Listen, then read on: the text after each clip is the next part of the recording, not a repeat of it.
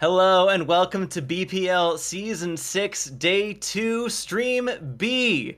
Welcome to it, everybody. My name is Rags. I am here joined by Ktulu. Ktulu, say hello to the people. Hello, people. How are you? I'm Ktulu, and I'm saying hello right now. There we are, and that's us. We are going to be your casters for the first game of tonight here on the B stream. There are going to be many more casters for you. We've got a revolving door of fantastic talent coming through, ready to bring you the matches here on stream tonight. We had a banger of a day yesterday. Very exciting series of matches in all of our different streams. We have so much Overwatch to deal with that we have not one, not two, but I believe three whole streams going to be live tonight. A and B, you're in B right now, will be live tonight right here at 6, and then C will get live a bit later on. So here we have our matches for the evening on BPL 2, that is B. Those are the numbers and letters that correspond. First, we have Kaleidoscope and Certified Bangers. You'll be followed by Reborn Racers Revenge, say that 3 times fast, versus Bossbots, and then Cinerem versus Water Coo. Whipshot Warriors versus Corvidae, and Oro taking on Grass Blossoms. Each of these is going to be a best of 3, so that is the first to win 2 maps in a row. A little bit quicker than some scenarios, but it'll get all 5 games done before the sun rises tomorrow, at least here on the East Coast. Oh, I hope it's done before the sun rises tomorrow. The sun's been down for already quite a while, and maybe it's time for me to go to sleep soon. But no, we'll get these games. I don't want to say out of the way because it sounds like I don't want to be here. I do want to be here. We're going to watch these games and we're going to see maybe some 2-1, 1-2 score lines. We don't really want 2-0s, do we? I don't think we do. We want some close competitive games in the BPL 6 Kickoff tournament. Yeah, there were some really competitive matches yesterday. Today, looking at our rosters for our first match, Kaleidoscope versus Certified Bangers. On Kaleidoscope, for the role of tank, we have Kaido, we have Tanic B, the Gurgler, Swifters, and Blinded, filling out a very full DPS roster, and then Fairy and Kumo Sumo for the support line. No replacements, no swaps for tank or support on the side of Kaleidoscope. For Certified Bangers, we have Gavin the Slim, we have Joshin, we have Seymour, Marlon, Lilam, Aceid, and the Storm's Eye, rounding out their roster. So, pretty stacked, pretty full rosters, honestly. Got to see some play from both of these teams yesterday, and they put up some excellent performances. So really excited to see what they bring to us today, Ktulu. I'm looking forward to see how the meta evolves after our huge patch last 2 days ago on Thursday. Yeah, if I'm correct in remembering, everyone who's available must play, right? And hopefully we'll be able to see some maybe the newer heroes in this patch that have been opened up to be able to play. We've seen buffs to quite a few heroes and some indirect nerfs to others. So maybe that wider hero pool from particularly in the DPS line of Kaleidoscope and Certified Bangers. They also have 3 players. So you see Sojourn's taken quite a hit. We're gonna have to. I don't know who's a Sojourn player specifically here, but they might have to sit the bench for a little bit this time around. And yeah, moving on to our map sets. Yeah, first map I believe for this opening tournament is always going to be Samoa. No, that's wrong. But no, okay, we're on control. We're going to start this off quite soon. What are we looking to see in this map? Yes, so coming here on Samoa, the three map types is, of course, our most recently released on the timeline of things control map. We have a whole lot of Brawl, as is common for control, especially with our resident Samoan, with Mauga still being decidedly meta. He received no touches, no nerfs, no buffs, no nothing. Well, that's not entirely true. Technically speaking, knockdown effects now last a slightly shorter amount of time. So I guess that's a buff and a nerf, so it comes out net zero. But we've been seeing a lot of Mauga. He's still in it. He's still to win it. But hovering our first picks here, it looks like we've got a Sigma comp on both sides of the equation. However, where that's varying is in a DPS line. Blinded is on the Sojourn. Tanic B is going to be on Echo. And then we've got Cassidy and Tracer on the side of Certified Bangers. So a little bit of a disagreement as to what the best options are going to be for DPS. Yeah, well, I mean, we've seen the Sojourn get hit pretty hard, and maybe considering Cass as a viable alternative with that, with those quite stark changes, they seem to be getting quite opposing positions around this first point, and we see a first engagement here. Yes, this submap here on Samoa, very shades of City Center on Oasis. Oh yeah, just stick the wall there. That'll show it. That'll teach it what's what. But yeah, so you can certainly play Ring Around the Rosie around this central support here all the live long day. No one has taken cap yet, although with kills being traded on either side, it's been a pretty messy fight going back and forth. With everyone losing something. Gavin, crucially, has swapped to the Wrecking Ball already, so we'll see if that really plays out in their favor on the side of Certified Bangers. But Kaleidoscope were the first ones to stake their point on the objective. As percentage points tick up for them, they will take pole position with a little bit better ult charge on their side. Oh, the switch back to the Sigma. I want to see that. I want to see some balls, see some personality, I guess.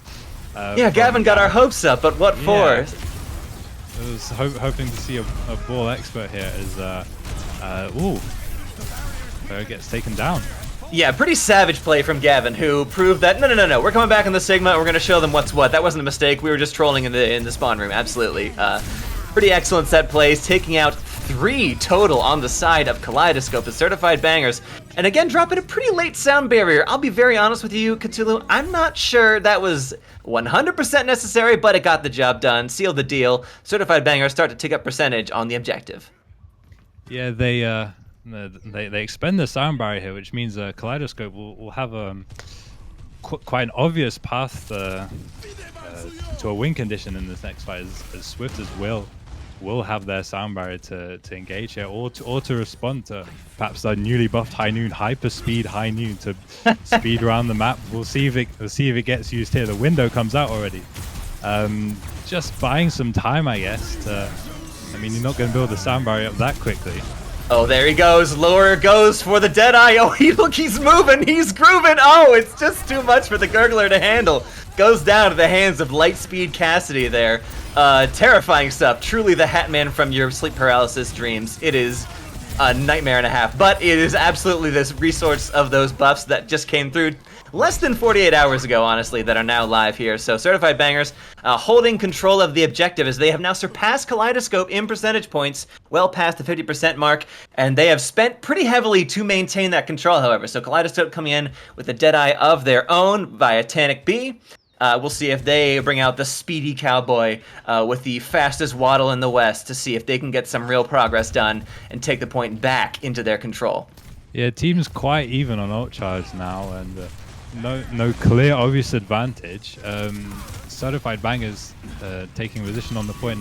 Kaleidoscope coming around this right side. High Noon is to be used. It does come out. Doesn't find anything though. It does not. No, the kinetic grasp from Gavin was perfectly timed and right in Tanic B's face, really eating up all of that potential damage. Fast as Tanic B could be, it was not enough. The Gurgler answering back, though, getting 2 kills of their own, bullying Certified Bangers off the point as Laura and Ace go down. It's only Gavin left, and well, one Sigma, toes out, can only do so much against the full might of Kaleidoscope. They will take position back on the objective just in time as well, as Certified Bangers reached 99%. Kaleidoscope just surpassed 50. Yeah, it's proven to be quite a close game here on this first Samoa round. We see both teams taking quite decisive fights, being quite aggressive with our ultimate usage here on both sides. And as the point builds up for Kaleidoscope, it seems certified bangers have to produce another certified banger to turn this point back over. They've done it once or twice before, and they're coming in now. Window comes out. Yep, Ace drops the window. That's their on point to the objective that they're hoping to follow on from that. Laura goes for the Deadeye once again. We're looking at, an excellent rock from the Gurgler. Sends him right out of that Deadeye. Any perspective damage gone with the wind. Swifters does land a sound barrier, which keeps the rest of Kaleidoscope healthy, and they're getting a lot more damage done. A late beat from Lylum only catches on to 3, though Gavin does bring down the Gurgler, meaning that the tank from which to build around the composition of Kaleidoscope has fallen by the wayside, though so has Gavin, in fairness.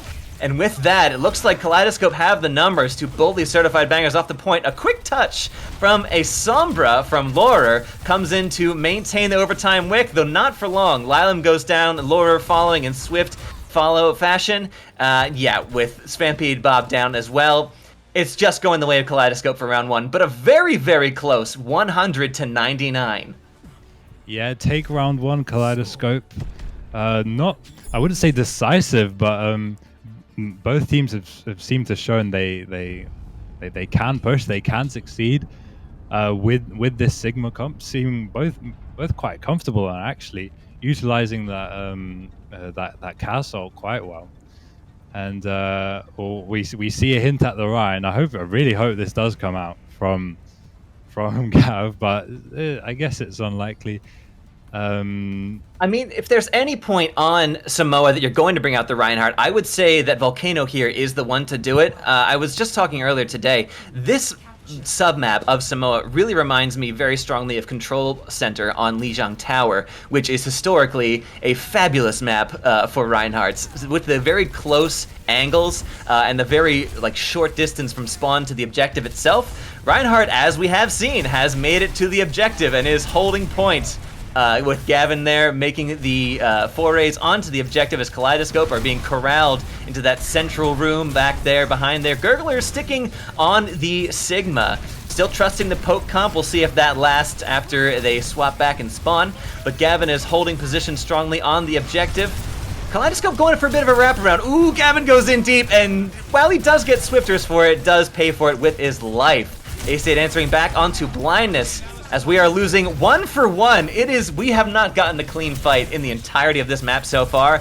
And if that's the tempo for the rest of the series, I am here for it. I love me some messy, in the best way, Overwatch.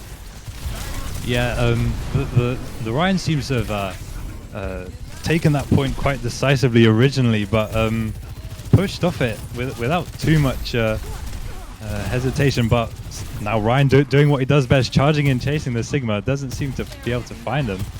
The Ryan comp has to fall back for now. And yeah, it can be really tricky to hold objectives as Reinhardt. Taking them, that's one thing, but holding them in that defensive way, you're either holding your shield or you're attacking, not both. Unlike Sigma, of course, differentiating the shield tank from other shield tanks.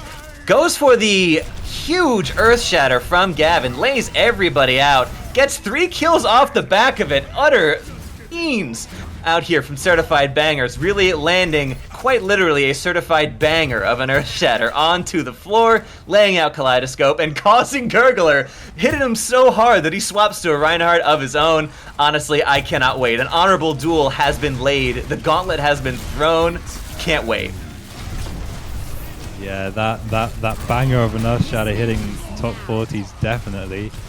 Ult's starting to come out here and pushing forward with that super fast High Noon, thrown into the air, doesn't find a kill with a High Noon.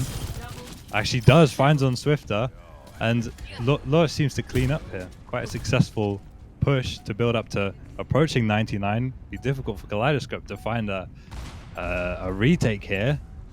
And yeah, they're gonna have to really come in as fast as they possibly can, maybe even a lead with Swifters. I know you want to save that sound barrier for when you need it most, but yeah, they're actually aggressing with the beats, getting in there. Blinded goes ahead, and with that Pulse Bomb, was able to only take down the Immortality Field, but A-State goes down. Everyone else on the side of Certified Bangers falling. Kaleidoscope had to spend 2 ultimates for that fight, but it has landed them the objective, and they can finally start ticking up percentage on what was, as you were saying, ktulu, it was looking like a very comparatively one-sided map as opposed to our first round here on Samoa, but bring back the objective, taking some percentage points of their own. Kaleidoscope's trying to hold strong.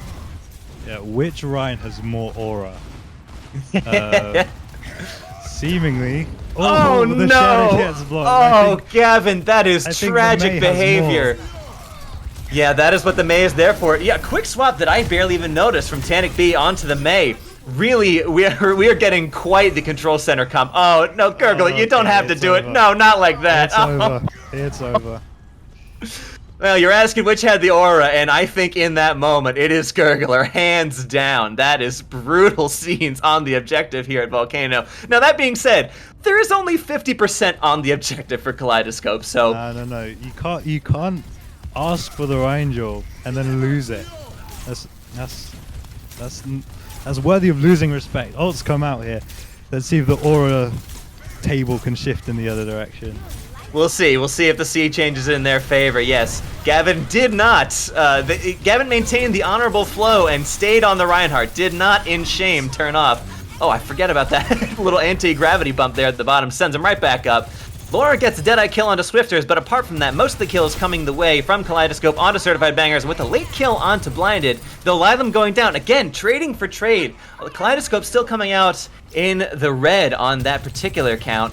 We'll see. Certified Bangers has one last chance to contest this objective because it looks like we're going to 99 once again, both sides. Yeah, both sides. Somewhat different ultimate economies here. The Maywall comes out with the Ryan dancing on top. Samurai also comes out. And what's going on here? Yeah, Blinded got a little sneaky stick onto SV, and SV just goes for a ride, takes a dive into the volcano. And with that, again, we're still trading back and forth, though. None of these fights are a clean win. Gavin does lay out. I don't know if anyone can actually caught by that, that Earth Shatter on the side of the objective here. But as Gavin goes down for their trouble, Blinded answers back. That is going to be it. And it seems like it was over in the blink of an eye. But Kaleidoscope, despite the closeness of these two interior maps, does end up taking Samoa and going up in the series 1-0. Yeah, going up 2-0 within that Samoa. Close match so far, but a victory for Kaleidoscope with an interesting fashion as we watch this play. Oh no, we're gonna witness it. We're gonna witness it. Yep, there it is. There it is. Isn't that something? Oh, the behavior in the server. Some real honorable Rhine duel in the year of our Lord and Savior, Gritty 2024. ktulu, I don't know if we thought we were going to get it, but my goodness, I am so glad that we did. It really cleanses the soul seeing some good Rhine v. Rhine aggression there. What we need is this. We need the sim TPs now. We're properly in. Oh dear. Uh-oh. Well, okay. We're just going to keep talking about how great that game was. Absolutely, assuming that things have continued. And there we go. We're back. Only a brief second. Yeah. We have seen those changes to sim, and in a team environment like this, you know, that is an option for some of these teams, especially with these, like, there's about 1 million DPS players on each team. So I'd like to see that come out. I don't know about you. So we can see some interesting, you know, TP 180 shadow. That needs to happen. There is the potential for that to happen in this game, and I really want to see that. Yeah, on the side of Kaleidoscope, they did bring out the Mei later on into that round, and the only thing they were missing, you're right, it would have been the Symmetra to go a classic Sim TP Reinhardt, you know, some very London Spitfire all the way into Space Station Gaming behavior on their part. I'm sure, I would not be surprised if before the day is done we see some Sim, because absolutely, she did receive a gently, I will say, surprising buff in the patch notes 2 days ago. Her base health was increased by 25, which on its own isn't an incredible deal, but the fact that she also received an increase to the speed at which her damage beam ramps up in intensity between those two things together, she's become much tankier and much more dangerous out in the front lines. Yeah, I guess you need that that support from the rest of your team. Like I don't really want to see that in ranked games that much. But you know, if you got the team play behind you, I guess it can work. Yeah, I have unfortunately been seeing Sim in my ranked games, which probably tells you where I am in that sense. But we are moving on to our next map of the game. We are moving into Havana on our escort style map. We have had a couple changes in roster. We have had Kumo Sumo subbing in for Fairy on the side of... I remember everything. On the side of Kaleidoscope. So, swapping out support for support. We'll see what they can get done on the side of Kaleidoscope. Certified Bangers do not seem to have any changes. We'll certainly see that for ourselves in just a moment, should that be the case. All right, Amor is our... battle here. There we go. Have another potential for a duel here with some snipers hopefully coming out. Yes, massive sight lines on points A and C of Havana here. So yeah, both offense and defense, but certainly defense most especially, can be favored with. And it looks like what's hovering on the side of Certified Bangers on offense. They're hovering a double sniper, which I would love to see. Brings me back to the olden days of Overwatch 1. But yes, very much the poke comps living large here. I'm surprised we haven't seen any Malga so far, but I guess these maps have been themselves pretty favoring of the Sigma, and it looks like both these teams are more than happy to run it. Both Gavin and Gurgle are looking very competent on those heroes. We see the Baptiste on the side of Kaleidoscope going low quite quickly already. Interesting to see how the Pharah survives in the face of two snipers, and I guess they just take him down straight away. I guess that's the game plan here. The answer is easily, ktulu. They survive easily in the face of two snipers, apparently. Yeah, if you just don't give them any room to set up, it looks like Tannic B can just, well, until then, until Laura answers back with a bit of a revenge kill, I'm sure that flashed up on their HUD for sure. But yeah, so Pharah has been utterly untouched. A lot of people were talking about Pharah being a little strong right now, but utterly untouched by the patch notes from 2 days ago. So still strong as Pharah has been. Of course, all right, Tannic B has swapped themselves over to the Hanzo. So yeah, opting into this duel, this long-range int fest as we can possibly receive. I like what I'm seeing with these these team comps. I think we're seeing about 5 individual games at once here. We really are. It really is duel versus duel. To win. Yeah. Yeah, 100%. Blinded coming back on the Widow of their own, so they're answering double sniper for double sniper. It is just the question of who gets whom first, whose head looks tastiest, and whose gets popped like a melon. All right, we have the Sigmas going up for... Ooh, both... Well, all right, only Gurgler went up for it, and Gavin came down, but not in a living state. As we go ahead and clean up that fight there, Kaleidoscope holding on, pointing out that was a smart play by their opposite is Gavin. In the chat there, Gurgler did make a very excellent play, going underneath the enemy Sigma. Yeah, nothing to be done about that on their part. Certified Bangers back to the drawing board, coming up on some ultimates of their own, so we'll see if they can use those to gain any foray and get some actual push here on the objective. Yeah, that's what you like to see. The flux comes out and they're pushed back quite far here, Kaleidoscope. They're in the corner and the dragon comes out. I don't think they're gonna squeeze out of that little corridor. No, it looks like they're well and truly corralled into that small door there. They need to contest if they're going to have any hope of stopping this point A cap. And they are doing so right now with a beat coming through from Swifters. But how long can they last? Oh, long enough apparently to take down Gavin. And everyone else falling low on Certified Bangers. It looks like just here, oop, don't eat my words. At the 11th hour, Kaleidoscope has been able to hold just on point A here, sending Certified Bangers once again with almost a minute left in the time bank back to spawn to see what else they can bring to the drawing board.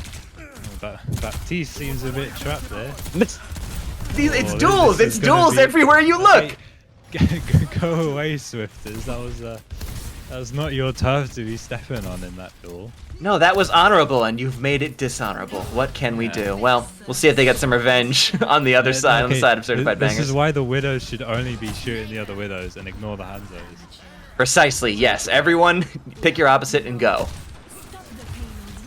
popping off here though. Yeah, SV doing some real work. Laura also cleaning up, saying, hey, I'm here too. I can also do things, casters. Come on, listen. So yeah, with that, with some sick kills on the side of SV, Certified Bangers do make their way to point A and cap, get themselves a nice extension of 2.5 minutes, bring it up to nearly 3 in their time bank to get through point B. Now, point B is where things get a little bit less optimal for those incredibly long sightline heroes like Widow. Hanzo still has a pretty good time, but Widow can be a little bit obfuscated by all the terrain going on here. There is high ground, but the sight lines are nowhere near as long as they are on point A. Gav getting bullied in the front line here, falls down. It's not what you want to see, but I guess if you're taking that space, you've got to get aggressive. But Gurgler pushing Certified Bangers out. They need to produce another Certified Banger to get out their spawn right about now. They certainly do, yeah. It's a very nearly a spawn hold. It doesn't look like Kaleidoscope are feeling that cheeky right now, but I would not be surprised if it got into them, considering what we saw on Samoa. They are coming up on some ultimates on the side of Certified Bangers as Tanic B lets loose the Dragon Strike. It's a little bit faster these days than it has been in the past, but still does not manage to find anybody. A zoning ultimate, we will gently call that. As Gavin goes in for a Gravitic Flux of their own. Ooh, yep, teaching that Ceiling Lamp who's boss. A nice accretion goes the way of nothing. A bit of self-damage is probably all they got for their trouble in that case, but Laura does find a more, which means a large amount of the healing, and indeed, all of it now, as Swifter's down, is gone on the side of Kaleidoscope, who has wrapped around the other side of the payload and gotten 3 kills of their own? Okay, what is happening? Alright, it looks like Certified Bangers is finally cleaning things up, but I could be wrong. Alright, they have. Gavin's done it, Gavin's cleared, but the supports are back, so who knows? Tanic be popped off there for a couple seconds to find 3 kills. The payload's still being contested. The fight's still going on. It seemed over for a little minute. And Swifter seems to be holding this point on the run. Dragons come out. Once again, a zoning ultimate. And, yeah, certainly showing Kaleidoscope what's what. Oh, there we go. Blinded does find Gavin on the backside of that. A very valuable pick on their side. Tanic B gets their opposite onto Laura as well. Certified Bangers are somewhat crumbling here, although if SV has anything to say about it, and they don't anymore, again, these back and forth fights are just delightful to watch. I love the chaos. I love the madness of it. I love watching people int onto each other like there's no tomorrow. Yeah, I'm gonna need a scorecard for these snipers. Honestly. See, who's up right now? Because I'll be honest, that's what I care about the most. Yeah, knowing who has gotten the most headshot kills, specifically like the Widow only mode where you can only get headshot kills. That's what we need to have on for our... Since both sides, you know, both of these DPS players on either side are really proving their mettle, and I think they'd be more than capable of it. We have reached the end of the timer, however, as overtime is starting to tick through. Certified Bangers need a miracle to get themselves point B here, and it looks like that one's going to be a little bit long in the taking, as Kaleidoscope do manage to hold just before point B completed. Yeah, holding off halfway through point B there, showing maybe the snipers not as effective as they were on point 1. Maybe we see some BM in the chat at the moment, but curious to see if either team switches it up, because you know, moving into that second point, you want to stay on the snipers because you want to win your duel. You don't want to be that guy that switches off Widow when you're losing the Widow 1v1. You need to get your score back up, you know.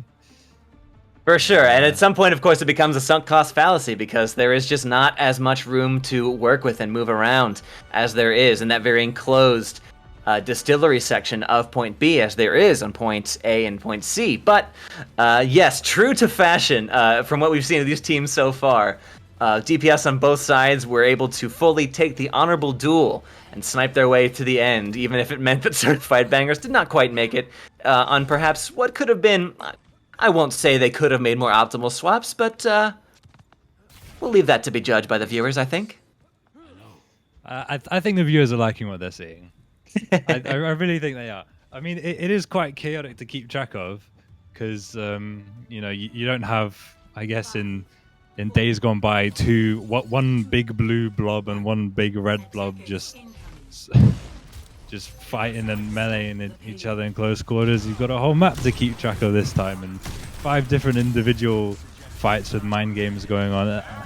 at the moment, there's no clear winner. There's no clear winner like there was in that previous Ryan duel. Perhaps at the end of this game, we can crown a winner.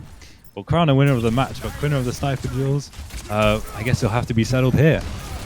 It will have to be, and Blinded does answer first, not onto their opposite, but onto Ace-Aid, so there goes a large portion of the healing for Certified Bangers. Crucially, Lilam is on the Life Weaver, interestingly, on the defense here, so you're getting a bit of a different take there. We've seen teams this weekend already have been opting, some of them, for the Life Weaver a little more consistently. It's not just a meme pick for some, it might be something on which they feel particularly comfortable. Who's to say? I have yet to see, perhaps, the receipts of how full the results can be with the Life Weaver, but I am more than happy to be proven wrong and to see more of it here.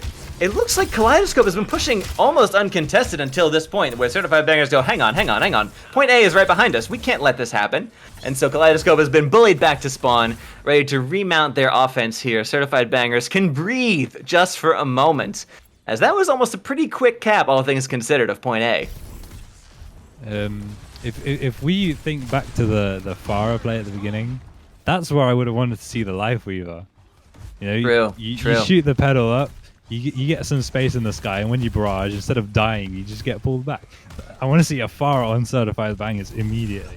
Yeah, but what was that? Crazy Raccoons was doing that in Dallas. It was beautiful to watch. Not to be, unfortunately. No, it is a shame. Although I am surprised at how little Pharah we have seen so far in just this match, with the amount that we've seen recently in play. But seeing the double snipers always warms my heart, as clearly it does yours, and hopefully for our viewers as well. Laura does end up getting a kill onto Amor on the side of things. That's both supports down for Kaleidoscope. Certified Banger sending them packing, and with many ultimates coming up on the board on the side of Certified Bangers. A couple on the side of Kaleidoscope as well, but for their money, Certified Bangers do have the larger stock, the larger war chest from which to pull.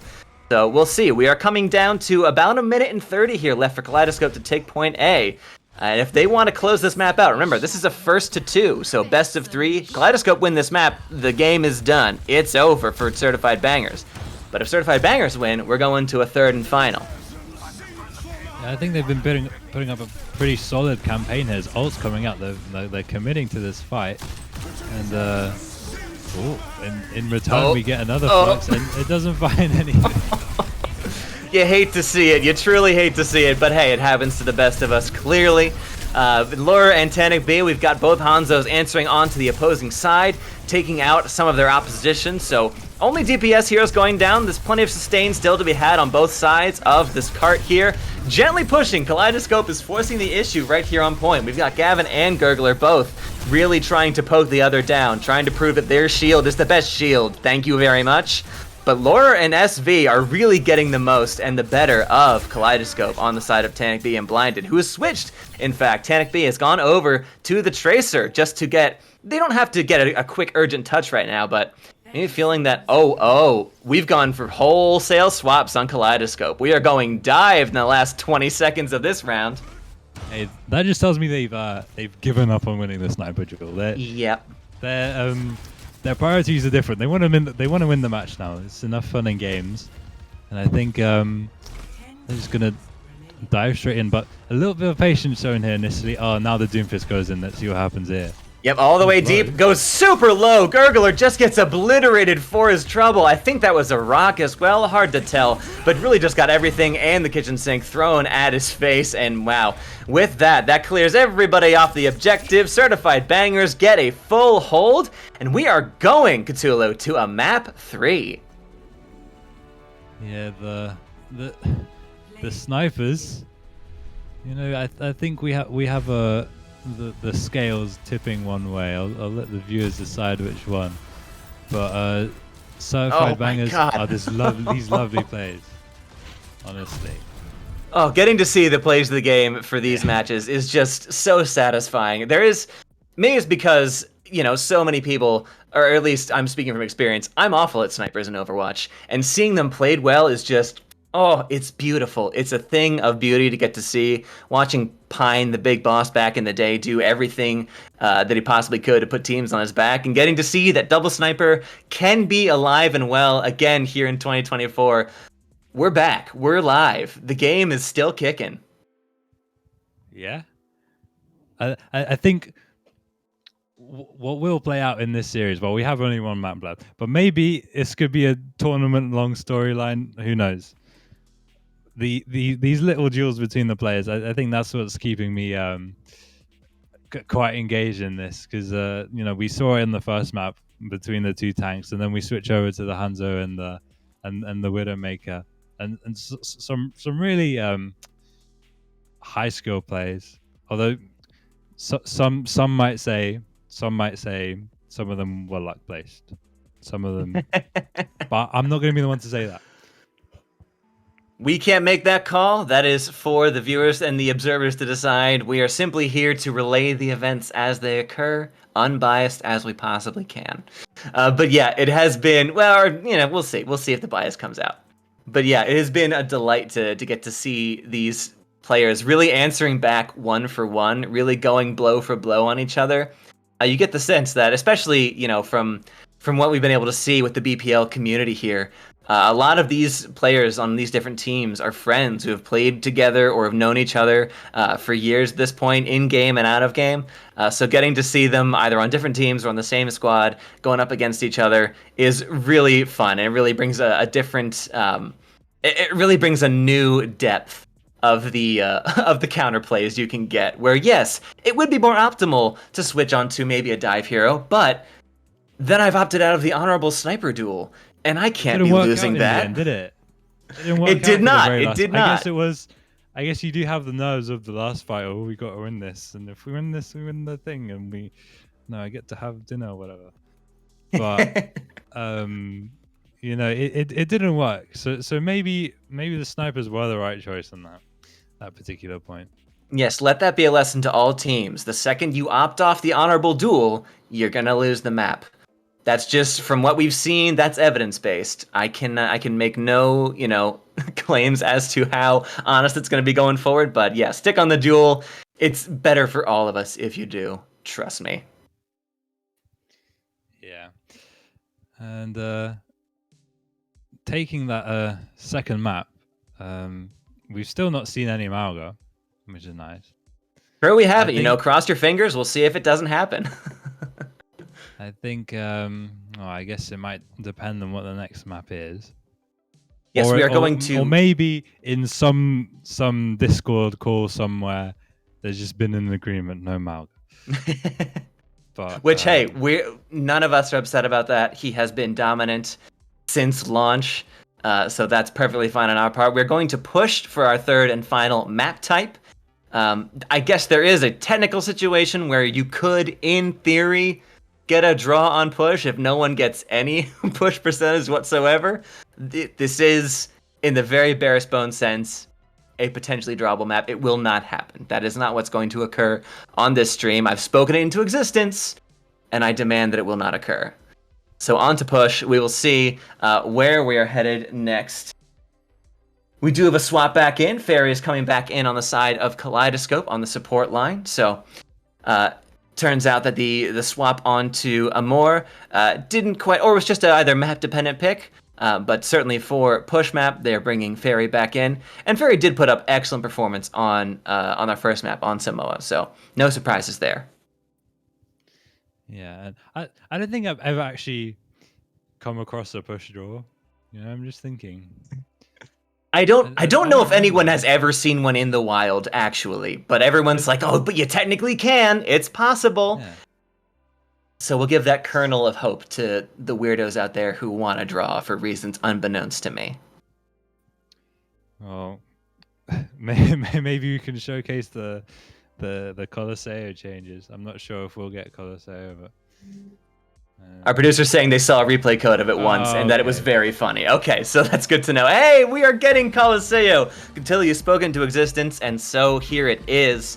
The brand new and improved push map of Colosseo. That glass, which you can actually see in the little... We need to fix that. We need to fix the pre-screen of the map. Yes, it's gone, friends. Everybody. The evil has been defeated. The glass is gone. You can now fight around the bot at the starting point of the map. There's also lovely little side catacombs, or not catacombs, why is that the word? Little open air parks, the opposite of a catacomb, around essentially the objective points, the cap points on both sides of the map there for either teams to play around. There's a little health pack in there, so you're not going to immediately fall off the edge. You can fall down to a nice little garden, and isn't that better? Oh, better than falling off the map. And time's passed. That's what one might have seen. 5, 4, Have a 3.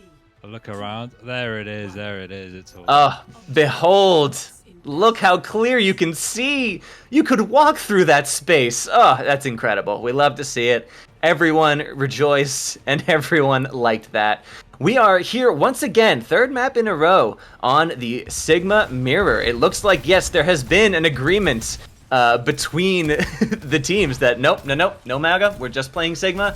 We are being respectful, gentle folk about this. So, on the side of Kaleidoscope, we do have the May coming in from Tannic B, who was putting up some excellent numbers on Volcano for that slight switch there on Samoa. And then SV on the side of Certified Bangers is playing the Hanzo, who, again, on Havana just before this was doing excellent work. So really playing to their strengths as Blinded and Lure are mirroring each other on the Cassidy.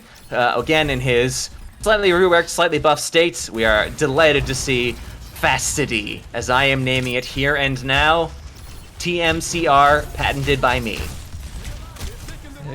I think with the falls down. I think with these sightlines expanded, we'll have quite a bit more power of a hero like a Hanzo or a Cass. But, yeah, essentially anyone who wants to play from the flank is going to be so much more empowered to do so during those early game fights. Yeah, but sometimes you don't even need a flank. You need Tannic B on May, and they just roll everyone over. And sometimes that's enough. Sometimes May go burr, and you just walk forwards on him. It's crucial to note that May also got a slight buff. The icicle damage, the projectile size was slightly decreased, and the damage was slightly increased. So rewarding some high skill players going for those snipe plays on the icicle, which we always love to see. That always hurts. It's always beautiful.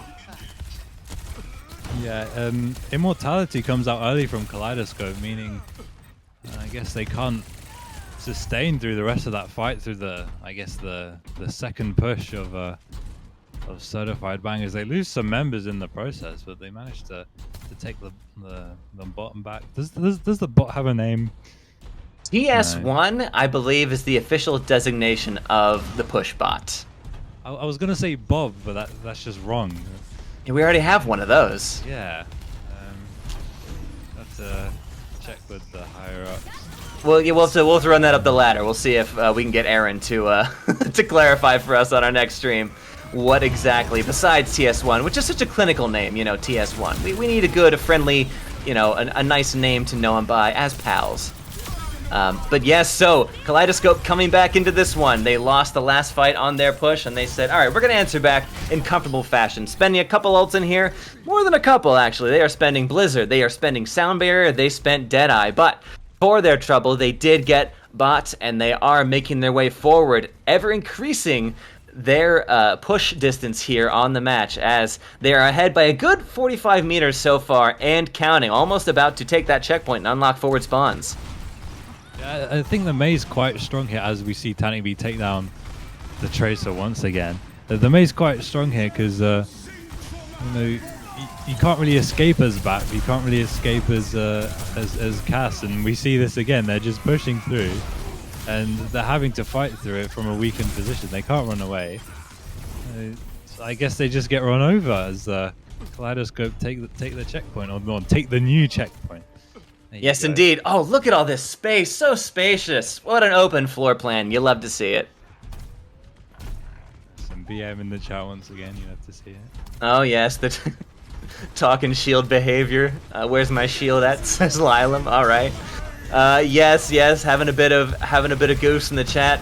Yeah, with that May, Tannic B is allowing them to push forward even more powerfully than they might otherwise be able to do so, cleaving through with that endothermic blaster. For all the good the Icicles are doing, just being able to press M1 and go forward can really be a winning strategy on the side of Kaleidoscope.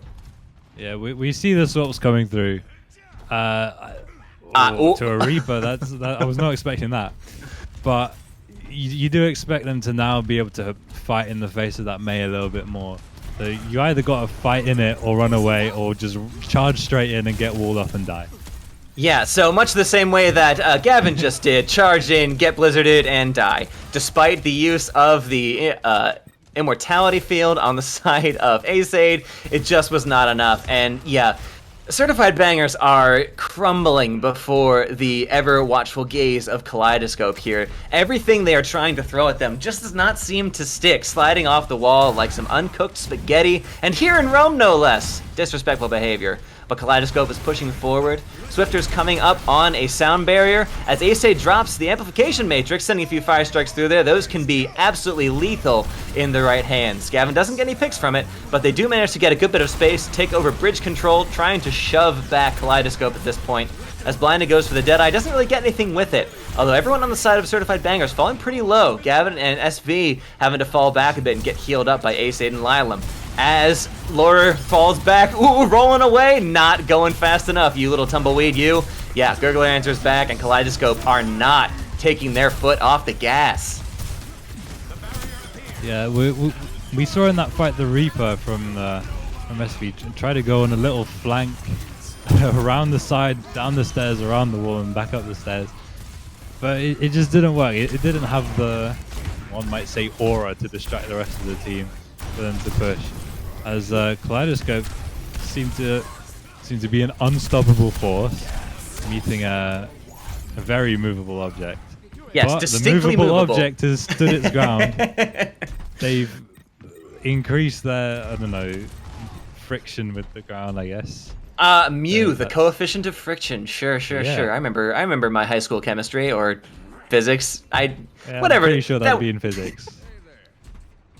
That was half my life ago. We don't have to think about that so much. But yes, Certified Bangers have taken control of our good buddy TS1 and swinging back towards the midpoint of the map with these lovely wide open sight lines. And Gavin goes in and lays out the full team of Kaleidoscope on the ground, only finding Tank B, but then getting Gurgler on the back of that. Yes, presenting some solid Reinhardt aura, I think, in this particular match. No, it has to be said, Gurgler did just swap onto it, so had no chance to use the Earth Shatter of their own just yet. But yes, Gurgler has opted into the duel, and so honor is to be kept amongst this game. We're getting it in all three of our matches, of all three of our maps here in this first match of the day. I'm delighted to see it. It's especially with the Reaper here, a cheeky little Death Blossom from SV doesn't end up getting any kills. A well-timed immortality field on the side of Fairy does keep everyone alive until Gavin has something to say about it. Yeah, the boot keeps the Death Blossom away, but is it enough? No, it's not enough. Another scrappy fight. We see two alive on one team and one alive on the other. We see just the Reaper pushing them up now. And somewhat successful fight. A lot of ultimates burnt. And I think SV is going to have to take a step back here. Yeah, they have the longer run back, of course. Don't have the forward spawn just yet. No butt scratch mode for them. So they do have to back it off. SV was there, and as we know, Reaper's always ready to throw down, but wisely perhaps takes that fight back to the midpoint with the rest of their team. As we drop down the amplification matrix on both sides, Windows staring, but who is going to be defenestrated first? Well, Laura and Ace get the better of their opposites, even though Gurgler comes through with the heroic charge. Oh no, he's going to go for it. He's going to do it. Oh, Laura, that was Gurgler. Oh, that was Gavin's kill to make. Where is the honor? Where is the duel? Yeah, we've lost a bit in this game. The glory's gone to their heads. all their multi-million-dollar contracts and winning bonuses has gone to their heads. The respect is gone.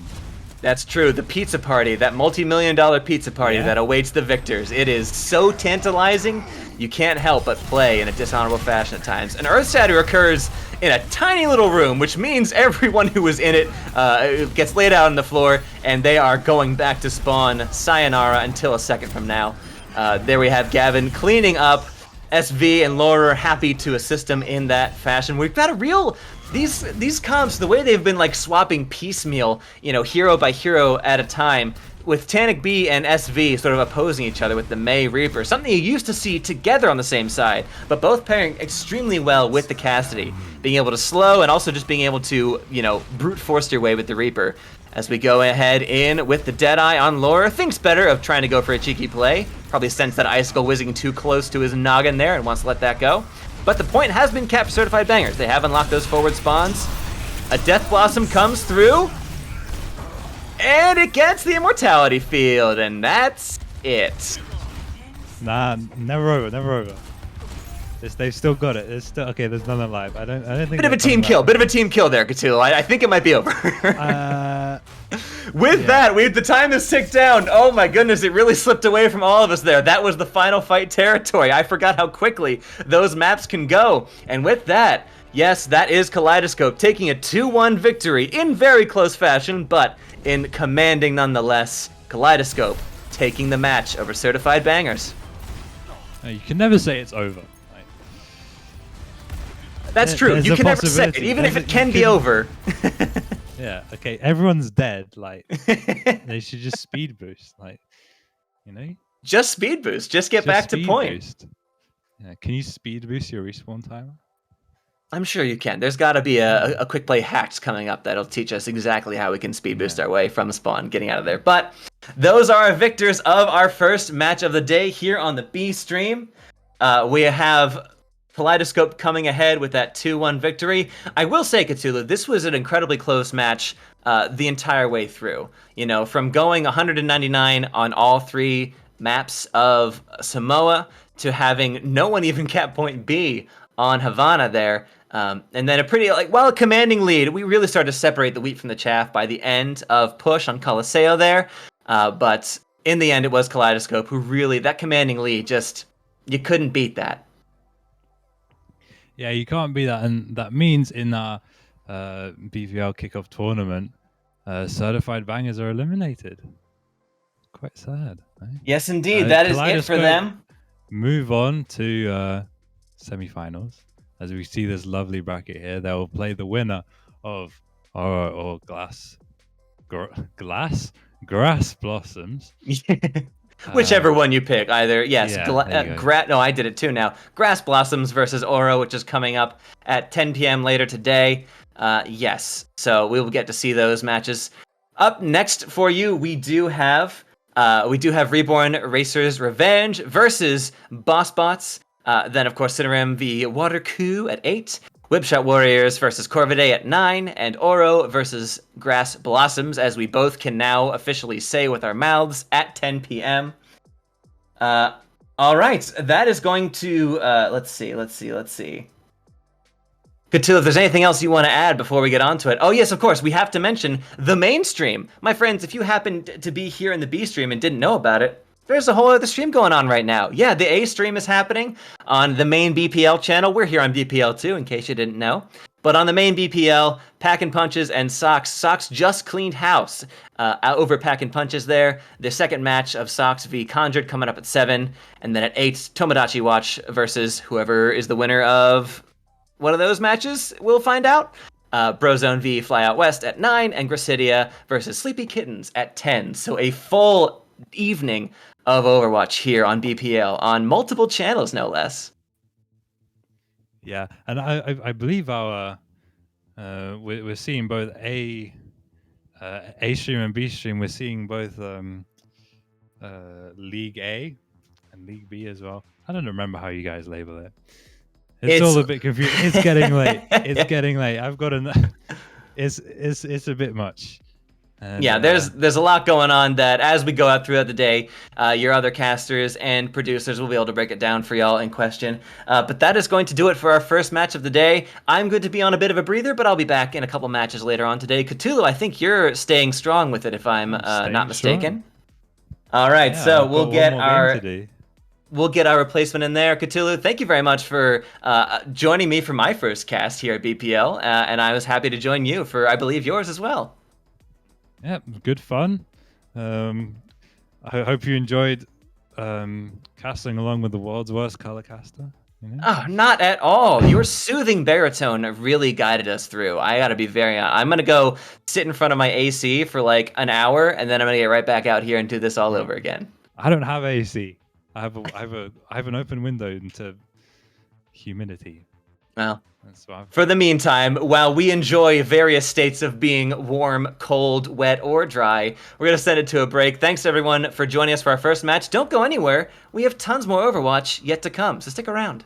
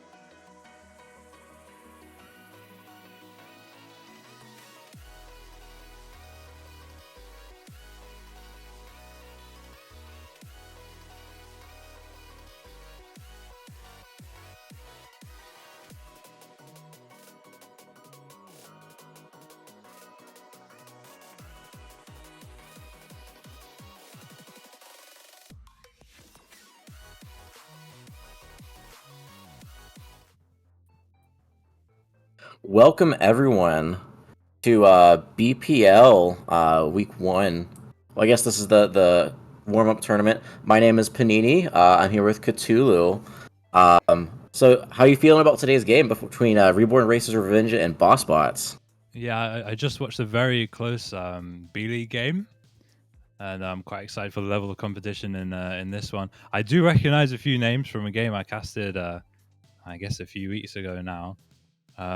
Let's see if I remember the names for good reasons or for bad reasons. Yeah. Perhaps we see some plays that cement them in my memory. Perhaps I'll forget them like something not so memorable, or maybe I'll remember them for bad reasons. Who knows? This is the first game in our kickoff tournament. The loser is eliminated from our kickoff tournament, and then the winner will move on to the quarterfinals.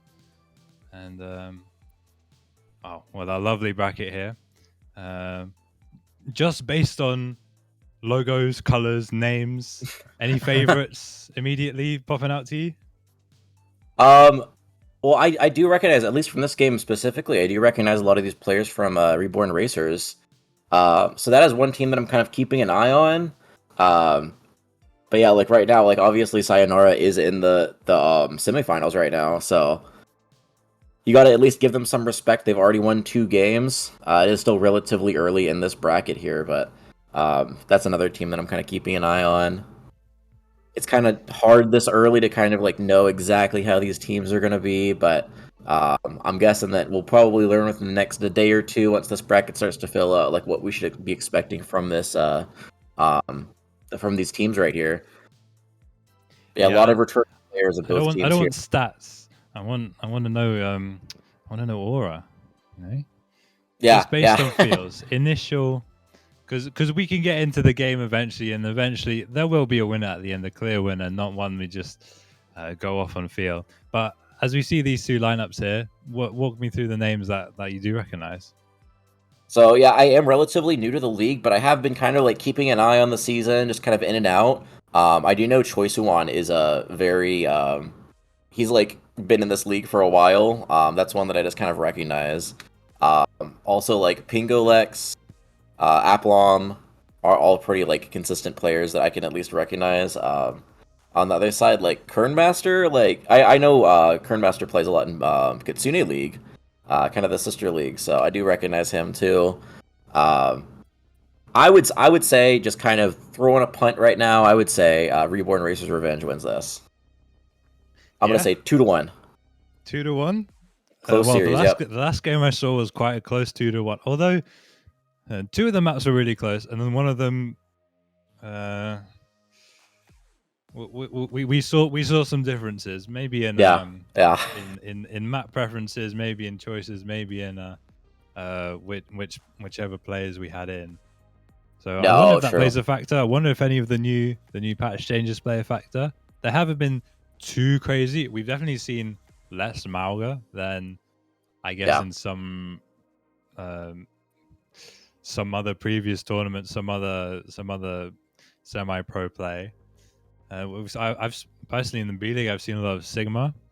We've seen the DPS lines mostly stay the same. Cass has been quite strong. Sojin's have been toned down a bit, although we have still seen some Sojin being played. But overall, this patch, see how it plays out in the days to come. Yeah, this patch dropped Tuesday, I believe, so it's still a really fresh patch. So I'm excited to see if like we start to see some new metas kind of evolving. There are some pretty big changes.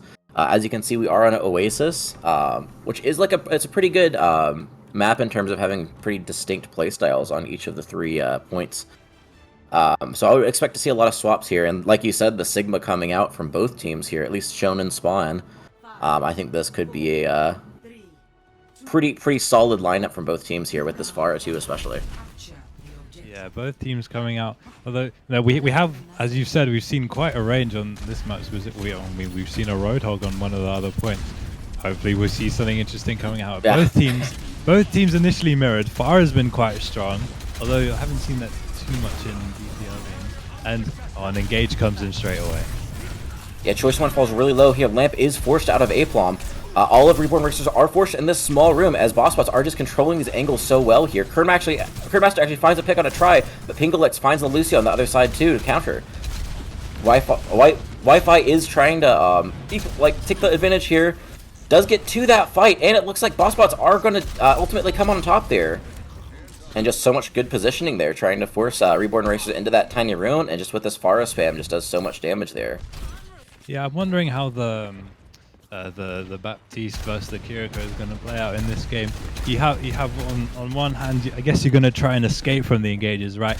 On the other hand, you're going to try to survive through it. Especially now you've switched to that Bastion on Pengulex. You are going to, I guess, stand your ground a bit. They might be quite tricky when you got the boots flying around.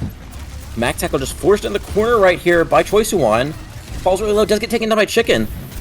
And now the rest of the Bossbots are just trying to scramble here, trying to find picks to equalize, but Pingalix does find the Bochi without that big damage dealer on the Pharah here. It looks like the Reborn Racers Revenge will be able to retake this point here. Yeah, Pengulex gets 2 kills as they manage to flip the point. Quite decisive swaps and quite provoking match chat interaction here. We love to see it. Holding ground, ult is used start by to come Noctara. out. Both Sigmas are very close to this ultimate. Could be big, whoever gets the bigger one here. Big flux here by Choice One. Mac Taco has one on the other side. Not able to get a ton of value, but Choice One does find Kernmaster. Pingalux does end up getting taken down by Mac Tackle, and Mac Tackle finds the Baptiste too. The Bochi uses the barrage and manages to kill Choice One. And it looks like the Bossbots will be able to come out on top here.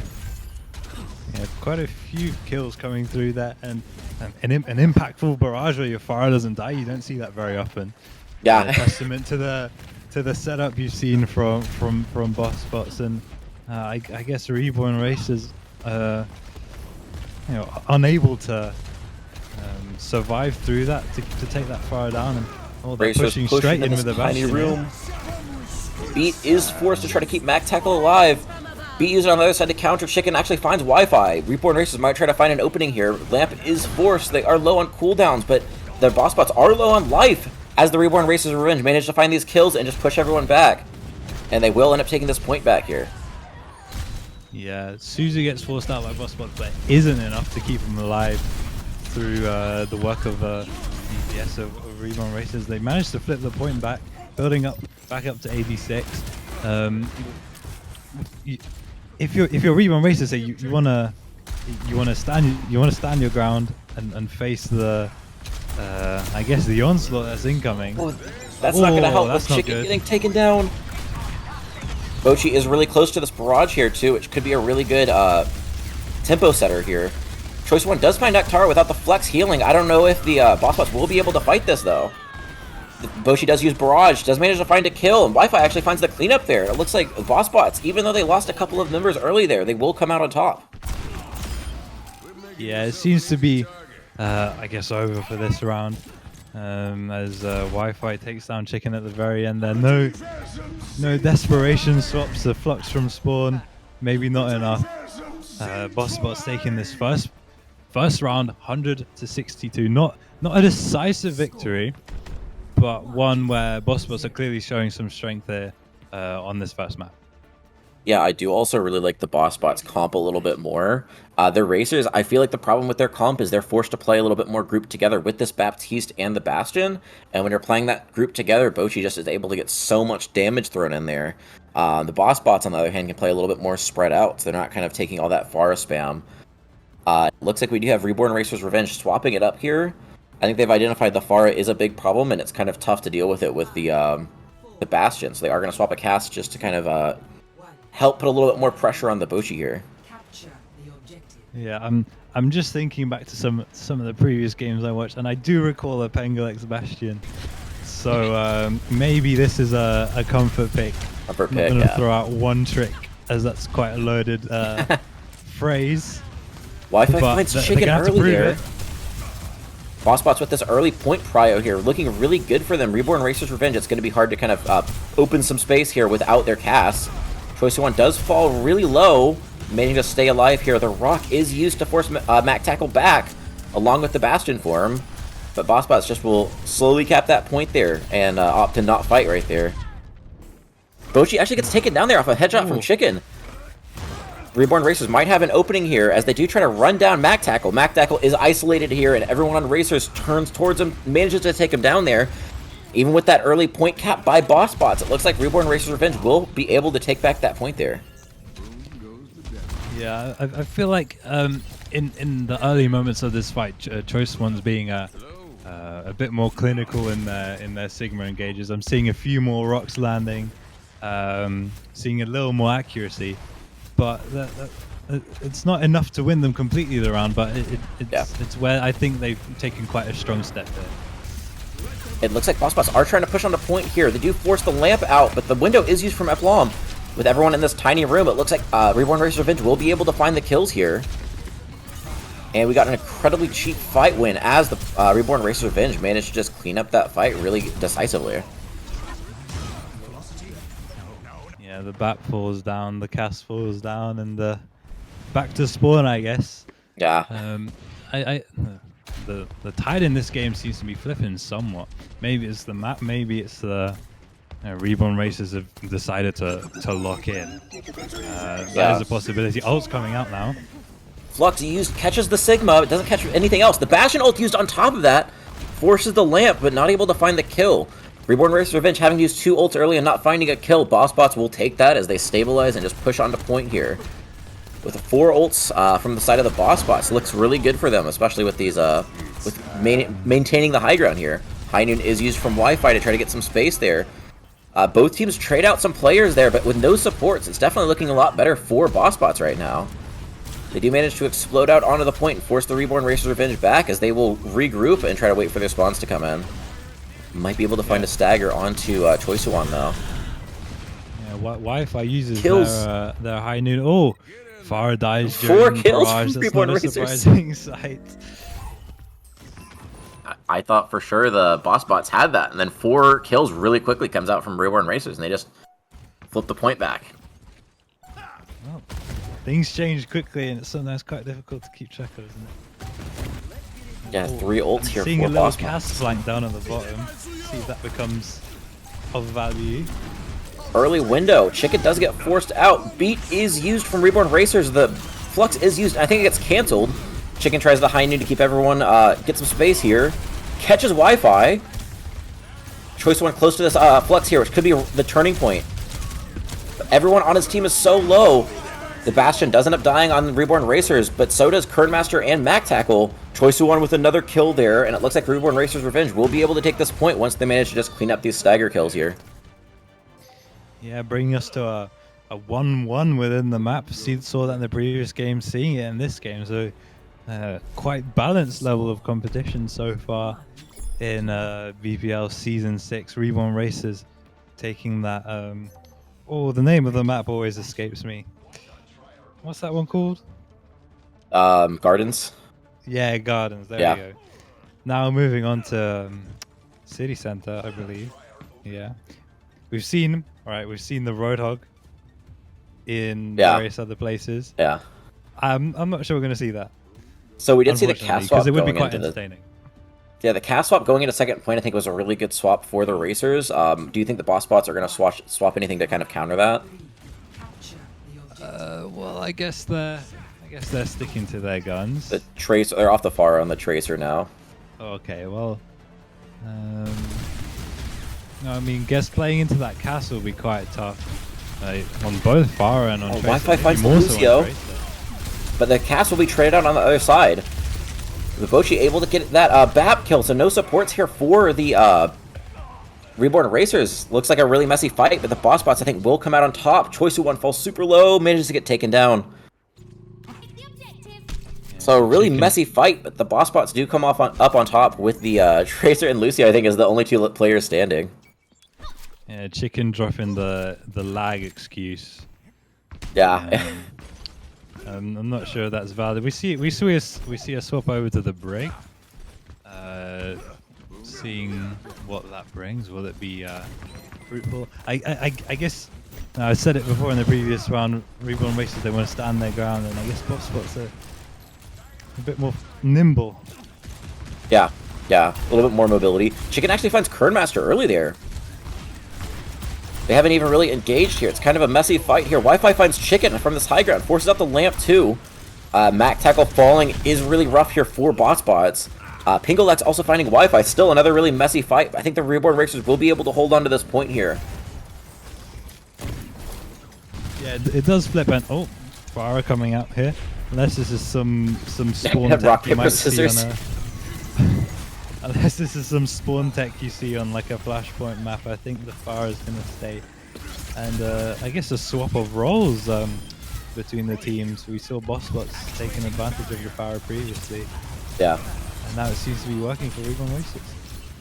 So I'm wondering if the Boshi is going to go back to Farah after seeing Chicken with the swap here. Flux is used from Bossbots, trying to catch the aggression of Reborn Racers, forces everyone super low, but the lamp is used from a bomb to keep everyone alive there. The window also used to try to keep his team healthy and to force everyone back. Cinerem Rush used, but not able to keep up Mac Tackle there. And without the Sigma, it's going to be really tough for the Bossbots to be able to push here. Looks like they are just going to have to reset here. Mac Tackle, I think, temporarily swapped off. It went back to the Sigma here. Choice-1 with a Flux of his own. It's going to be really tough to push into this Flux here with only this High Noon here, too. Master's got to build this beat really quickly. Rally is used from Try. The Boshi gets taken down after swapping out of this Farah here. And the Bossbots aren't going to want to push into this Rally, just trying to back off. Yeah, Suzu comes out early from Bossbots. You might want to capitalize on that if you're Reborn Racers, but they take their time. They have the point. They're going to let it build up. See if they can build up some of their ultimates. They're quite close to Barrage. They might be able to get Window up before the end of this match. And Flux engage is used. strongly. Catches 3, but the High Noon is inside of it. Beat is used from side of the Bossbots. Chicken falls super low here, so close to this Barrage. The Reborn Racers, I think, are going to be able to stay alive long enough to build it here. Really good angles here, controlled by Reborn Racers. But everyone on the Bossbots just opts to run on top of Choice-1, forces the lamp. Cinerem Rush is used there, too. A lot of aggression that the Bossbots are going to have to, or the Reborn Racers are going to have to absorb here. With this Barrage might be enough. Pingolex ends up getting taken down, so does Choice-1. And I think that the Bossbots might be able to hold on here. Chicken actually finds Farah. And now the kills, it's so messy here. Flux is used, but so is the Barrage. Barrage gets the Sigma really low. Master falls super low. Only one alive who really can touch the point right now. And Try manages to find the cleanup there. And no touchers there. So Reborn Racers are able to hold on a super messy fight there. But I think you take that if you're the Reborn Racers, as they manage to take map 1. Yeah, they take map 1, somewhat of a closer matchup on that second round of Oasis, and we see the BM in chat. Of course, that's what you expect to see. Yeah. I think at this point in the season, it's more look for fun than anything else. I don't think anyone's like too angry or too mad about it, but they're kind of excited to win here, I'm sure. Yeah, I mean, it puts them in good standing that they go up one more. I mean, we don't know exactly what the next map's going to be, but you know, you've taken that first one, and you've managed to do it while playing you're more the heroes you're more comfortable on. Yeah. Like at the beginning, I was a little confused about the Bastion. With the Farah, it's kind of a what's the word? Not very. I can't think of the word. Not very typical comp. But they made it work. I do think that BAP was really good because with everyone on the Bossbots just pushing so hard onto Choice-1 on the Sigma, that BAP's able to kind of control that and keep the Sig alive, just so they can stabilize long enough to re-push into the Bossbots. That seemed how a lot of those fights were going, is just the Baptiste able to get so much value in just keeping that Sigma alive. Yeah, I mean, we did see some comp variation, and you mentioned as well rock paper scissors. Yeah, don't like using that term, but you know, it has to be thrown around once in a while.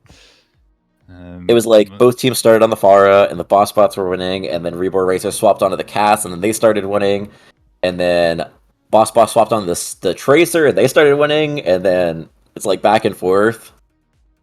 But yeah, it's just, I guess it's not necessarily rock, paper, scissors, it's more just the teams are just finding adjustments to make, and they're able to know what works, know what doesn't work, and just kind of able to figure out those things that work for the work against the comps they're playing.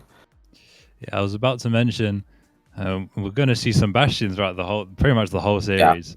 I was guessing, but not exactly. We have a sub coming in on the side of Reborn Racers. We have Beancam coming in for Pengalex. Gotcha. So, yeah, it could signal that they're going to swap off this Bastion. Map 2 is an escort map, and the pool Vivana, Shambali, Dorado. Based on how the teams were playing, do you think that the Bossbots are going to favor any of those 3 maps there? Well, in the previous game, which I did watch, I saw Havana, and we ended up having some ego duels, which wouldn't surprise me with these players. I'll be honest, but maybe something like Dorado, maybe stick to each of the teams' preferences, I guess. Yeah. I don't think either of them would be too offended by any choice. Yeah. I kind of like the Dorado because it seemed like, at least in the Pharah 1v1, the Bossbots were doing better. And Dorado, I think between the 3 of them, is the best Pharah map, and that's exactly where they end up going. Yeah, we might even see some different tanks played here. Wishing. Oh yeah. As a Winston enthusiast. Yeah, the Sigma is overall very good, but it is really tough to play in Dorado because there's so much high ground, and the Sigma can only do so much in terms of trying to contest that high ground. Yeah, I mean, I haven't quite seen much Winston yet, but could change. Haven't seen Dorado yet either. Speaking, we were talking about the buffs earlier. D.Va did get a pretty big buff, so I wouldn't be surprised to see some D.Va here either. Yeah, I'm just thinking. I'd prefer the Winston because I'm a Winston enthusiast. Yeah, I agree. I think that's, I wouldn't say universal because I know there's some D.Va enthusiasts out there, but yeah, I don't speak to them. I do really like that into the Pharah if the teams are running the Pharah. It looks like they are showing the Winston right now for both teams, which I do think that's pretty good. Let's see. The Ashe, actually, so they're rolling out with the Ashe and the Pharah here. The Kiri, Ana, like really greedy supports here, but I think they can make it work. They're going to have someone peeling for Beancan on this Ana here. Because it is really easy to punish this with just the Kiri. We'll see if they go to try to trade backlines. Hard to tell what their racers are going to run because they are still in spawn, but although I have seen some Life Weaver. We've seen some crazy stuff. Life Weaver Mercy. Yeah, as we all expected. Yeah, really good, especially during the barrage. You can save your Pharah because she's so vulnerable in that barrage. The Mercy, I don't know exactly who the pocket target for the Mercy is here. Maybe it's just the Chicken's about to pop off. Watch this. Oh, Chicken gets a kill onto Wi-Fi. Really big pick with no res here. It looks like they are just going to be down that Ashe for this entire fight here. The Bochi goes in, forced to kind of disengage there after absorbing so much pressure. Looking for the Mercy. The Mercy falls super low, but LCS manages to body block, I guess, for that. The Mercy res does come out, though. Chicken with another kill there. This Widow uncontested from Chicken is just getting so much value here. Already almost at an entire ult in less than a minute. Wi-Fi does have this really long sightline, though. I told you Chicken would pop off. Yeah. I had faith. I mean, if you're building your team comp around your Widow player, they've got to be able to perform. Yeah. Would you have this Nano from Beancan really close here, which might be all that they need to open out this fight? Mac Techo actually finds Chicken. Res was just used, I think, is still down for this fight. No, they do get the res off. It must have just ended their cooldown. The Bochi close to this barrage here. Chicken uses the sights, trying to just get this space here, but manages to take it down. The Bochi with this barrage if they opt to use it here. But Mac Techo finds try, so they don't even need that. Bossbots actually looking really good here. With that regroup after losing a couple players really early into this map, they seem to have stabilized pretty well here. And with the Widow and the Pharah, there's just so much control going through this choke, especially. Yeah, I mean, regarding the Widow duel as we're seeing it play out right now, we haven't seen them exactly go one-on-one, but they have been quite effective for their respective teams. Yeah. Nano Not an onto ego the duel Winston, just goes yet. onto the backline, gets the Widow, looking for the Mercy here, but LCS and Choice of One find 2 kills respectively. The tree is used from Asdo. I don't know if that's going to be enough to keep the team alive. The res does come out on a chicken, so Reborn Racers are starting to come out on top here. Beancan super low. Both supports are now down for the Bossbots as Choice of One, I believe, kills both of them. And a really cheap fight there for Bossbots. Or from Reborn Racers there, is just the support ults are being used. Choice of One does have this Primal if they opt to use it. But a lot of ults are coming out for Bossbots. Primal and the Infrasights are used to try to get the space here again. Wi-Fi finds his counterpart in Chicken. And Mac Tackle just causing so much disruption on the point. But meanwhile, LCS does find Kernmaster. And Choice of One finds Wi-Fi. So Reborn Racers Revenge, it's another really messy fight, I believe, are going to be able to come out on top. Debochi finding LCS is a really big pick there, but Choice of One is just able to get so much space controlled on the point. Manages to take down Mac Tackle. Gets Cinerem Rush used from Kernmaster, thinks it's winnable. Asdo falls super low. Both supports on the side of Bossbots, or both supports from both teams are really low. Kernmaster gets taken down. Asdo manages to get topped up there. And it looks like Beacon will end up falling as the Choice of One is able to stand on point and just zap whoever could test. And Reborn Racers end up coming out on top there. Everyone says C9 in chat, but I don't know if there's anything Bossbots could have done there. That's quite a stretch of the definition. Yeah.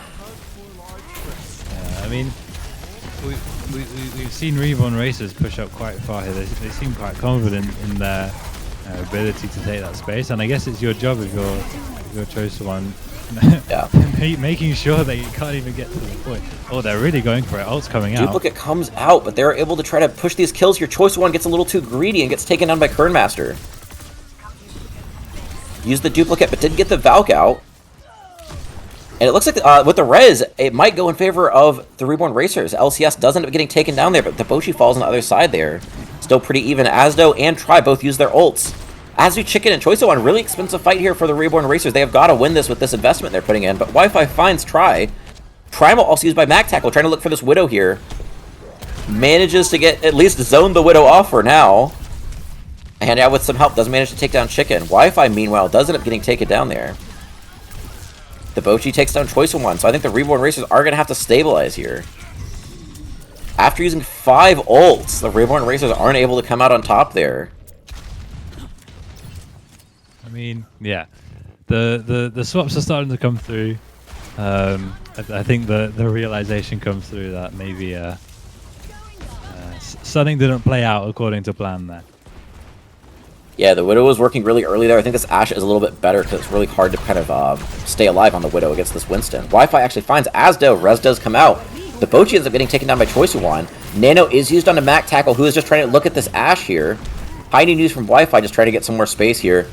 Mac Tackle is just playing so aggressive here, trying to get these kills. Gets both supports super low, but not able to find the kills. Does get taken down for it. But Wi-Fi falls super low. I think Chicken gets the kill on that too. With 2 kills, Reborn Racers are just making this bot roll here. Everyone is still alive with these support ults already back up again. Reborn Racers building these ults so quickly after using so many last fight.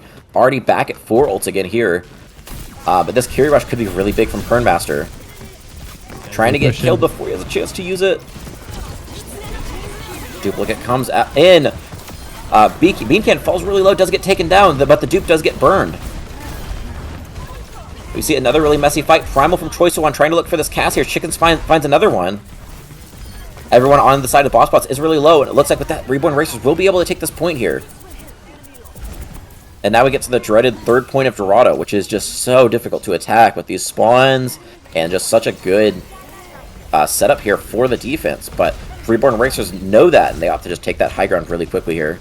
Yeah, they're pushing quite far up. And actually, if we go back a couple of fights, a lot of them were decided by heroes that were one-shot, so one-shot could have swayed the fight either way. Yeah, Perhaps keeping on with the theme as Chicken gets some shots away at the Pharah. It's the Pharah to half health. They have to pull back a bit, get healed up, and fly back in. Oh, a nice direct there. Nano used onto the Monkey, but they might not even need it as Bochi does get a kill with the Barrage there.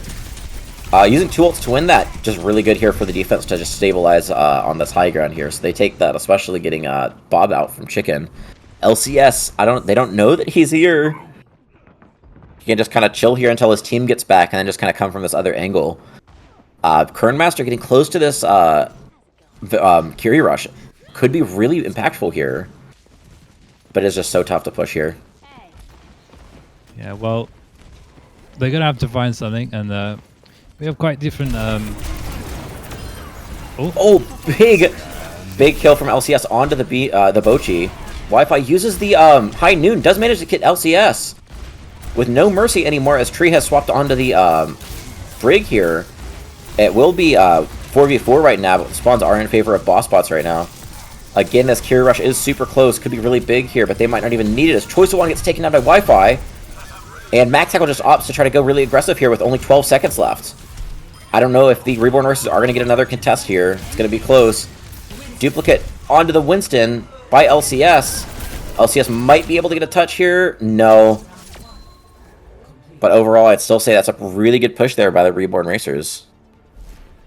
Yeah, struggled to get through that to that very last point. Although, you know, quite balanced there. You know, there's not particularly decisive victories in these fights, as you might be very aware of yourself. You're talking for a very long time. These fights are going on forever. These fights are just so messy, and it's just like whichever team gets more kills will win. I know isn't what they always say, but it's just so messy, and you see kills coming out from both sides. So it's hard to tell who's going to win for a lot of this. Maybe just like a couple of micro decisions could be the difference between these teams winning and losing. Yeah, and I guess some of it comes down to the team compositions as well. If you have a team that can get those quick final blows, if you have the Pharah on your team, you can finish off those 100 HP heroes, which I think that's been quite key so far in deciding which way these fights turn, if those shots land or not. And okay, it's kind of obvious, hit more shots and you win. But just looking how this has played out so far, that's what we've seen. Yeah, we do see a much more traditional backline from the Reborn Racers, no longer that Mercy Lifeweaver. So we'll see if that changes anything for them, but they were looking pretty good there. Choice One just playing with these soft dives. The Bochi falls really low, but Mac Tackle actually finds Try. Without that mobility from the Mercy and the Lifeweaver, just manages to get taken down there. With only this Ana heals, it is going to be really easy for them to try to look for these engages on the solo Ana now. Choice One jumps in, does get slept, manages to get taken down by Wi-Fi there. These stagger picks could be really bad here for the Reborn Racers. He goes in deep. It seems like they're turning around and oh no, back in. It's quite a decisive victory over that first. This might be map 1 or point 1. It might be enough to capture, but that's crazy. Every fight is winnable. Yeah. Even if it's 1v5, I've seen it happen. I've done it myself. Yeah, they lost the Brig, and then everyone just kind of got staggered really slowly. Bossbots were just really good at being able to capitalize on those picks, but also just keeping people on the point, so just keep rolling. Although, the entire first point in one fight, that's quite impressive. That's built out quite a time bank. That's built out quite a lot of room for error on the side of Bossbots. Yeah. And it doesn't seem like they're planning on making any. Primal use gets Asdo forces the cast off the high ground. With both supports down by Reborn Racers, I don't even think they can still fight this, so they're all probably just going to have to reset here. Incredibly cheap fight for Bossbots. And they might be able to get a late kill into Choice One too. It's looking really good here for Bossbots. They have 4 ults going into this next fight. Yeah, once again, they've pushed up quite far. And if we think back to this exact same point on the previous round, Bossbots were holding this point. They were the ones in control of this very high ground. But on this time round, they've managed to walk past it and they're diving straight to the next one. The Nano is up from Asdo. Chicken actually gets to sleep onto the Tracer and gets the kill. Nano is used onto Chicken actually, as Chicken gets back tackle super low here. Everyone on the side of Bossbots is really low. Bean Can and back tackle both get taken down here. even with their ults. Asdo managed to get the final kill into Wi-Fi, and it looks like the Reborn Racers are able to stabilize here. With this time bank, they really needed just some fight win there, just to kind of set up this high ground and just keep from getting snowballed like that. But with both support ults from the Bossbots, that could be tough. I think it's quite key they hold that. I mean, they do have the support behind them from the Lifeweaver to hold that high ground. And as we watch the Tracer duel, it's not a decisive victory for either one. Nano used onto Mac Tackle along with the Kitsune Rush, trying to just run in here. The High Noon almost able to get Mac Tackle. Mac Tackle does actually get taken down, but both monkeys are traded. Pulse does come out, doesn't manage to find a kill. Chicken with 2 though. It's a 3v3 right now, but Chicken does find Bean Can. I think both supports are dead on the side of Bossbots. So again, another really messy fight. Kern Master still alive, manages to get the headshot on LECS, but with these spawns, are just so much in favor of the defense here. Chicken able to get another kill here. Able to just get so much value on this cast. And Mac Tackle is back, but I don't think he's going to be able to get much done with the spawns already back. Full team now for Reborn Racers. Yeah, they're going to seem to struggle to get this this high ground, especially, you know, you've got the Ana on your team. Ana doesn't have Exo Boots, unfortunately. Yeah. Choice1 gets taken down, but both teams will just disengage. Bossbot's trying to control this bank and get kind of a flip of the map. I think they're looking to dive Asdo here, but the Lifeweaver is right next to them. Sleep does come out, catches Mac Tackle, but Mac Tackle falls super low. Does have the Primal. Looking for the Ana, manages to find the Ana. On the other side, Choice1 goes in and tries to get a kill. Manages to get taken down. Mac Tackle with 2 with that Primal here. Another 1 ult fight win from Bossbots. So I gotta be happy with that, especially with this really big time bank going into third. But third point again is really hard to push into on Dorado here. You do see the value that the Lifeweaver brings in that. Not paying off completely, I will say, because they do lose the fight. No, you in theory you can survive those brave engages from big nade catches 2. Suzuki forced. Choice1 not quite able to find the kills there. The recall is forced from LCS from Debochi. Nano used on a Choice1 looking for the backline. Debochi does get taken down by Chicken. Primal is used after the Nano wears off just to try to get these kills here. I think the Reborn Racers will be able to clean up this fight here. But you have to use 2 of the big ults on their team to do so. Yeah, 235 left, 230 left, and quite a large ultimate bank as you mentioned before. Reborn Racers having to use quite a bit to survive through that. They do have quite a strong position being able to take that high ground, but the Boshi's going to try pressure them off it, coming around on the flank on the side. Nano used on the Mac Tackle, looking for the backline. Try and Chicken both fall really low. The Bochi manages to get the kill onto Chicken. High Noon used from Wi-Fi, but does get stuck by LCS. Both castles are traded from both sides, but again, with these spawns, do favor the defense. Pulse does catch Choice1, but another trade comes out. The Bochi gets taken down by Try. But Ana and the Breaker traded out, so still, like, dueling kills coming out from each side. But I think ultimately, right now, it does favor the Bossbots in terms of the kills, but the spawns do significantly favor the Reborn Racers. They do have 3 back right now, so they should be able to contest this. The Primal and the Kitsune Rush from Bossbots are really big ults here, but Wi-Fi does get taken down by Chicken. Kitsune Rush is used, but Kernmaster does die. Primal used for Mac Tackle, trying to chase these kills here. Try falls really low. Could be a big kill if you catch the Brig.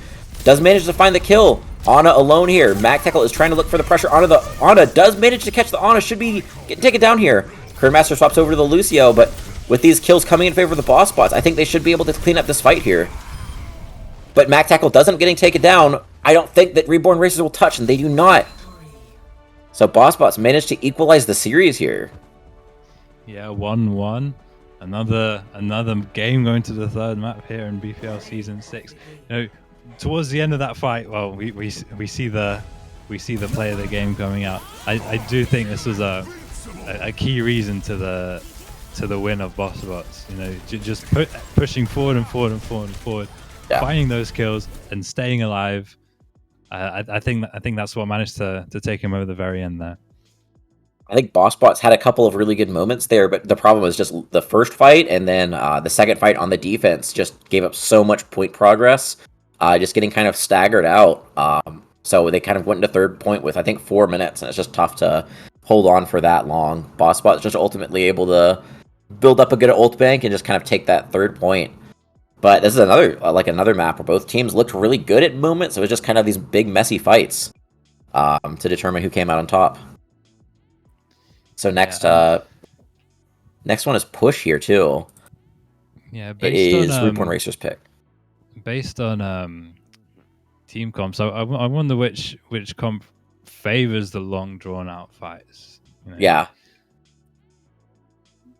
Like going back to that first point, like I do really like the Baptiste. Like you just get so much sustain, so much healing, and you just build those lamps or the windows really quickly. I think that could be good going into these next points here, but the fact that both On is actually able to build those nanos so quickly. I know they were running the Winston, so it's really easy to just farm nano off the Winston, but still, like nano is just such a big ultimate, and both teams able to just kind of use those to win fights consistently.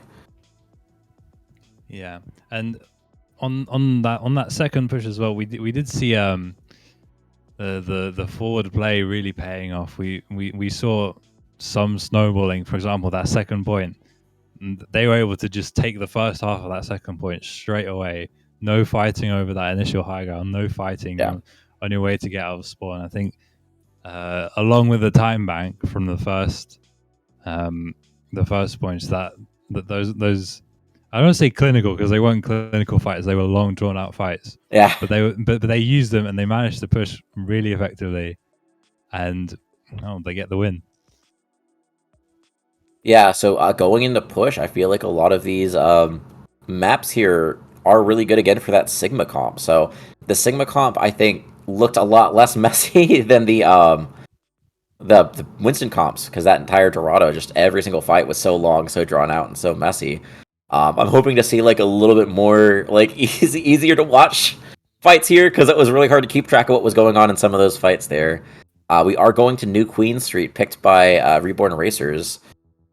I do kind of like the Bastion here too. You get those really long sight lines, able to just kind of get like a ton of base control with that Bastion. So we'll see if they go back to that comp that worked for them map 1. Or if they're going to stay, keep LCS in, maybe run a Flyer, maybe run Tracer here. Tracer also really good on Queens. Yeah. Although you got a confident cast up against you, Tracer might not be the That's true. That's true. Easiest pick. So I guess the mind games. I mean, if you believe in your Tracer play, you'll go into any cast. If you believe into your cast play, you'll be able to take that Tracer down. And maybe both teams will just default to Farah then. Who knows? Yeah. Farah is pretty good right now, I'd say.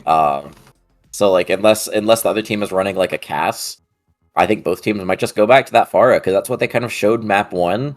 So I'm assuming that's what both these teams are kind of comfortable with. But I think that a lot of that depends on like if they're going to make any subs, what players they're going to have in, stuff like that. I don't think we're going to see the Mercy Lifeweaver again, unfortunately, as fun as that was. Shame. Yeah. I would expect another like Lucio Bap or Lucio Kiri coming out from either team. We did see the Ana Kiri for a bit towards the end. Yes, we did. I think with Push, since the fight starts at a neutral territory, I think the Lucio is kind of really important here, just to kind of get that first fight prio. So I guess they run some sort of Lucio comp, but I think outside of that, it could be really anything here.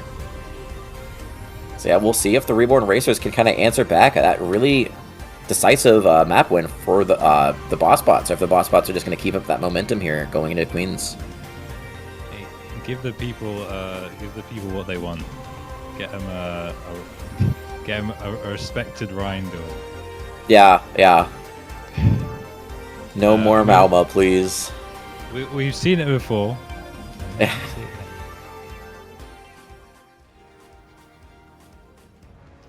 Maybe some Queen. I like watching some Queen. What is that part? It's part of the map here. That looked kind of like the the main road, but it was like, it must be outside of the bounds or something, because I've never seen that before. Some say the observers live in Toronto and they live on this map. Oh, they know? I don't know the observers, but, you know. Yeah. Some say. But you actually, they put Pingalex back in. He's showing the Widow he could always swap off. But yeah, we do go back to similar to map 1. We do see the kind of Sigma brawl with this Lucio Sigma. Seeing a really similar support line too, the Curie from Bossbots and the Bat from Aplom. And then Pingalex goes back onto that Bastion here. So we're going back to something that worked for the map 1. The Bochi on this Tracer could cause a lot of disruption in the backline though. Yeah, the Tracer's gonna have to find an angle and be really careful of that cast, because that's gonna be the main thing, isn't it? Pingalex falls really low, does get rocked, and manages to stay alive here. Uses that form, trying to control the space here. Rock does catch onto Mac Tackle, and Mac Tackle falls so low, doesn't get taken down.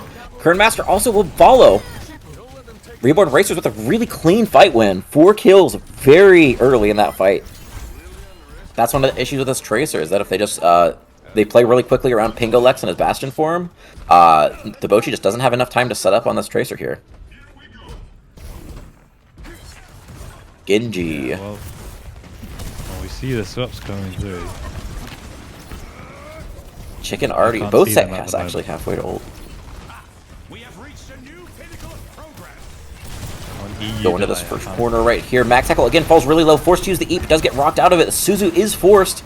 Everyone on Bossbots is just so low right here. And Chicken just able to walk up, do so much damage here onto the backline.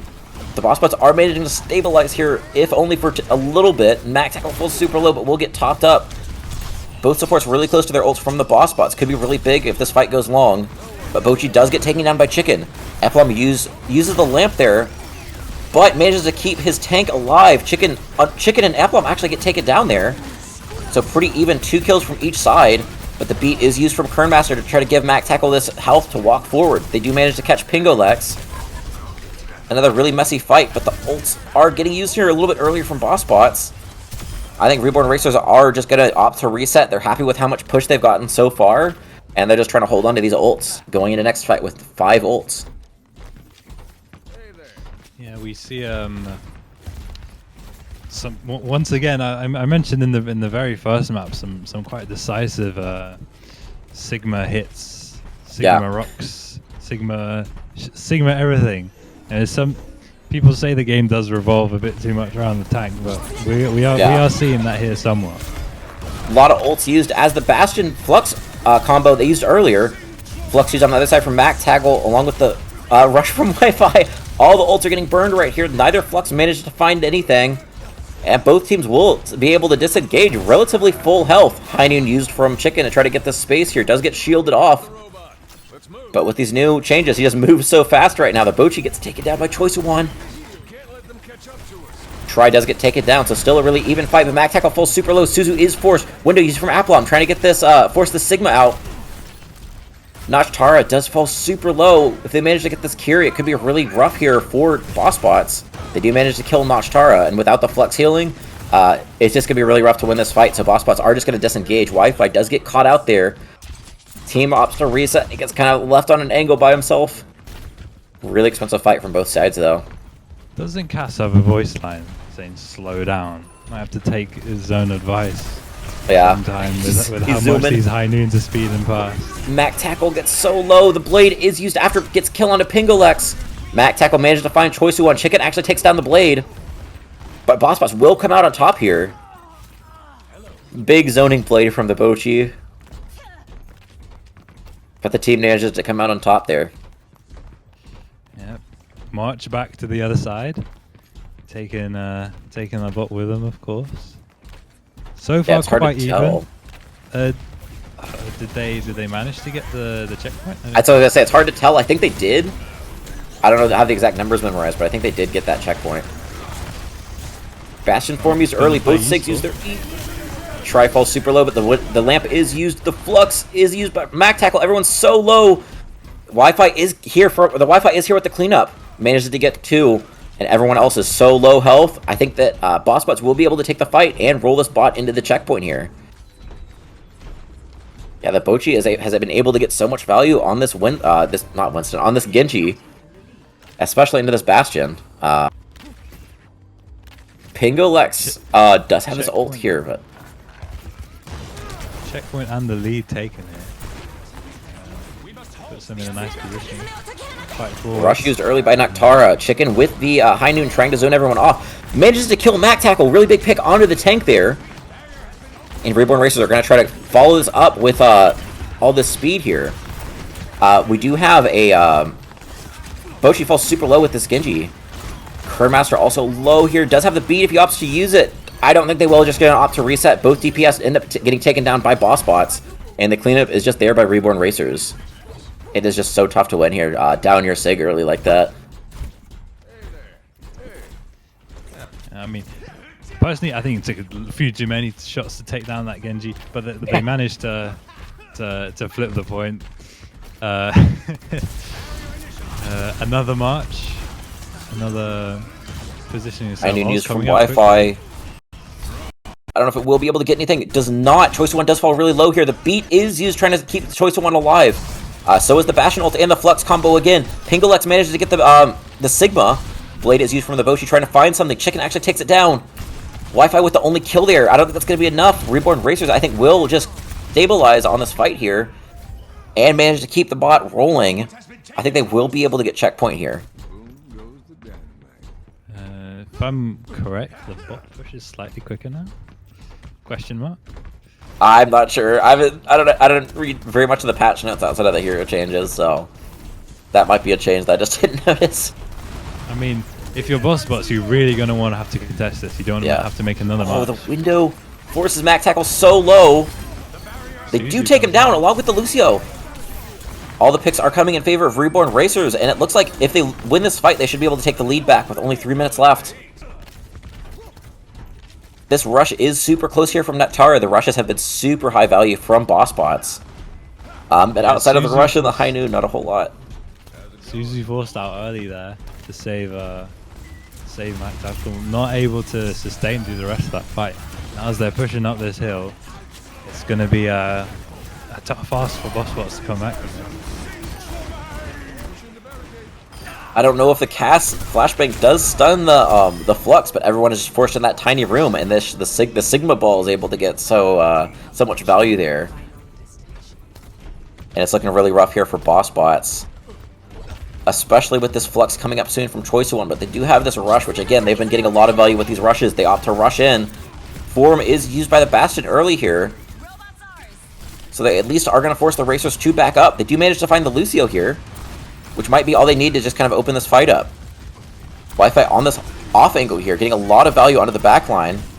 Flux is used from Choice of One, but everyone on his team is so low. I don't know if they'll be able to stabilize here. Pingolex falls really low, but the lamp barely keeps him alive. Try really close to this beat here, might be able to get it here. And it looks like Reborn Racers are able to get the kills with that. Mac Tackle and Kernmaster dying here again. Troy falls so low, but I think that the peel is there to keep him alive. The Bastion jump onto Wi-Fi there. And it is going to be a really staggered fight here. The Bossbots might be able to touch, but I don't think it's going to be enough. Beat used from Kernmaster, but just not enough resources there from Bossbots, as they are kind of staggered right now. Beat used on this from Try, and I think that is it, as the Reborn Racers will have the cleanup there. And I could tell from Choice of One's POV, he just hit a 20-player kill streak as that map ended. Yeah, I think that Bastion jump up onto the high ground summarizes quite a lot of this game, doesn't it? With the Pengolex's Bastion, quite a prominent part. Yeah, and it's like if you don't have an answer for it, we'll just get so much value. The Genji worked for a little bit, but ultimately the adaptation is just made from the Racers to work around that Genji there. And exactly as I predicted, 2-1 Reborn Racers. Oh, yep. I have absolutely no idea what I'm talking about.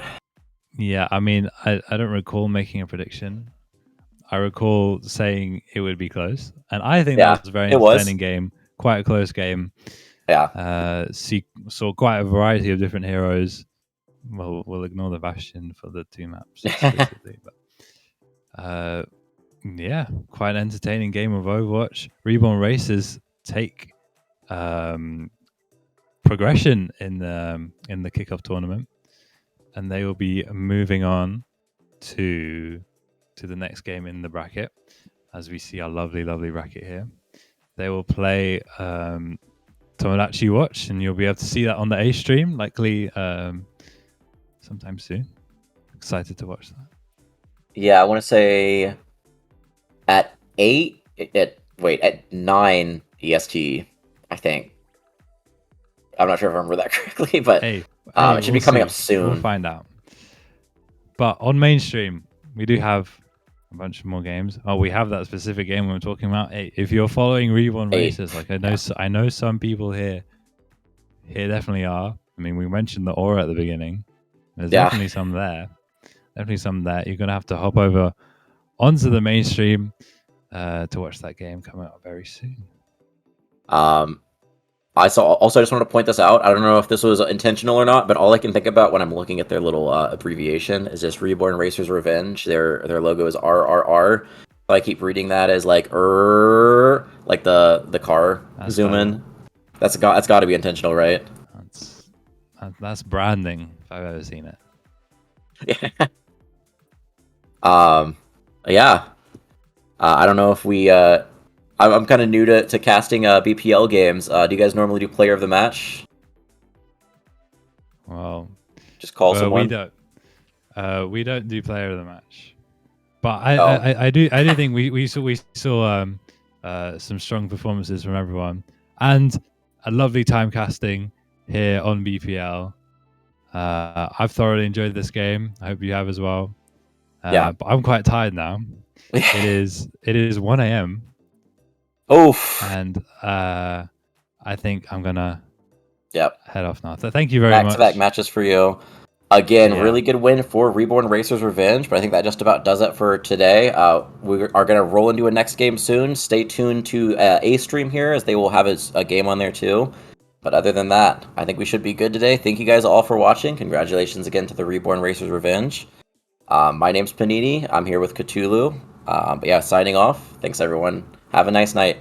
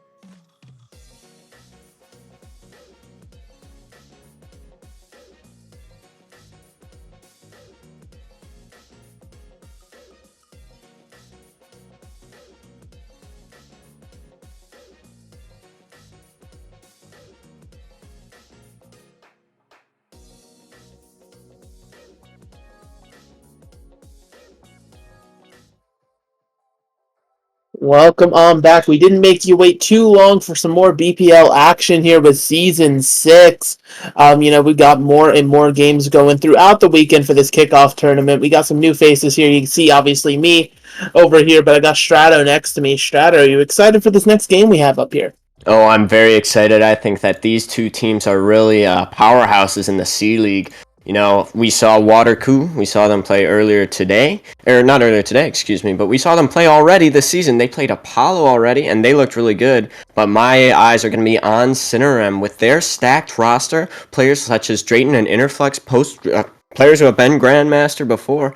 Players that I think could be in the MVP conversation just off the draft. I'm really excited to see how this game goes today. Absolutely. If I'm not mistaken, it's the first time C-Lee's gotten an official broadcasted match here in Season 6. And like you said, we are starting off with a certified banger here, looking at these rosters. Like you said, Cinerem, a lot of known talent here within BPL, a lot of people who stood the test of time, constantly time and again, whether it's A, B, or C League, wherever they end up going, always just delivering. And, Water Coo, some more recent additions to the BPL family, but of course still some power nonetheless on that roster. Like you said, Water Coo already had to win a round one matchup to get here into this next round. And, again, with this kickoff tournament here, you're not necessarily having the craziest stakes in the world. It's just sort of, ultimately for seeding, deciding which group you're going to be put into. But I mean, Strato, obviously you want the bragging rights to say you won the whole thing, right? Oh, absolutely. But if there's anything we saw last season, it's that whoever wins these kickoff tournaments doesn't quite matter. I believe last season for A and B League, I'm not so sure about C League, but they were teams that didn't even make playoffs in both of the brackets. One, it was the Tekugen team for A League and then Power Wash Pirates for B League. But yeah, this you want to set the tone early and you want to make it just like C League was last season. Come out strong and take a lead. And you know what? I'm hoping that we see that today. And it's kind of funny, we got a little bit of a fire-water archetype going with these brandings. Yeah, I mean, the fire-water clash, it definitely is something, that you could read into a little bit here, but yeah, it's just super exciting. Again, just, being able to see C-League, right? I feel like every single time one of these BPL seasons or events happens, right, people try to write off the lower tiers. They're like, oh, it's just shitters. Nobody knows what they're doing down there. But I think both these teams, as well as C-League as a whole, can really bring the firepower this time around and prove that they can really sort of scrap with each other on a very high level. So I'm excited to look forward to this matchup here. If I'm not mistaken, because we are in round 2, our control map has been decided for us. We are starting off on Samoa. And, I mean, Samoa, it's super interesting, right? We have this sort of Malga meta. But when you get towards, different teams, especially with how new they are, Shadow, maybe they can cook something else up in the kitchen and make it work. Yeah, I think there's a lot of cooking that can be done here on Samoa. I really like Samoa because it kind of lends itself to a few different a few different compositional choices. We saw a lot of Ramacha today in OW esports for the games that I watch, especially NRG versus Timeless, where a lot of Ramatra is being played. We haven't seen as much of that in BPL. It's been a lot of Mauga and a lot of Sigma, and then there's been everything in between. But I would like to see Sigma play come out here, especially from Interflex. She has shown that she is one of the best Sigmas that we've had here in these BPL events. And if she's going to be able to come out with that strength, I think that the Sigma at the top tier is probably going to be able to counter a lot of what Cinerem's going to want to run. Especially we have Kingpin on the other side, a Tranquility Warlord, who's known for more of those main tank things. You can see the Roadhog, you can see Mauga, and you can see Monkey. And it's going to be really interesting to see what they choose here. Yeah, absolutely. Here's me getting into it. I promise the team names, they will get flipped here eventually. Prod will get kicked eventually in the butt. They'll realize what's happening here. But yeah, as you said, both these teams, they've hovered a few different looks. Ultimately, though, it's going to be Cinerem starting off on this Junker Queen look. They're going to be rushing fast, having that Moira in tow as well for some speedy healing. Meanwhile, Cinerem, they're running pretty much what is a standard counter to Malga right now, which is the Sigma. You slow the game down, you poke them out, and try to find value that way. Yeah, we haven't seen a lot of the Junker Queen at all. It's been so long since I've personally seen it. Cinerem running a very standard comp here, but now the engage comes out, but the Moira's already down. There's not going to be a lot of healing left for for Cinerem, excuse me, as Interflux tries to push in here, but the lack of sustain is going to mean that this push is just going to go down the drain as Water Coo, they played their comp to basically perfection where they were able to just poke out, find those picks, and they look good doing it. Yeah, and I mean, that's one of the things the Junker Queen comp is so vulnerable against is that poke, right? Junker Queen needs a lot of time to set up. They need to sort of, go in with that commanding shout that Junker Queen has and win a fight in a very effective, fast manner, right? It's not there for sustain. It's not there for a long time. You're now seeing a bit of a swap up here. They're on a double hit scan approach, wanting to take Noodle out of the sky on the Pharah here. But again, it really is going to come down to the core of this team trying to find some value with Interflux on this Queen. Headrammer on Bap here off that Moira could be a big change, but they have to fight so hard for these little bits of positioning that sometimes it might not even matter, as they have to use so many utility and so much utility to find any kills. Like, they get that one there onto the Cassidy, but everybody's just falling apart on the every angle. So we see Water Coo, they just push back in, and they will end up holding as Kingpin just pushing forward, and it's going to be a big ult disadvantage for Cinerem here. They don't have anything. Yeah, they really haven't been able to find anything. They get like about one pickup fight, but that's it. Meanwhile, like you highlighted, Water Coo, they're coming up on all 5 ultimates here. The important thing for them in this next fight is not going to be dumping every tool in the bank. I'd probably like to see this barrage from Noodle, and then if you need some cleanup after the fact, maybe invest a support ultimate. But investing past that is really where Cinerem could kind of get an upper hedge. Yeah, the D.Va now, just so much pressure going to be put onto this Pharah that it's going to be on a lot of the other players. And we actually see Munching go down early. That's great. No Matrix for the Barrage. They catch one on Kia. And now trades coming through from both sides. It's going to be a slight advantage. But no, Cinerem, they come back. And they lose 2. And Rainy Moon just cleans up there with the 3 in the end. They use 2 ults for that. They have 3 here in Cinerem. They might not even be able to touch. Luster swaps over, but it's going to be on Kia to get that point touch.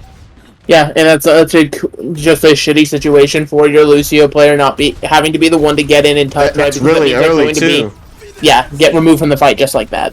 He had so much more time to be able to touch that, but a little bit of an int there, and now no supports left. Water Coo, they are just going to be able to fire through here. They got the beat, they got the window. Interflux, she lost her mech, and now that's going to be all cleanup. Very well played for Water Coo, and they're just going to be able to clean up here. Yeah, and I feel like their composition, they highly prioritize counters to this Pharah, and obviously, Noodle's doing a lot, right? But it's not the only member on the side of Water Coo that's having an impact, right? Sigma constant poke damage is always going to be a threat, as well as Rainy Mood on that castle. They really just raining in the bullets, constantly, as well as, they... their overall strategy, sure, they swapped to the counters, right? But they didn't necessarily, counter the Pharah directly, right? You saw Interflux go over to the D.Va and then sort of just sit in Kingpin's face on the Sigma, which, I mean, hey, it works for you. I guess you can make it work, but I don't know. It's not the most ideal situation here. Now, heading on to the Volcano, we are actually seeing a bit of a swap up. Cinerem now want to run the Sigma themselves. Meanwhile, Water Coo, they're going to try to make the Reinhardt work here. It's something that's always fun for a fighter to see how much value you can truly get out of Rein, because it allows you to play at such a fast tempo. But again, it's just making sure that value can connect, because otherwise Cinerem, they're going to be trying to play this poke game against you. Yeah, absolutely. Cinerem, they have to play like exactly opposite of how they wanted to last time. They want to be the team to sit and poke now. They want to set up Luster on that side angle, and so they're just going to rotate around points that I really like this from them. Water Coo, they need to get up in their face, and if they lose anybody early, it's going to be Cinerem losing someone early, actually. This cringe goes a little bit too far, and some might say that death was a little bit cringe, just getting caught out, and yeah, that's just misplays like that allow Water Coo to play so tightly and be able to take these points from Cinerem. Yeah, and, it's, again, just being careful about that tempo, right? Not giving Cinerem the chance to, try to flesh out this poke by any means. And now look at how fast that Water Coo is already engaging onto them. Yeah, we do see a lamp forced out early. Great play there from the Tracer of Luster to be able to force that out. Now Cringe on the side angle. It's going to be Kingpin going down. Finally, some headway for Cinerem as they're able to poke down that Rein shield and eventually all of that armor and the health. And now it's just going to be clean up onto this point. The Reaper v Reaper is going to go the way of the guy who's got more behind him, and that's going to be a few to clean up there. Cinerem, they finally figured out what works, and it's going to be Reaper. Megalas, this looks like a C-League game to me. Reaper on both sides. Yeah, and I don't necessarily know if the Reaper is like a required pick here for either side, right? I feel like it's just sort of what team slotted into. Water Coo, though, sticking with the line for now because they have this Earth Shatter online. They're going to have to try to find value with it here because otherwise it is going to just get more and more difficult for the Rhine to do anything in this matchup. Yeah, that window's a little bit far back from Water Coo. Cinerem's is much better, but they lose Luster through it. Very interesting play, and now the Reaper Blossom comes out, finds one, finds the lamp, and Kingpin, and I pick right afterwards. Cringe coming through big there for Cinerem, and they're going to be able to hold on here. Even though they lost one early, Cringe is able to bring it back. Yeah, it was a massive Blossom there, but there was a lot of other tools invested from Cinerem, right? The Corvidae Flux, the Amplification Matrix all end up going down the drain here. Water Coo, they now have a significant ult advantage. It really is going to be on Kia's, sound barrier here to try to mitigate everything that Water Coo is throwing. Ooh, that shatter does nothing at all, and now Kingpin looking for anything to swing on. Ooh, that's a bit tough there, and Cringe is still alive and kicking Rainy Mood. Yeah, no more Wraith on that point. Cinerem, they get the majority of these trades coming out now, and well, yeah, Water Coo, they come back and switch it up. Ooh, Kingpin, I don't know about that. You might want to go back and watch the VOD. I mean, yeah, it's just a matter of that shatter. It was going to be a difficult situation. Your best case scenario was solo shattering somebody. Cinerem, they were just fully aware of what was coming. But now pushing into this, they have their own Death Blossom, no other ultimates for either side, and this could be their fight to flip, but they have to flip it here. Yeah, they're walking really far forward. They really want to get a value out of that Death Blossom, and they do. The Baptiste goes down. Everyone 1 HP. Is the follow-up going to be there? Both DPS 1 HP, and yes, Noodle will find the cast, and Cringe is going to be able to back up. So yeah, just that tempo that Water Coo play with there allows them to dominate. Yeah, and, it's definitely a better look for them here on the Sigma. Just looks a lot more comfortable than the Rhine instead of having to try to force themselves to play at such a fast pace. Heading into this next fight, you're going to be looking for both your Cassies to find value with these Deadeyes. They're going to earn them up here, but Cinerem, I mean, they're just in one fight territory, right? If they're able to flip this fight, get a successful win here, then this point will be theirs. High Noon comes out from Luster. Nice shield there to block the rock. It's going to be speeding forward, and oh, great grasp there. And Rainy Mood actually finds the other Reaper in the midst of that. So Water Coo, they have a massive opening here. And yeah, Window is actually going to come out from Pluto. Not even sure if that was needed. There's going to be time for one more fight. But yeah, they are able to clean that up. And Cinerem, they have some ults of their own if they are going to be able to touch it. Yeah, and it's going to be a very interesting ult situation, right? They're going to have everything but that Deadeye online here. Meanwhile, Noodle, boasting the only ultimate online for Water Coo here, and Deadeye, sure, it's definitely been impactful with these patch changes, but heading into a final fight scenario, it's going to be difficult. Ooh, uncharacteristic whiff there from Interflex, and now the High Noon comes out. Beat and Window, both support ults used from Cinerem. Now Interflex is going to be walking onto this point. Noodle forced back, trying to look at this Reaper, but it's going to be munching going down. No speed now means that they're not going to be able to walk forward with that, and Rainy Mood actually finds Cringe. Now Pix going all the way of Cinerem here. They have so much of an advantage as their players are just going to be able to hold out in the long run. Yeah, that cast doesn't quite go down, but it's not going to be enough as Interflex redeems herself for that flex and picks up the closing kills. Yeah, and, that was sort of a sloppy fight from Cinerem, but you can't really complain about it. They were able to get it done in a very, in their own style here, now tying us up 1-1 heading to the final round of Samoa here. And it will be interesting, right? This could potentially be the first round we see both teams roll out the Sigma to start. No sort of funny business, no hijinks here. And, one thing I have to worry about if I am Cinerem is exactly what Water Coo are highlighting now. Noodle back on that Pharah, Rainy on the Cassidy. I mean, we saw how much impact this Pharah had the first round, and Cinerem, they really weren't able to come up with an answer for it. Even rocking double hit scan and Diva at points, it just wasn't enough here. So really, Luster and potentially some help from Headrammer is going to have to put in a lot of value to make sure that Noodle just does not take over the lobby. Yeah, it's really going to be about just, do we ignore the Pharah, or do we hard look at her and make sure that she can't do anything? And that's going to be the question Cinerem are asking themselves.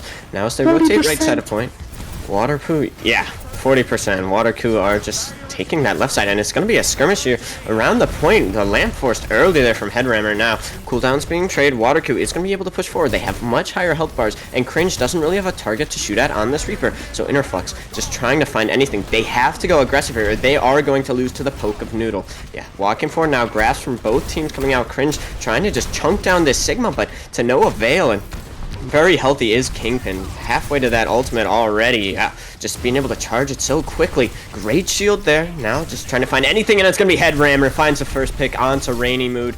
Yeah, Cinerem, massive opportunity off of that. No lamp and no casting means that they're just going to have to back off of this point. The Reaper in their face is going to be doing so much damage. Is Kingpin going to go down here? No. Great peel from their backline, especially Pluto there. And ultimates are going to be online for both of these teams, but having this point presence, Cinerem, they know what they're doing.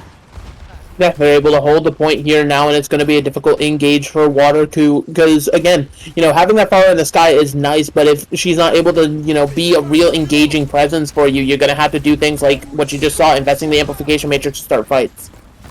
Yeah, that's a matrix that's pretty far back. They're just trying to poke through it. Great disengage here from Cinerem. Very smartly played, and theirs is very far back too. Both of these windows, are just helping them hold space that they already had. So it's gonna go to the wayside on both. No picks coming out. It's gonna be both flexes used as well. The Baptiste is found in one. Beat comes out from the other side, and it looks like Water Coo.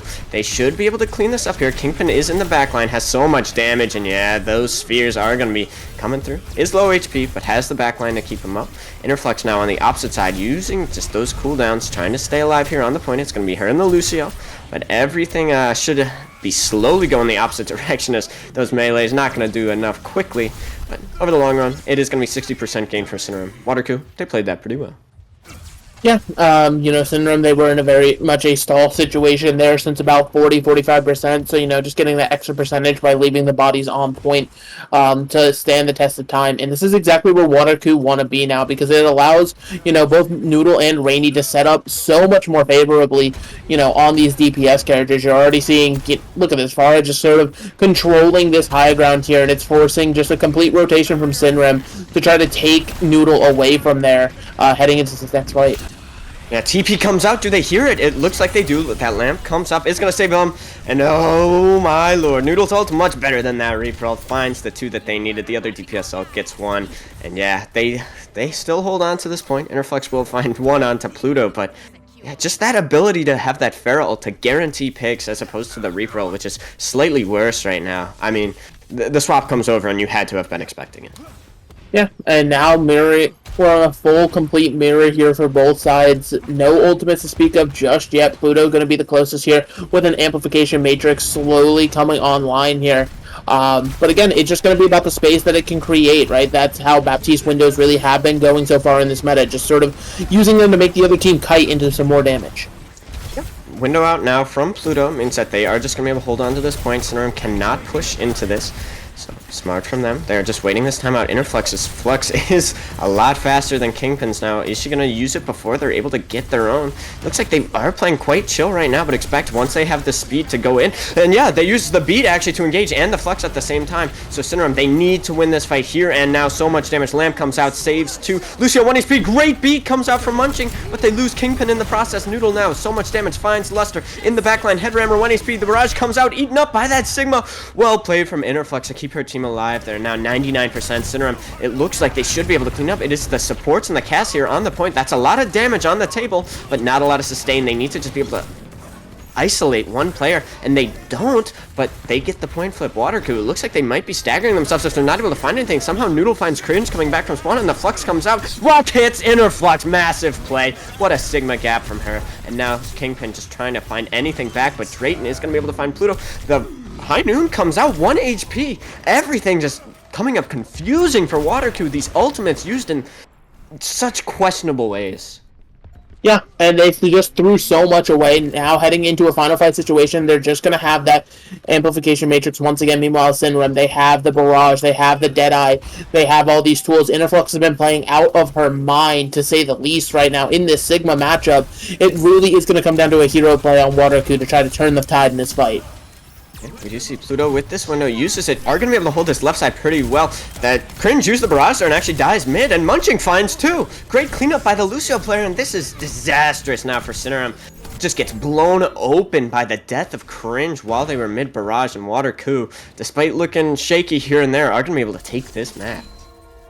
Yeah, it was a very close affair, all things considered, but at the end of the day, Water Coo, they were able to piece together with that hero play. talked about it right there. That amplification makes it at the end, as well as Munching deciding to get a little bit aggressive on Lucio here. I promise we're not playing on the community crafted patch. That extra damage for Lucio is not real. It's just sort of Munching doing as they pleased in that final fight here. But you're also seeing Noodle just being highlighted here on the Cassidy. Even though they played Afaro for a vast majority of both round 1 and 3, being able to flex over between hit scan, projectile, all those things, that's sort of what you want in a DPS player, right? To be able to sort of be this jigsaw piece that can always fit into the situation wherever it's needed.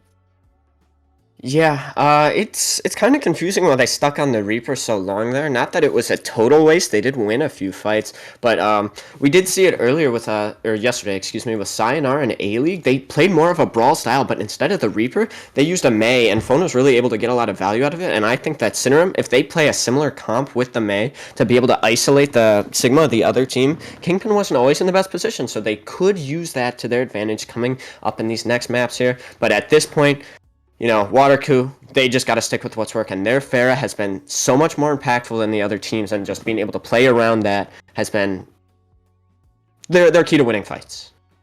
Yeah, absolutely. But, obviously there is more than just the Pharah on the field. And, again, it's just sort of the way these teams played around. They pretty much only toyed with the Sigma, a little bit of Rhine, things of that nature here, but maybe we'll have to see some more compositions, especially considering the fact that our next pick has come through, and it seems like we are going to be heading to Dorado on top of the Dorado swap coming in here. You're seeing both Kingpin and Pluto sub out for the side of Water Coo. It's going to be Epic Shock and Fives coming in on those respective roles. So, maybe a tank switch up, maybe just getting a little bit more comfortable here, knowing that you're going to Dorado, which has generally been a dive favored map for a long time. Could just be exactly what this team needs to try to secure a 2-0 victory. Yeah, and I really like the Epic Shock coming in. I know people do have to sub in for BPL, but Epic Shock, his tanks, especially dive tanks, Monkey and Wrecking Ball, have been very, very sharp for Epic Shock in the past, especially in Overwatch 1 and then early stages of Overwatch 2, when I was able to watch a lot of his work. So yeah, they're not really losing anything by having these subs, and that's the strength of having these deep rosters, is that even though you have to sub people in for that second map, excuse me, you don't lose much from it, and it's not very big for them, as their playstyle can stay very similar to how it is. Yeah, exactly. Plus, when you think of these deep rosters, right, sure, there's always that side being like, oh, you have to play every single player each series. You could think of that as annoying, right? But just, from specifically a tank perspective, right, to have somebody to help relieve some of that pressure instead of having to learn every single tank at a high enough level to try to play in these tournaments, to have somebody you can look to be like, hey, listen, we know that you're great at these dive tanks. I can focus and just become even better on what I'm known for, what I'm good at. It really just sort of can help players excel, right? The only, real fear that I would have in that situation is just comm structure, depending on how important each tank player is for communication and things of that nature, whether they're vital, they're one shot calling through every fight, what have you. That's ultimately for teams to work out, and that's some more behind the scenes thought process that has to occur. But yeah, I am a fan of just having these deeper rosters.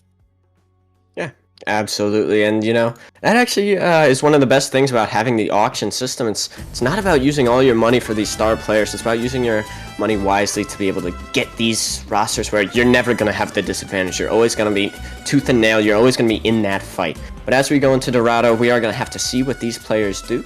Do you think that Interflux runs back more of that D.Va that she ran a little bit on Samoa? Because I think that D.Va can be quite potent here. Yeah, as we do have a pause as Fi's just disconnected. Very interesting. But yeah, we have to remember, right, as much as we've just been gushing about Water Coo here for a moment, Cinerem, this is absolutely their map pick, right? They got their choice of the escort maps in the pool, ultimately deciding that this is where they wanted to go, right? So maybe they feel more favorable on the dive. Like you said, Interflux, she, pulled out the D.Va there on that one round of Samoa, maybe trying to lean back into that. D.Va, she got a few minor buffs in this patch, right? Nothing, to write home about necessarily, but just a lot of, bringing in that spread of the weapon, letting her do a bit more damage when she's in close range, things of that nature. And, it might just be those little tweaks and things of that nature, but again, who knows, right? They could pivot to so many different variations of dive. They could even try to just run some completely off the beaten path sort of compositions, right? We've seen people try to make Sigma work here, taking advantage of the high ground on Dorado, things of that nature. It just really comes down to what Cinerem really is thinking up behind the scenes. Yeah, a lot of different ways they could go, but none of them can go anywhere. Fives doesn't get their internet working and get back in the lobby now. But yeah, Fives internet issues. It's just gonna be pretty chill for now. Do you think that Cinerem not having some of their subs, I know they have Z on this roster, and then Mustard as well for that main support, do you think that impacts them at all? I know Mustard calms quite a bit. Do you think that that has any impact on maybe what they've scrimmed with for maps like these? I mean, it depends, right? You know, especially taking a look at their support players. You know, they have Drayton, Mustard, and Headrammer. You know, Headrammer coming over for CGL. It's very interesting support lineup because none of these three traditionally like the main support. All of them like to play flex support a lot. Drayton and Mustard have flex to it in the past. It's not looked as comfortable for them as their flex support has. So, you know, sort of lacking that presence on something like a Lucio, potentially even a Brig. Some people have been trying to run things of that nature. It could come back to bite you in the long run here, but I think for this matchup, I don't necessarily know if the subs are going to make too much of a difference, right? Because as we've seen, you know, that first map, it was super close against Water Coo, going toe-to-toe with them. You know, it's not going to be sub this player and get a little bit better mechanically, we'll win this one out, right? You got to make those little micro differences, being able to execute on fights where you have advantages, things of that nature. That's where the game is going to change for Cinerem, not necessarily in a player way. Definitely agree. That is a very great way of putting it, I would say. You know, a lot of it does come down to everything that you said, and hopefully we will be getting back into it soon. For anyone just joining us, it is going to be 1-0 for Water Coo, but it was a very close first map. It was 99-99, and the third objective of Samoa, and Fives has rejoined the lobby, so we should be getting right back into it in just a second here. We do have Epic Shock lovers in chat, and I personally can say I am an Epic Shock lover too. It's a great name, great player, and overall great guy. And hopefully we'll be able to get to see him play here in 1 second. Yeah, hopefully. Currently, in case anybody's curious, down in our prod VC for this stream, we're being told that Caster in the Fletch, who's not scheduled tonight at all, has joined, and him and Reach are just spamming quacking sounds and crying. So that's, you know, something interesting to keep in mind of how great the production is being run here at BPL behind the scenes. But I mean, yeah, no, we have amazing people. I always like to give them grief, but they are some amazing, amazing observers, producers, that whole shenanigan. But hey, look, we're actually seeing Dorado. Fives is here, currently highlighting the Ana here for this defense, you know, talking about it just a little bit before, right? The Ana Brig, you know, this is one of the few places it can still find value in this very BAP-dominated meta. You just sort of protect the Ana on the high ground, nano your monkey, do the whole fancy things you want to do. Meanwhile, Cinerem, they are going to be piloting the D.Va variation of dive here, and D.Va, you know, it's so interesting, right? Because she has a defense matrix, so she can be a little bit more defensive as a dive tank, but just lacks that burst damage, really, that you want from a dive. Yeah, we do see Epic Shock quickly getting forced off this high ground here and pushed back. Nade comes in, catches onto both supports, but follow-up shouldn't be there. There's too much peel. And now we do see Fives just trying to look for anything. These nades so important for how they're going to be able to get in and out. Has it up now, but has to be careful not to chuck it into that defense matrix. The Genji just sitting on cart looking to push it, but yeah, as you said, not a lot to really push Epic Shock out with that tank. You know, the explosiveness is not what you would like it to be as it would be on other characters. So Epic Shock just living so long here, actually taking a lot less damage than I think they would be if the Cinerem wasn't on the DPS line of Genji Tracer. And as I say that, Epic Shock able to jump on the Tracer and catch them out. So now Water Coo, they have a little bit of an advantage here, but cart is being pushed. Cinerem already have it under, and they can probably swap what side they want to play. Yeah, and they do. Interflux now on this high ground, looking at that Cassidy. Roll is good. That's going to be damage reduction, and they are going to be able to get out. But already a beat from Kia. This is extremely quick. They should just go in with this. They have it so much faster than they do any other ult. Is Drayton going to be able to live? Yes, he does, but they're not choosing to use it. And now Water Coo, they have ults of their own to be able to counter if they do choose to just wait it out. Now, Interflux somehow gets the Brigitte there. That's just a great position and catch there. And now, trades do come out. High Noon comes out from Noodle. 1 HP. Isn't going to be able to find anything, but is going to live. Now, the Nano out onto Epic Shock, struggling to find a target. It's going to be Drayton who drops that beat to save everybody. And finally, the picks go the way of Cinerem. Epic Shock is just chilling here on cart. Has that Primal Rage. Probably won't choose to use it as... yeah, they are just going to die there. A touch is going to be possible as the Tracer is back, but lots of ults from Cinerem here if they choose to use them. Yeah, ultimately, though, I don't think a touch is going to be in the cards there, as you're seeing Rainy get removed from the equation at the last minute. So Cinerem, after a pretty interesting fight, to say the least here, as they're getting more and more cleanups going their way here. For point B, it's just this poor Ana. Even dedicating the pulse bomb there, I feel like it's an overcommitment from Luster, but hey, you're feeling confident, you've got it behind you. Right now, Cinerem, they have all of the momentum built up, able to mitigate the nano-boosted Winston in that last fight. Now you're seeing Noodle over to the Genji. Both these teams, they're now on full dive, right? No hit scan in sight here. It is going to be a little bit harder to punish that Diva, but ultimately, they've got to make it work. Yeah, Brig ult out now to counter that Blade, and Fives actually gets Luster. It's a few trades. Wow, really back and forth. And Epic Shock is here on cart, just punishing Drayton, so cart is not going to be moving, but Rainy Mood is still alive in the back line, so nobody's going to be able to come back and help Epic Shock, but he doesn't really care. He's nice and healthy here on this point. Drayton does get that health pack, and now Epic Shock is in a bit of turmoil. Has that Primal Rage, does not use it, so wow, Cinerem, they should just be able to come back and push this card and get back right onto this high ground. Very interestingly played from them, and it ends up working out really well, but Drayton gets shot by the deflect. Oh, that's going to be one that you want back. Yeah, it's a bit of a chaotic, sloppy fight here between squads, as Interflux currently desperately trying to get back into her mech. But yeah, so just ultimately this fight, a lot of chaos here, but for the defense, Water Coo, they're coming back with this Primal Rage still in the back pocket, and Rainy Mood having this Pulse Bomb being able to dedicate somewhere. This Kiriko just under so much duress, and Interflux, that's why you play the Diva, just shreds the monkey, and now just looking for anything else. Loses that Genji for a slight second, and it's going to be cringe on the Echo, is able to clean up now. Tracer does trade, but Cinerem, they still do have the advantage, and there it is, Epic Shock on the ball. This is what we like to see, ladies and gentlemen. It's just going to be touching this point. So much shield, now able to give it to everybody else on his team, and now Drayton with the beat is just going to make sure that Cinerem is healthy through this first engagement, but so much time left means that Rainy Mood is going to be able to find that stick onto Cringe and be able to get out and live through it, and now no mech. Interflux has to use that bomb, going to clear out the point. Everyone's stuck on one side of it. Great crunch there. Noodle just couldn't get away. Epic Shock is very healthy on this point and able to give that shield to his Tracer. So Water Coo, it looks like they're going to be able to hold this one out if nothing else really happens from them. They do find one onto the Tracer. Again, it looks like this Tracer just struggling to survive in these long fights, but Cinerem, yeah, they get picks, but it's never going to be enough, as Noodle actually choosing to commit the Blade here as well, just to make sure things get cleaned up as they catch the baby Diva. Now, 2 minutes left on the clock. What do you think Cinerem really needs to do here? I mean, it's just such a chaotic fight. This is finally, coming to an end here. A lot of investment from both sides.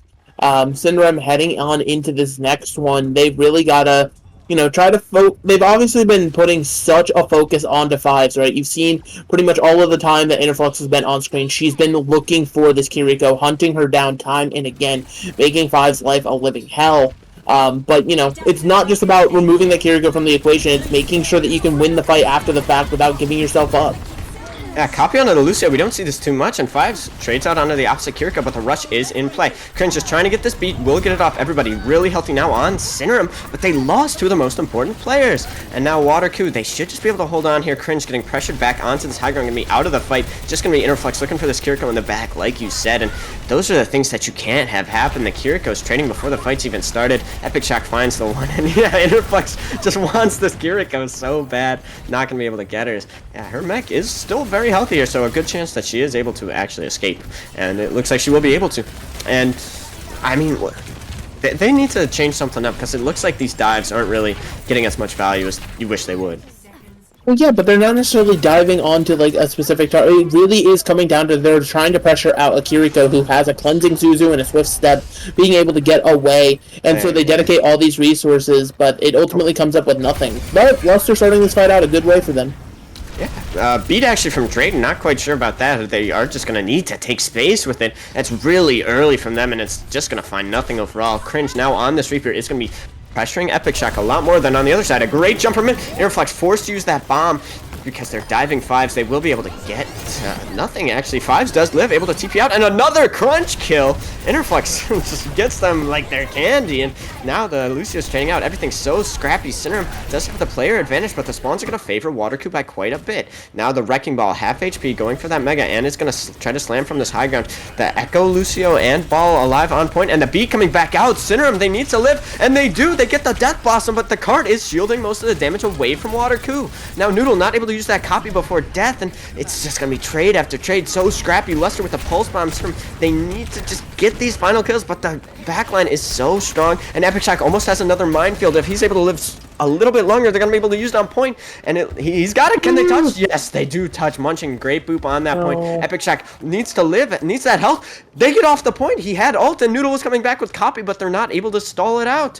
Interestingly played, and Cinerem, they're gonna be very happy that they won that, but it was just by the skin of their teeth. It was a C9, unfortunately, from Water Coo. They did give it up for that half a second. Then they have, a bunch of tools now to work with, right? Cinerem has nothing in the bank. The closest is this Kitsune Rush from Headrammer.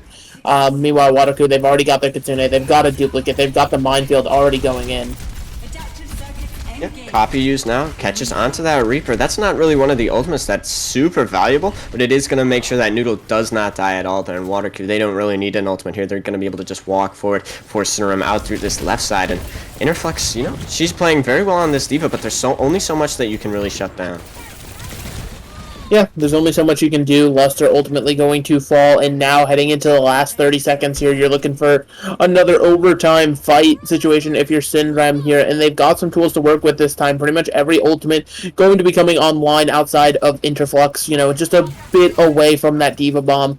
But yeah, it is going to be a chaotic final fight here. As we've seen, they really haven't been able to answer Epic Shock on this Wrecking Ball. Yeah, Noodle actually goes down early. That's so much damage away from Water Coo. Now Cinerem, they are going to be pushing forward. They have 5 ultimates to use now, and they're not even going to need any to kill Munching. This card is going to be moving forward so far to go. They use the Kiriko ult. They're just going to try to clear things up nice and quick, get Epic Shock off of this point. I'm actually not quite sure where the Kiriko ult even is.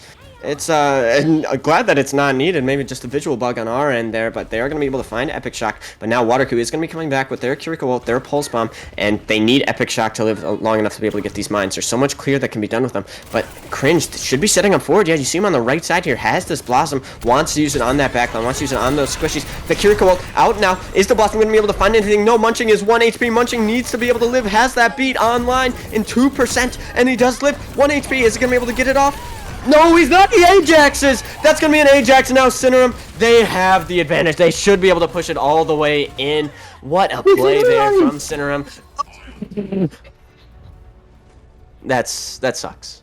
That's back-to-back C9s from different teams in the same match. They Ajax into the C9. Oh Lord, that's gonna be one of them.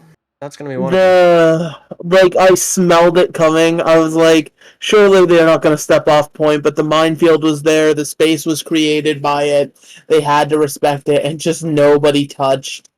So now Cinerem, they have, got the payload pretty much as far as you could ask without completing the map, but, it's still got some other stuff to be done here.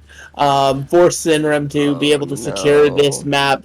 Water Coo, they now have all of the power on their offense, right, to try to close up this series in this 2-0 fashion. But, easier said than done, right? They're going to be piloting the Wrecking Ball here. Epic Shock clearly a lot more comfortable on it than other dive tanks.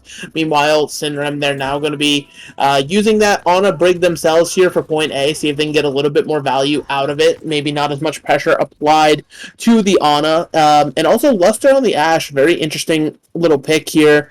Being able to dynamite the dives when everybody's all grouped up, sort of just having that tick damage going, as well as just the raw shots from Ashe, right? You can do so much damage to pretty much everybody in this dive comp. I'm still stunned. The C9 into Ajax into C9. What more could you ask for? Epic Shock actually slept. Oh, though, Dynamite goes past his head. No way, he will get taken down, so it doesn't end up mattering. I like this swap over onto the honor from Headrammer, and Drayton on this Brig is going to do very well into this DPS combo of Water Coo. So Cinerem very well prepared for this composition, as Lester's just going to try to find some pot shots here and there. Yeah, just some pop shots coming through, but this is the exact lineup that you expect, right? It's pretty much all three of these characters sitting on top of each other, and then Interflux and Cringe going to be sort of a two-person assault team looking to just find somebody standing out of position at the wrong time. And the engage comes out, asleep onto the Wrecking Ball and antied up, but they're very healthy now. It's going to be fives on the backside, catching Cringe, and the dash through does so much damage. Everyone just scattering from Cinerem. Drayton, that bash doesn't go where he wanted it to, and he is going to end up getting caught out. Just all the cleave damage from the ball rolling through, and then the dash is going to be too much for Cinerem to handle, and they're actually going to make some swaps. Yeah, now over to the Sombra here, which this is sort of the...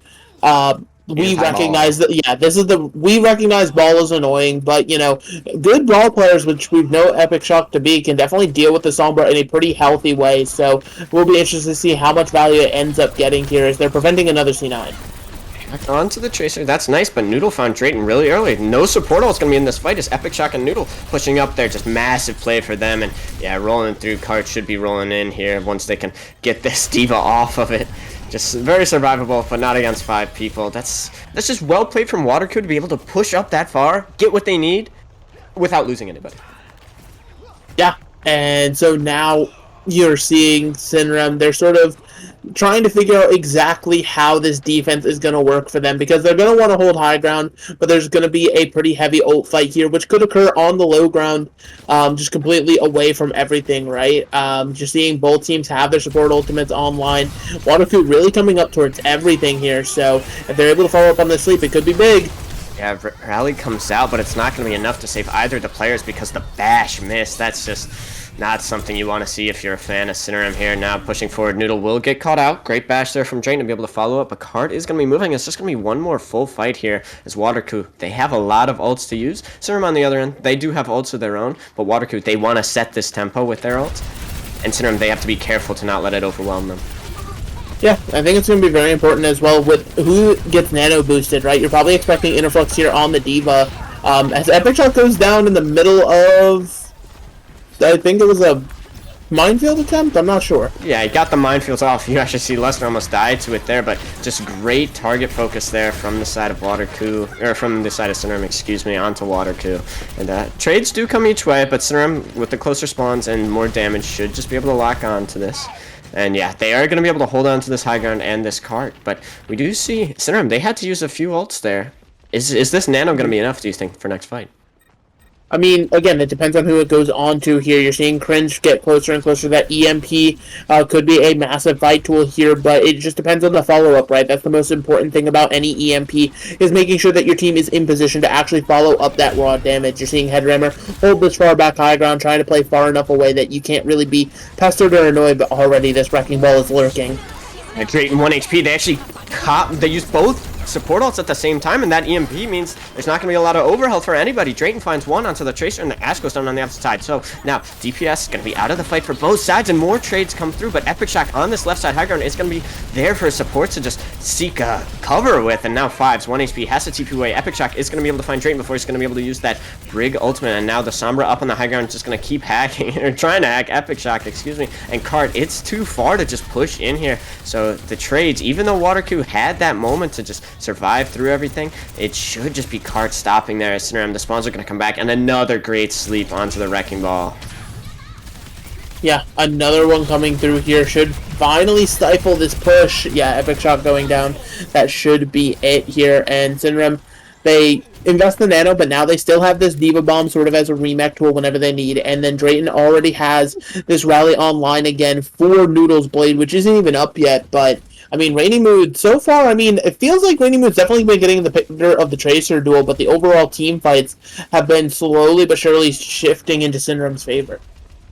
Yeah, it's really a battle of the two tanks here. I'd like to see how much damage Interflux has as opposed to how many elims Epic Shock has. They use the rally now, so now Noodle just has to wait it out. They are just going to be able to disengage here. It looks like they aren't really fighting this. Actually, the Lucio munching does get caught out. Epic Shock using that minefield in that close quarter. That left side's going to be completely shut down. Drayton now dropping onto Cart, has the team around him, and Epic Shock will get chunked down. Drayton now half HP. That blade does find one. Is it going to be able to find anything else? No, just swiping at the mech, hoping to do enough damage to demech the Diva, and it will, but the bomb is going to be there. So now Noodle trying to find the baby Diva will be able to, and that bomb doesn't catch onto anybody else. It is just going to be so scrappy. Water Coo, they are just finding every pick that they need, and oh, great play there. The headshots just come through, and Water Coo, they're going to keep it rolling.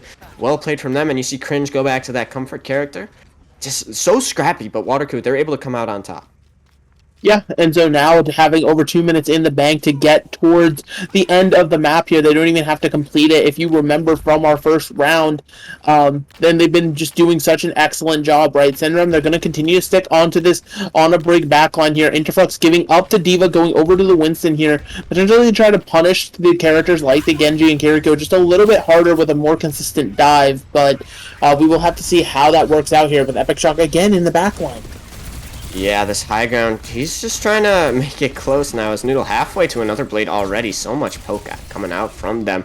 And yeah, we are just going to try to see Interflux keep this Genji at bay. Looks like that's her main goal here. That dash doesn't quite find anything. And Water Coo just having to back up here. They're very low. They have the support ults, and they're going to use Munching's Beat to go aggressive here. Sleep doesn't connect. Now Noodle has that Ana in his sights. Is going to be looking for them. They are one. They do get taken down. Now no supports for Cinerem, and no support ultimates is more important. Rainy Mood finds two in the fight. And a third. That is just disastrous, diabolical, anything you want to call it, that's what it is Water Coo. They find the picks at the perfect time. Cinerem, they're not going to be able to use any of their ultimates, and Water Coo are going to win this game. It was close, but Water Coo, they looked like they held it together. Yeah, and you have to remember, Water Coo, they came into this, the underdog. They already had to play one game yesterday to sort of get themselves into the quarterfinals, whereas Cinerem, they got to rest on their laurels, but it seems as though they rested just a little bit too much here. Water Coo, after some pretty close engagements across these two maps, able to secure the victory here. And that's, amazing for them. Now heading into the semifinals, just awaiting, I believe it's going to be the either the Koala Kings or Ambugaton. I could not say that team name if you paid me. It's Golden Apple. It's a team name. It's a team name for sure. But yeah, I mean, good on them. Again, Cinerem, not the end of the world, just some preseason tournament. You've got plenty of time to sort of figure out what went wrong, figure out your strengths, your weaknesses, your bounce back, potentially get more of those members like we were talking about, so they can play on the day. And we'll have to see how it just works out for them. Yeah, I don't think that there was too much to be complaining about there. If you're Cinerem, yeah, you do lose in the end, but you find those flashes, and that's really what this preseason is for, being able to find out what is going to be your condition for winning and what you want to learn around and play around for the rest of the season as a whole. So yeah, Water Coo do take it, and they do look like the better team in the series, but Cinerem, a lot of time left, like you said. But if we had to give out a player in the match, I know we don't really do that for BPL, especially when there's so many games to go over. We honestly should. Yeah, we should. But, I might give it to my good friend Epic Shock. That Wrecking Ball play really set the tone. And it's just hilarious to see Wrecking Ball forcing C9s. Maybe other people deserved it more. But Epic Shock, only guy doing it, and only guy doing it like he does it. I mean, Epic Shock only played one map. Are we handing out player of the matches for people who played half the series? You know what? That is sub discrimination. You cannot discriminate against subs just because they play one map. Listen, as somebody who's never been a starter, I only ever been a sub player, I think I have more of a right than anybody to discriminate. But you know what? Yeah, the ball tech was funny. The C9s were there. I mean, it's C League, right? It's exactly what you expect. But, speaking of C, fun little factoid, as you're taking a look at this bracket here, you're seeing all of the lovely, lovely games. There's actually a C stream that is going to be starting up here. We're going to actually have multiple, 3 streams for the first time in BPL and goodness knows how long here. So, if you want more C League action, that's going to be happening over on BPL 3. But, here on BPL 2, we have some more amazing matches here. I'm throwing Knock off so hard. Knock hates me so much right now. I want y'all to realize that, because I'm jumping away. I'm jumping so inconsistently between everything. But yeah, as you see, we have 2 more games here for the B League on BPL2. The A stream is hosting A League. Who could have guessed that one? But yeah, it's just ultimately, it's just so much BPL action that is happening over the course of the weekend. It's great. Yeah, I mean, it's good to be back. It's good to be able to have some amateur Overwatch to watch, cast, observe, produce, and everything in between. As there's a lot still tonight. Even though it feels like it might be 9 EST, there's still a lot of games left to go, and I hope that everybody here sticks around and has 3 different streams pulled up, because once BPL 3 gets back in business, we are going to be rocking and rolling, and it's going to be more than you could ever want. Yeah, so make sure y'all stick around. We're going to head to a short break, get the next game set up, but like I said, we'll be right back. Yeah.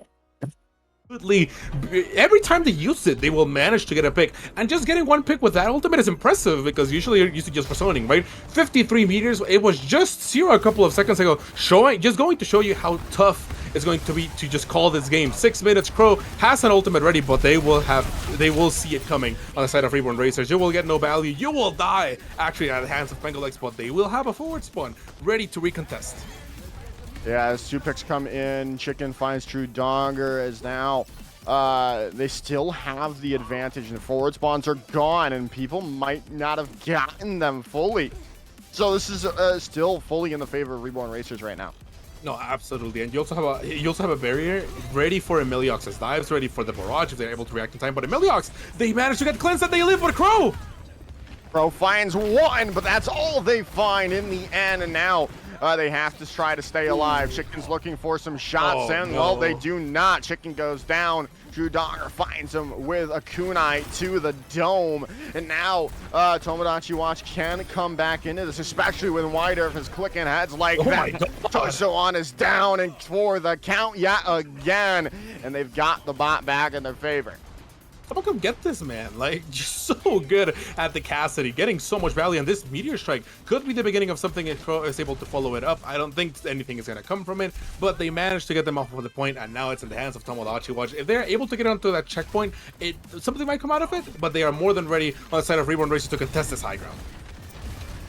As now they come into this, they're looking for it. Wow, Amalex has already found Aplum out of the fight. Now Pengalix is down as well. Amalex is very low, gonna be taken for a spin back to the spawns, but that's all they're gonna find in this fight is Reborn Racers as Wider continuing to just find these headshot after headshot.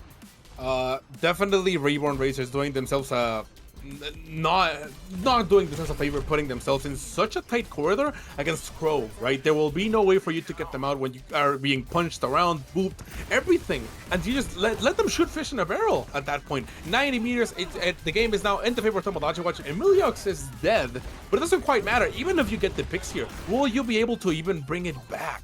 That's going to be the question right there. Chicken managed to get True Donger. Not a lot of people are going to get the fast or the forward spawn, but Emiliox is back, and now the game is for Reborn Racers to take.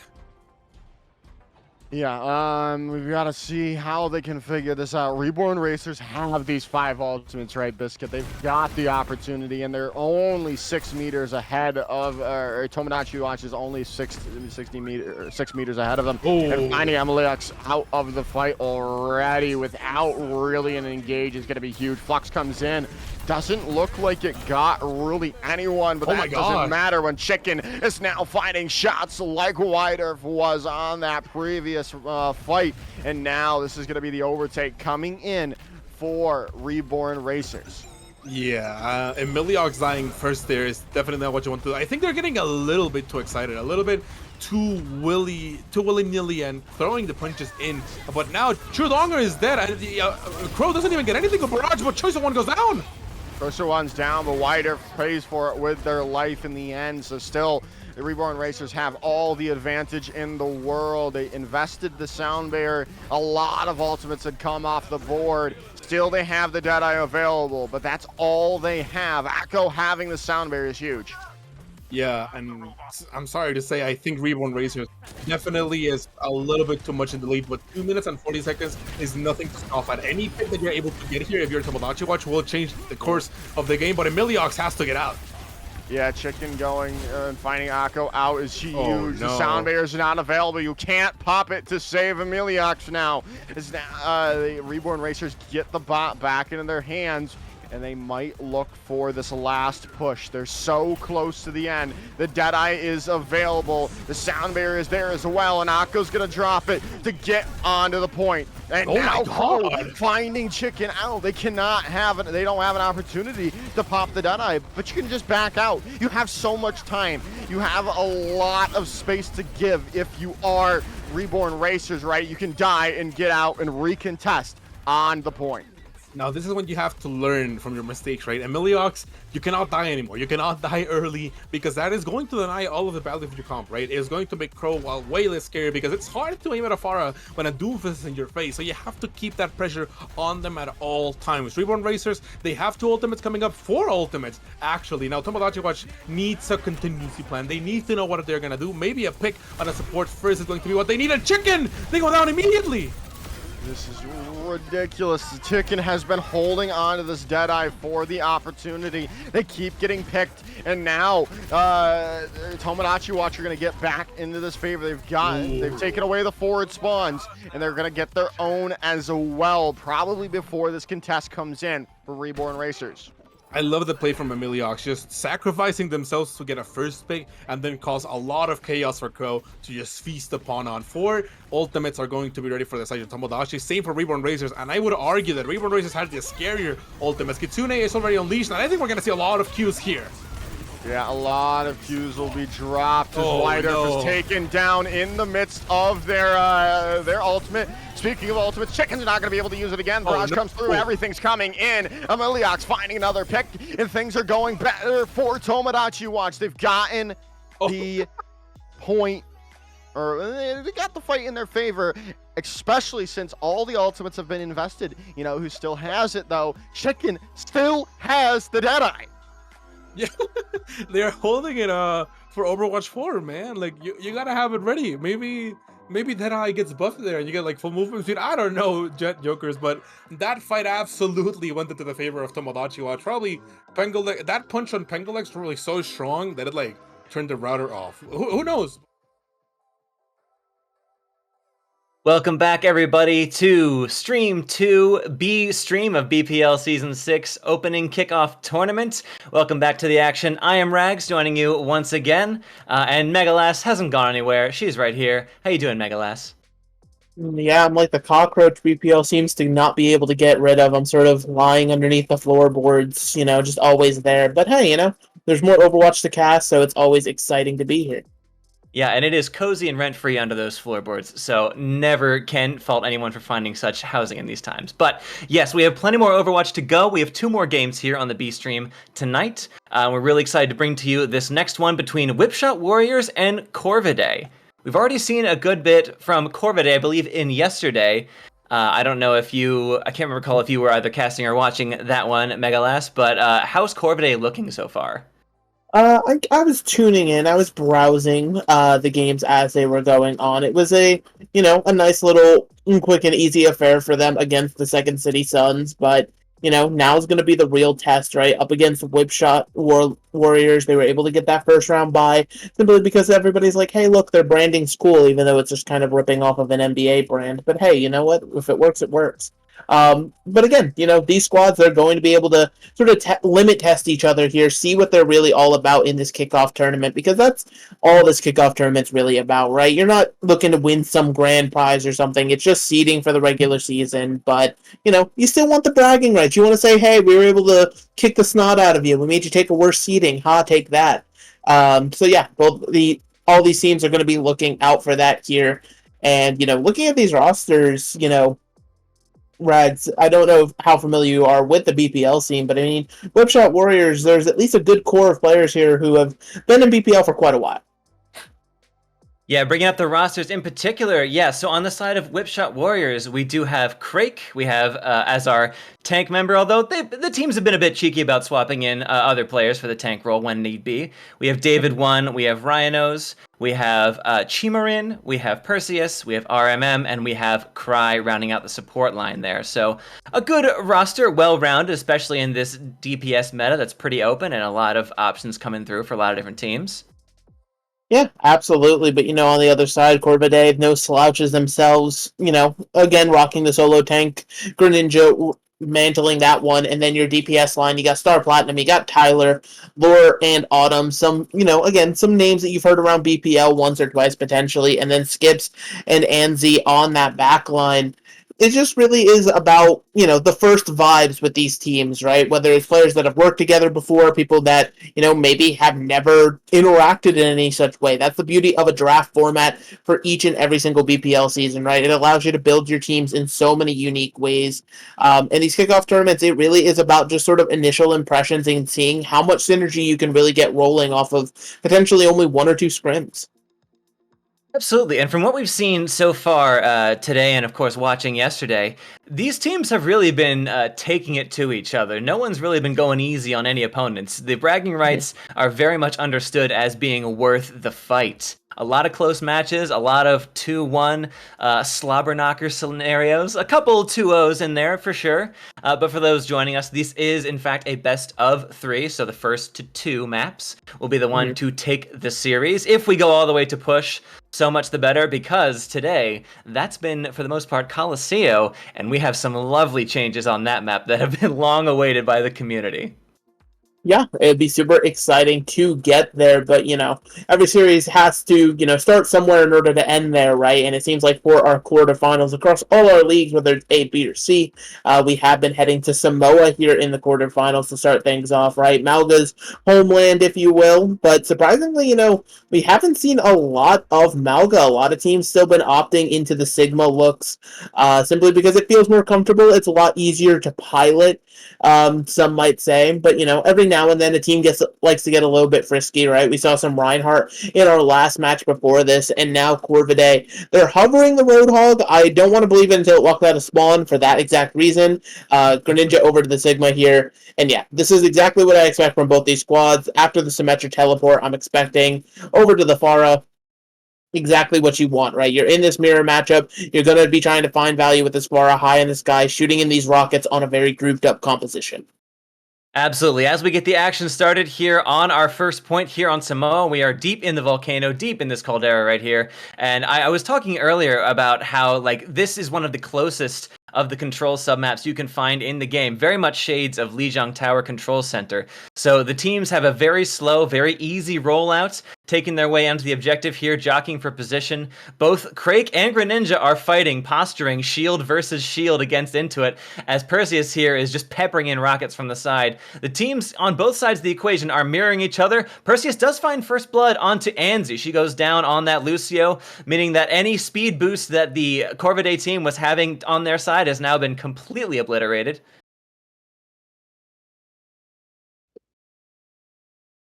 Yeah, completely shut down. As now it's just sort of a neutral situation between these squads. Yes, Whipshot Warriors does manage to get first take on the objective, slowly ticking their way up percentage-wise. No ultimates yet so far in the fight, but Agua has built the first one, though with Perseus going down, going to be a tough fight. Goes for it anyway, drops the amplification matrix. That window is open there. We'll see if anyone is foolish enough to step in front of it. Nope, mostly not the case here. Whipshot Warriors falling back slightly. Not far enough, though. Cry goes down. Tyler answered on the other side. Again, a lot of these fights open very mixed bag. A lot of trades back and forth. No real commanding presence on either side of the equation. Though Corvidae here getting a few more kills, but they are all so low. They are finally the ones cleaning up, though, and taking control of the objective, finally ticking up some percentage. Yeah, and when the dust settles, right, a heavy investment from both of these squads, but as you said, Corvidae, they finally managed to come out on top here, heading into the next fight. Greninja has this Gravitic Flux locked and loaded, but the biggest concern, I feel like, is obviously, the sound barrier from Cry could help keep everybody nice and healthy, but picking up David with this Deadeye in tow, it really could become, something that backfires on your team very easily here, as you're seeing how much space Corvidae is already giving up to Whipshot. For sure, we absolutely have. Since that new patch came through on Thursday, we have the Fast City during that Deadeye, which causes, things like that to occur, where David takes out their opposite in Autumn, and Corvidae are on the back foot, being lifted up into the... No, that was Greninja lifting them up into the sky. Craig, however, gets the better of them in the trade-off here, so it looks as though Whipshot Warriors might be able to swing back contesting of this objective here. Yeah, just as Corvidae gets past 50%, Whipshot Warriors are beginning to have their take to crest just past them. Yeah, and it was a pretty heavy invest from both of these squads here. So now heading into a sort of neutral fight, right? Obviously, you have Agua having this amplification matrix and getting closer to a barrage for the side of Corvidae. But I feel like both of these squads, they might not want to invest right away, knowing it's their only tools, right? Trying to build up some just raw damage here. You're seeing some off angling from the Pharah here, just sort of raining in rockets. But both Cassidy's will be the first ones missing. Yeah, and that being said, Agua does go for an early window for all the good that it does him, though. Again, both Cassidy's going down does mean we're in a 4v4 scenario on the point. It's up to us to see which one of these Sigmas has the stronger staying power with their backlines still intact. It looks as though Tyler is about to have that window online, so that could easily be the turning point going forwards, taking some pot shots at Perseus in the meantime, trying to clip those Pharah's wings. Although on the Corvidae side here, we have the Pharah looking for a cheeky barrage on the backside, gets it off, and does some serious damage, bringing down David, taking out Cry, Perseus falling, everyone falling on the side of Whipshot Warriors, and Corvidae, they're not out of this one just yet. No, it's a one-fight territory, though, for Whipshot, and they're going to be coming back into this one with some heavy ultimates, right? They're going to have a Gravitic Flux, David getting closer and closer to that Deadeye as well, the combo with it. Corvidae, though, if they don't give up the position as freely as they did last time, right? If they try to hold this high ground at all, it might work out for them, but you're seeing already Corvidae, they're just pushing back, allowing Whipshot Warriors to get all of the space they need. Yeah, and as they make their inroads off the objective, I think that might have been a environmental kill onto Perseus there, or it could have easily been an explosion. That thing does damage now, absolutely. But coming in with the sound barrier and the Gravitic Flux, Whipshot Warriors are spending big. This is their last chance, after all. We're going to end this fight one way or another.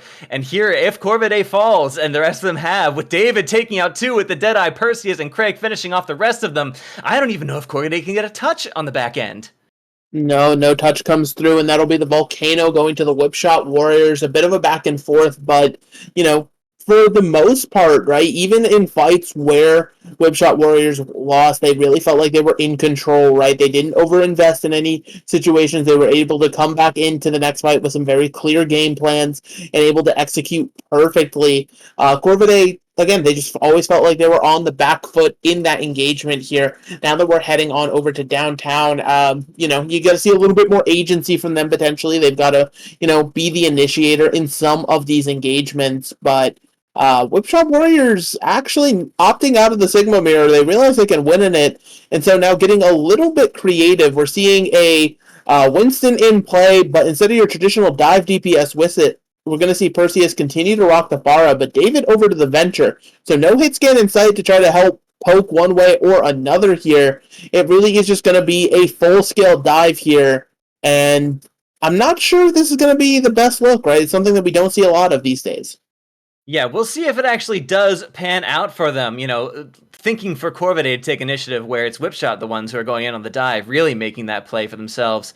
Corvidae has bundled themselves up onto the high ground here, really taking a commanding position over the objective itself. This point here can really stall out for a very long time at first cap. Again, much like City Center on Oasis, everyone can just play Ring Around the Rosie around the center pillar here, passing through. But with trades happening on either side, the Corvidae appear to be getting the better handle of this, and it's a bit like you said, Megalas. It didn't really seem like the dive was the exactly what the doctor ordered to take out what Corvidae has, especially now they're firmly entrenched on the objective. Well, yeah, and I mean, this Pharah player for Corvidae, right? Again, the reason I'm saying Pharah player, they don't tell us whose name that is. It could be any of their other DPS, so that's why we're saying Pharah player. But really, there's no damage unless the Pharah chooses to come to the ground from Whipshot Warriors that can really contest it. So that's why you're seeing so many rockets rain in. Autumn's just been doing insane levels of poke with the Cassidy. I mean, Corvidae's DPS, they really are just getting a free treat right now. Yes, and frankly, after that fight was one of two opportunities that Whipshot Warriors would have to make a consistent swap of their roles if they felt like it wasn't working on there. They're going to have one more chance after they spend some ultimates after probably the next fight, unless they swap earlier, and then that'll be it. They'll be sort of locked in without having to worry about ultimates in later fights. So they really want to avoid a situation where Corvidae just wins by attrition, Entropy being on the side of the team who already has the objective. That being said, with a couple kills from the DPS of Whipshot Warriors, Corvidae is very much looking like they're on the back foot, and Greninja, they're going for wholesale swaps here. They go opt for a dive of their own, but one specifically to target the Winston. I don't know if this is exactly what I wanted to see from Corvidae, right? Like, you lost one fight, that doesn't necessarily mean it's time for wholesale switches, right? I feel like your composition fundamentally worked against this Winston comp, but now you're seeing Whipshot Warriors have a significant ult advantage here again because of all those swaps here. Corvidae going to be a massive disadvantage for several fights to come, but picks from Autumn that could turn the tide. True enough, yeah, 2 out of the gate from Autumn, doing some absolutely amazing work on the Venture, our newest hero there. All right, and we come in with the sound barrier from Anzu, keeps the rest of the team alive and cooking. And yeah, Corvidae are pretty much going to bundle the rest of Whipshot Warriors off the objective, who did get themselves... they had themselves the objective, but Corvidae has managed to swap with their swap onto the dive. So, not exactly what we expected, especially with Whipshot Warriors coming into that fight with a vast lead in ultimates. Only used 2, and Corvidae, with I think just the one spent there from Anzi, was able to do a lot more work thanks to some early picks from their DPS line. Yeah, and they're already engaging into this next fight with the barrage. Ooh. Yeah, serious barrage out from Perseus, though again, do press Q to return to spawn, but the rest of the team is able to capitalize on the damage they have done there as Justice does reign. The rest of the team is able to pour on forward and like a flood, wash over the rest of the objective, sending Corvidae back to spawn and giving us a flip to even out percentage by the time the next fight kicks off. Yeah, and so now Corvidae, they're going to come into this, a few tools to work with, right? They should be getting close to that Kitsune Rush by the time this next fight comes into play. Autumn already having that tectonic shock ready to go here, but not a lot of grounded targets to really be able to focus that one down on. So I'll be interested to see where Autumn ends up placing this. As you're seeing, Corvidae, they're just rotating all the way around the point to really figure out where Whipshot Warriors is positioned. True enough, yeah. These dive comps don't always specialize as well against each other. They sort of have a bit of a fight in the neutral to see which one comes out on top. But the Diva here can certainly have a lot of advantages against the Winston, especially with those slight buffs that she's gotten, reducing her weapon spread, of course. But Greninja falling very low, having to have constant evac from the support line, going with the Kitsune Rush on the side of Tyler. Corvidae is blasting as quickly as they can, but they are being battered and bruised by Craig here on the Winston. Truly not monkeying around whatsoever, bringing it up to 99 on the side of Whipshot Warriors. And with a couple kills from David, although a few answering back, this is so back and forth. It's hard to say who's going to come out here in the end, but it looks like we're down to a 2v1 with just a poor Lucio in the side of Cry, alive left on the objective. No more. Corvidae is going to bring us 99 to 99. 99.99 already. You're seeing this Tracer have the Pulse Bomb online, and Anzi going to have that sound barrier to keep everybody on Corvidae nice and healthy here. Desperately trying to take us to a round 3. But again, Whipshot Warriors, they're not out of this one yet. They're going to have a touch here to send us to overtime. And then given that the fight goes long enough, they should have enough tools of their own to really work this fight. Yep, we're back here on the ball with Crake causing some problems on purpose, swinging through, actually breaking everyone apart as they come on through. But a stick from the Tracer play on the side of Corvidae, and another kill following up afterwards takes out the rest of the squishies on Whipshot Warriors. And Megalas, I think that's it. Corvidae has taken this round and sent us to a third and final round on Samoa. Yeah, sending us to that third round, exactly what you want to do. If you're Corvidae after, a not favorable showing on Volcano here. But once we're off of the Sigmas over to the dive, they really showed that they could just pilot it just that little bit better needed to come away with the win there. I think obviously Autumn being a massive highlight on the Venture, they were just doing any and everything they needed to in that matchup, getting picks before fights even had a chance to start, which is exactly what you need from your Venture, right? Almost sort of like a just flanker in the back line, getting in, doing your damage, and getting the heck up out. But into this next engagement here, you're seeing both teams go back to the Sigma look. It's going to be a teleport out of spawn before Corvidae. They go back over to the Pharah just to keep us at a full-scale mirror here. And again, it's going to come down to really these Pharahs and these Cassidy's just sort of raining the damage while everybody else does their best to survive. Yeah, we were surprised last round to see that Corvidae opted into the dive mirror that Whipshot Warriors brought to the table when we felt that, they probably could have held their own just fine, but it seems that we have returned to form here. Everyone is exactly how they want to be, fighting over this slightly lower capture point here as it's about to unlock. No one has really made any inroads yet, as I say that Corvidae does step toe onto the objective to begin that pressure, causing Whipshot Warriors to have to contest if they don't want Corvidae to take the first cap on it themselves. Everyone just sort of jockeying for position, especially around these corners here. These Pharahs are really hunting each other around the edges of the map, being sort of shepherded, guided along by their Sigmas, providing shields and various other supports. Well, as Corvidae's Pharah, yep, that's 2 down for them, and a quick first take then for Corvidae once everything gets cracked wide. Oh, you didn't have to do Agua like that. Yeah, and then being able to sort of get the point presence as well, right? Being able to unlock it while the fight was still going is going to be massive for how much percentage they're able to build up before this next engagement comes through, right? They were able to also just deal that extra bit more damage you expect from a team winning a fight here. So now, Whipshot Warriors, they've fallen behind in this ult economy duel here. I'm expecting Corvidae to have some tools to just sort of win in this next fight pretty clean and easy. Yeah, we have been fighting in the neutral up till now, but expect support ultimates to be online first. It looks as though Tyler is the first, ready, locked, and loaded with that window. We'll see when they decide to let it loose. It's now on the high ground to go ahead and send some serious damage and some healing if they're feeling tricky about it. Oh, an excellent stun off there coming on to Autumn. Sends them out of any potential, well, but not deterred. Autumn continues going through, takes out their opposite on David. And Corvidae, as you're saying, seem to be holding strong, spending a mere 2 ultimates to gain a fight win. Yeah, but I mean, look at this percentage right now. Already ticking above 70% before this, what is realistically going to be the third fight of the map ends up breaking out here. And Corvidae, they have a chance to just lock it up, right? They still have a good ult advantage, but Whipshot Warriors finally coming in with their tools of their own to try to flip this one.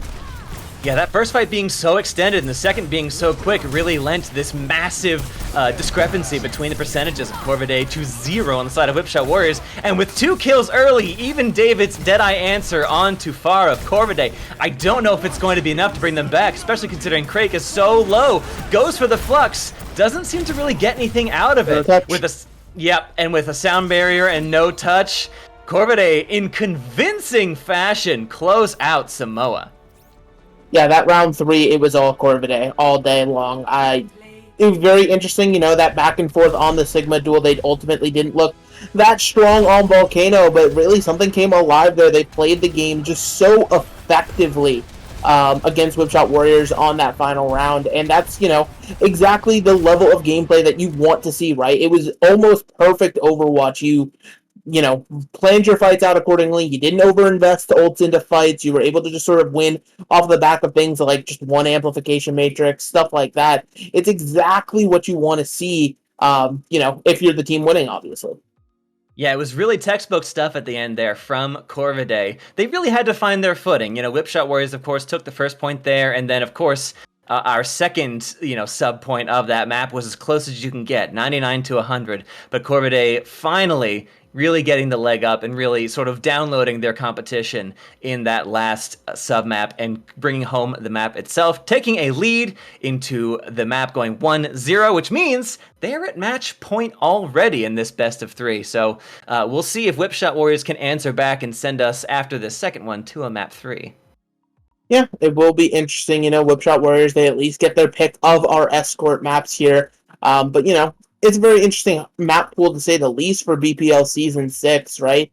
You have a lot of rush maps in the pool, and then the odd duck out of the water has been Dorado, right? When teams want to lean into that dive, it's pretty much a guarantee lock-in here. And we saw both these teams piloting the dive in that second round. Obviously, Corvidae ended up coming away with it, so who knows how confident Whipshot Warriors is really feeling on it, but, it could be a definite strategy. But I feel like regardless of where we're going, we're either going to see that dive if we go to Dorado, but any of our other maps, it's just going to be more continued Sigma matchup, and I don't know if that's something I would, again, favor Whipshot Warriors in.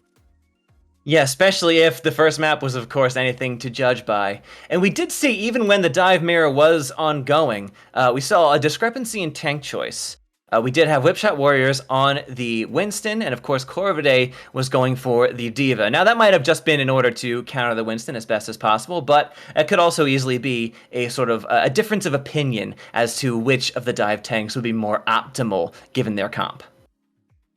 And that's just ultimately the question at the end of the day, right? With how quickly these teams have formed out of the draft, it's just that, quickly switching, almost like it's a ranked game, deciding where the issue is right away. And, those little minor decisions, they can have such a great impact, right? Like, say you're like, all right, we need to go hard into countering the Pharah. We realize the Pharah is doing so much, what have you. If it turns out that it was actually, a Cassidy or even the other tank just laying in damage, but you were all focused on the Pharah, it's just a complete misdirection. It's a misread that can ultimately cost you one of these quick series like this.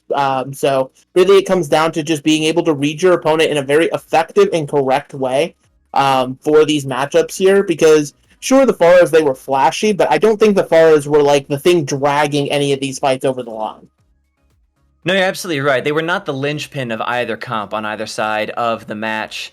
And yeah, they have, Farah herself has not seen really any adjustment as people were expecting either direction on this most recent patch. But the Cassidy, however, has been perhaps the most obvious change and the one people have been noteworthily playing around more effectively. So I think especially as we get into any map type that is not control, I think we will start to see those choices play an even larger impact. Because again, as as lighthearted as this tournament can be, because these are best of threes, it does very much mean that they are far less forgiving and far more punishing of any mischoice you might make, whether in terms of composition or even minor micro plays within the maps themselves.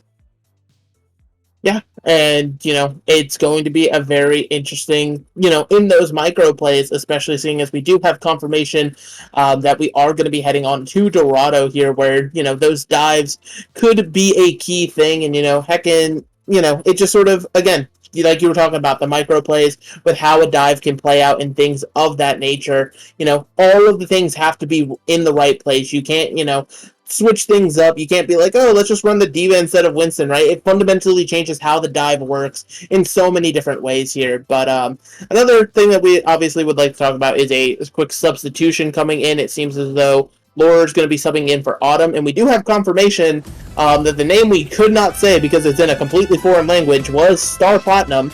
Honestly, should have guessed. It's a weeb thing. It's an anime. Should have guessed it, but hey, it is what it is.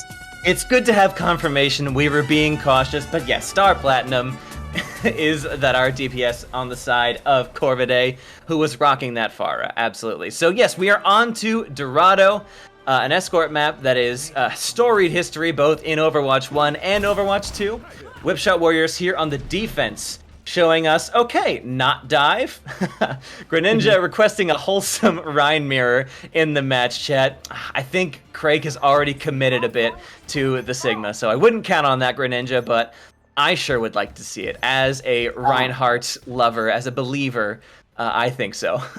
A Rhine mirror on Dorado, I'm going to kindly decline because it's just going to be Reinhardt's taking 15 minutes to walk to the high ground, but I understand the love of our big German friend there, but what these teams are rocking is instead very interesting, right? So you're seeing a standard Sigma composition, but Cry's going to actually be on the Brigitte here, not really seeing the value in the Lucio speed boost, instead going to opt to more of that bodyguard protection for Agua on this Baptiste. And meanwhile, Corvidae, they're going to be on, a semblance of dive, right? Greninja on the Diva, we talked about it a little bit, right? Diva, sure, she's a dive tank, but it's more of a peel style of dive where you're going to be just holding defense matrix over anybody that really gets too much pressure onto them so that way they can work their magic. Absolutely, yeah. So some serious damage coming in onto Greninja in the front lines here, having to pull back slightly, try to get some heal from Tyler and Anzi in the back line. Laura, interestingly, is on the Ashe. which is a bit of a different pick than we usually would see, especially on the offense here. Now, that could be for any number of reasons here. I personally would have expected to see a bit more of the Cassidy, especially as we've seen Laura play that to such strong effect recently, but so far seems to be doing a decent amount of damage. Greninja goes for the swap to the Winston, and we have Star Platinum going to the Echo. Okay, we're still diving, but we have adjusted our dive. We have shifted into maximum overdrive. So look for those focusing beams out of Star Platinum on that Echo, trying to melt down Crake whenever they can find them. We'll see if the Agua can manage to poke them down in the sky, accompanied, of course, by David, who's the true hit scan on the side of Whipshot Warriors. They're bundling around to the side here as some free push is being gained by Corvidae under the first main choke point. Yeah, and so now it's just more of this poke work here, the dive. Again, they're taking their time trying to set up. First you push the cart here, and then you look for your targets, but Greninja dropping so low could be bad. Ooh, yeah, very low, dangerously low. That armor is gone. You are basically a squishy at that point, not a tank anymore. David getting the finishing blow, Craig doing a good deal of the work as well. Enough for both of them to have earned their way to ultimates so far. Whipshot Warriors is going to have several of those coming into this next fight against Corvidae, while Corvidae, they will have this Kitsune Rush, which on its own can count for 1 or 2 ultimates. That can be very true in the hands of a very capable Kiriko. But we'll see how they decide to make their inroads here. They've decided to hit the high ground here and sneak around the back, trying to catch Crake out at their own game here in that small little windowed corridor up top. But hiding in that Winston bubble, Greninja is mostly safe from the Hellfire being rained from above by Perseus. We'll see if... Laura takes some serious damage, in fact goes all the way down to Crake. Although Agua answered back for it by Tyler on the other side as Greninja finds Cry and Tyler Perseus. Yeah, Corvidae has very much held strong here. Yeah, they're holding strong for the time being, being able to get this payload pushing here, especially without having to expend any resources. So now it is going to be a point B defense that Whipshot Warriors is going to be trying to putting together here. But you know, sorry. So, what are we sorry about? Oh, Perseus has gone to the Soldier 76 of all things. That is a fascinating decision, and I'm excited for it, honestly. Yeah, I mean, you're just trying to do a little bit of poke damage, and, you know, for that second hit scan option, right, we've seen Sojourn be buried 6 feet underground by the Blizzard devs out of nowhere, so Soldier 76 really starting to crop up as this more reliable source if you're not feeling as comfortable on something like an Ashe. But yeah, so ultimately Whipshot Warriors now going to just have to hold this high ground. Meanwhile, Corvidae wants to assault the high ground, but that first pick is not what they want. Yeah, they have been held at the pass there between the multiple hit scan prowess on the side of Whipshot Warriors. They're essentially saying no dive is welcome here, no thank you, please do not pass go, do not collect $200. And yeah, with a spending of a bob on the side of Lure, it's not enough to assist getting any further. Corvidae are sent packing back to spawn. We'll see if they rethink a couple of their options here as Lure moves over to the Tracer. So yes, having a lot more access to the back lines of Whipshot Warriors. As the front lines are being maintained, of course, by Greninja and to an extent by Star Platinum as well. Yeah, absolutely here. So now pushing into this engagement, Corvidae, they still have plenty of tools to work with. They're going to be able to get some more payload progress as they position inside of the church here, just looking for where they want to execute this dive. It seems like David is the target. Oh, yeah, and with a very bold copy, if I may say so, which lasts all of a blink and you miss it. Star Platinum goes for it, but unfortunately is taken out of that duplicate. Does get that extra life, however, so no harm, no foul. Just build another one. I'm sure that'll be fine.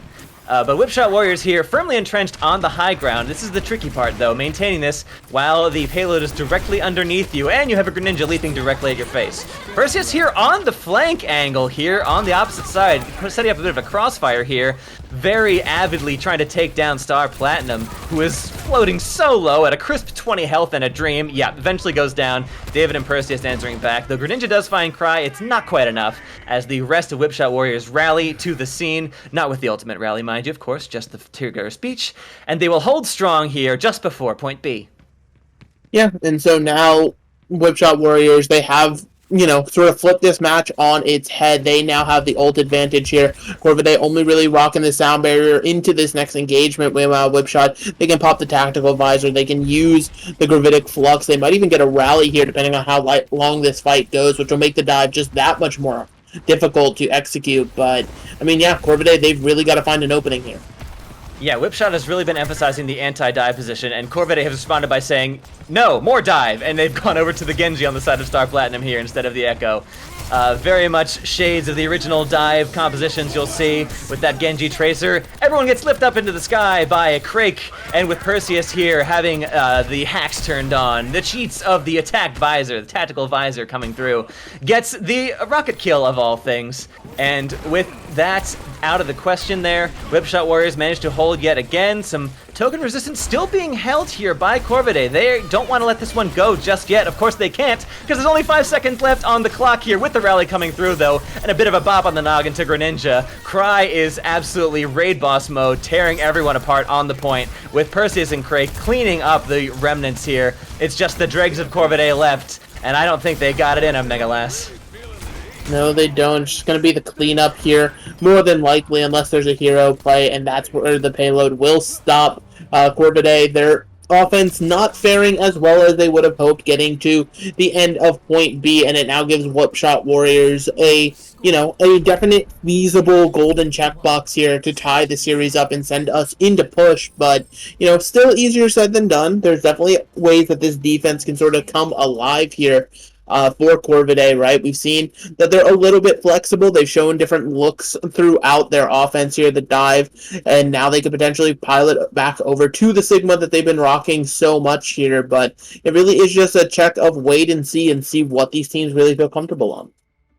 Yeah, as much as they were permalocking the dive here on their attack, it was very true that they absolutely rocked the Sigma on point A, pun slightly intended. So they certainly have many looks to show us here, and we'll see which one they decide to make their objective here as they are on the defending side of things. Greninja is sticking with the Sigma. Star Platinum is still thinking about it, mulling it over. We have, of course, the Cassidy of Lore, and then the back line, pretty constant you'd see with this sort of comp, of the Baptiste and the Lucio. Crucially, not the Kiriko, but the Baptiste instead, which can help you tend to play a bit less mobile, a bit less fluid than the Kiriko can be, but for that, a lot more possible bunker capabilities, especially in combination with that Sigma. Star Platinum has opted for the Tracer here on the defense, so we'll see how this fares into the Widow, and the Sim, of course, I assume for the teleport here, but the Widow of Whipshot Warriors. I'd love to see if this gets a few picks. Yeah, it's probably just an initial spawn room Widow, and then once you realize the other team's on Sigma, you're going to swap over to some sort of, it could be a head scan prowess or anything like that. David is going to be piloting the Venture here, and it will be Perseus going over to the Echo. So, again, it is a full-scale dive while you're leaving your supports behind, and then expecting them to protect each other in the back. But, yeah, it is just going to be about seeing if they can actually engage here onto the Sigma. Greninja already forced back. Yeah, I don't know about you, but I haven't personally seen this particular iteration with the Venture and Echo Dive terribly much. Usually you'd pair either of those with, say, Tracer or occasionally Genji, if you want to be particularly diveful about it. But the two of them seem to be working together exceptionally well. Perseus bringing Greninja down. Should crack this wide open for the side of Whipshot Warriors, as Cry and Agua are building towards their support ultimates, bringing everyone back up to full. It's a full route from Corvidae, just hoping to maybe get an extra fight back in on point A here. The payload does have quite a ways to go. They did not get a whole lot of objective push so far on the side of Whipshot Warriors, so they will certainly get another fight here. Greninja swapping to that Diva Quick Smart to make sure to counter everything that Whipshot Warriors have coming directly in their faces. Yeah, and so now it's just going to be about this dive versus dive setup where they're both trying to get onto each other's backlines here. And it's just going to be about trying to find Agua out and putting the pressure into the on as you're seeing them do now. Yeah, speaking of, they're diving directly onto it, but it's David that goes down first to Star Platinum. And again, we have not spent any ultimates in this fight just yet, so this is all purely in the neutral. Anything more that Corvidae gains here, they're playing with house money, essentially, at this point. Now, that is true that in the next fight, everyone will be coming up with essentially a full slate. Ooh, a severe anti-nade onto Corvidae! Does cause some massive problems, and with that, turn the fight entirely on its head. Whipshot Warriors barrels through point A here on the back of a sick play from Agua and a cleanup Primal Rage from Craig. Yeah, and so now they have plenty of resources to continue their momentum going into point B here. Over 4 minutes in the bank just to get to that golden box you see on your screen here. And you're seeing also how far forward the entirety of Whipshot Warriors is playing, but they're paying for it now. Yeah, Laura takes a quick 2 and says, no. This is not how this is going to go. We're holding this high ground, and that's how it's going to be. So Whipshot Warriors are going to be rethinking their strategy a little bit. Not so much as to swap just yet, but of course, they're going to have to gather their thoughts and decide exactly how to approach this, especially with Laura holding strong command over that high ground. That new and improved speedy Deadeye as a threat that is hanging over their head, sort of Damocles style. Nano going in onto Crake. Gets very excited and like almost takes Tyler out, and in fact David will finish up and find that kill, finishes up Laura as well, and yeah, the rest of this is just cleanup brigade. Although Greninja does go for the self-destruct on the mech, doesn't really get anything for it, unfortunately, and yeah, with that anti-nade coming through, Agua has not missed one of these just yet. Corvidae is gonna get cleaned up and sent back to spawn to think about what they've done. Yeah, and so, to be fair for the defense here, Corvidae, they were able to burn a full minute off the clock, and they're now going to be able to come into this next engagement with plenty of tools to work with, as well as, again, Whipshot Warriors, that massive ult bank they had started to diminish, both support ultimates forced out here, but Craig playing aggressive because they know they have another primal in the back pocket, just waiting for their chance to use it. Yeah, Whipshot Warriors having everything, I should say, but the support ultimates with a sick pulse bomb though from Star Platinum does take out Agua. The main source of healing for Whipshot Warriors has been removed from the field, so we'll see if this slows their roll at all, or if they're just gonna keep rolling despite it.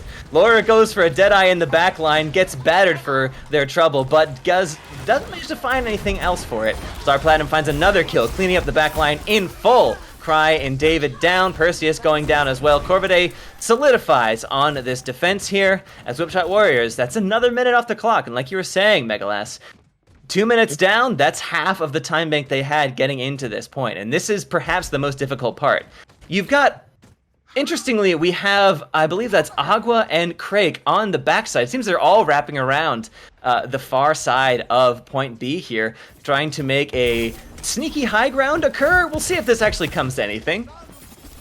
Yeah, we will just have to wait and see here, but they're just, rotating, trying to set up for where they want to engage once again here.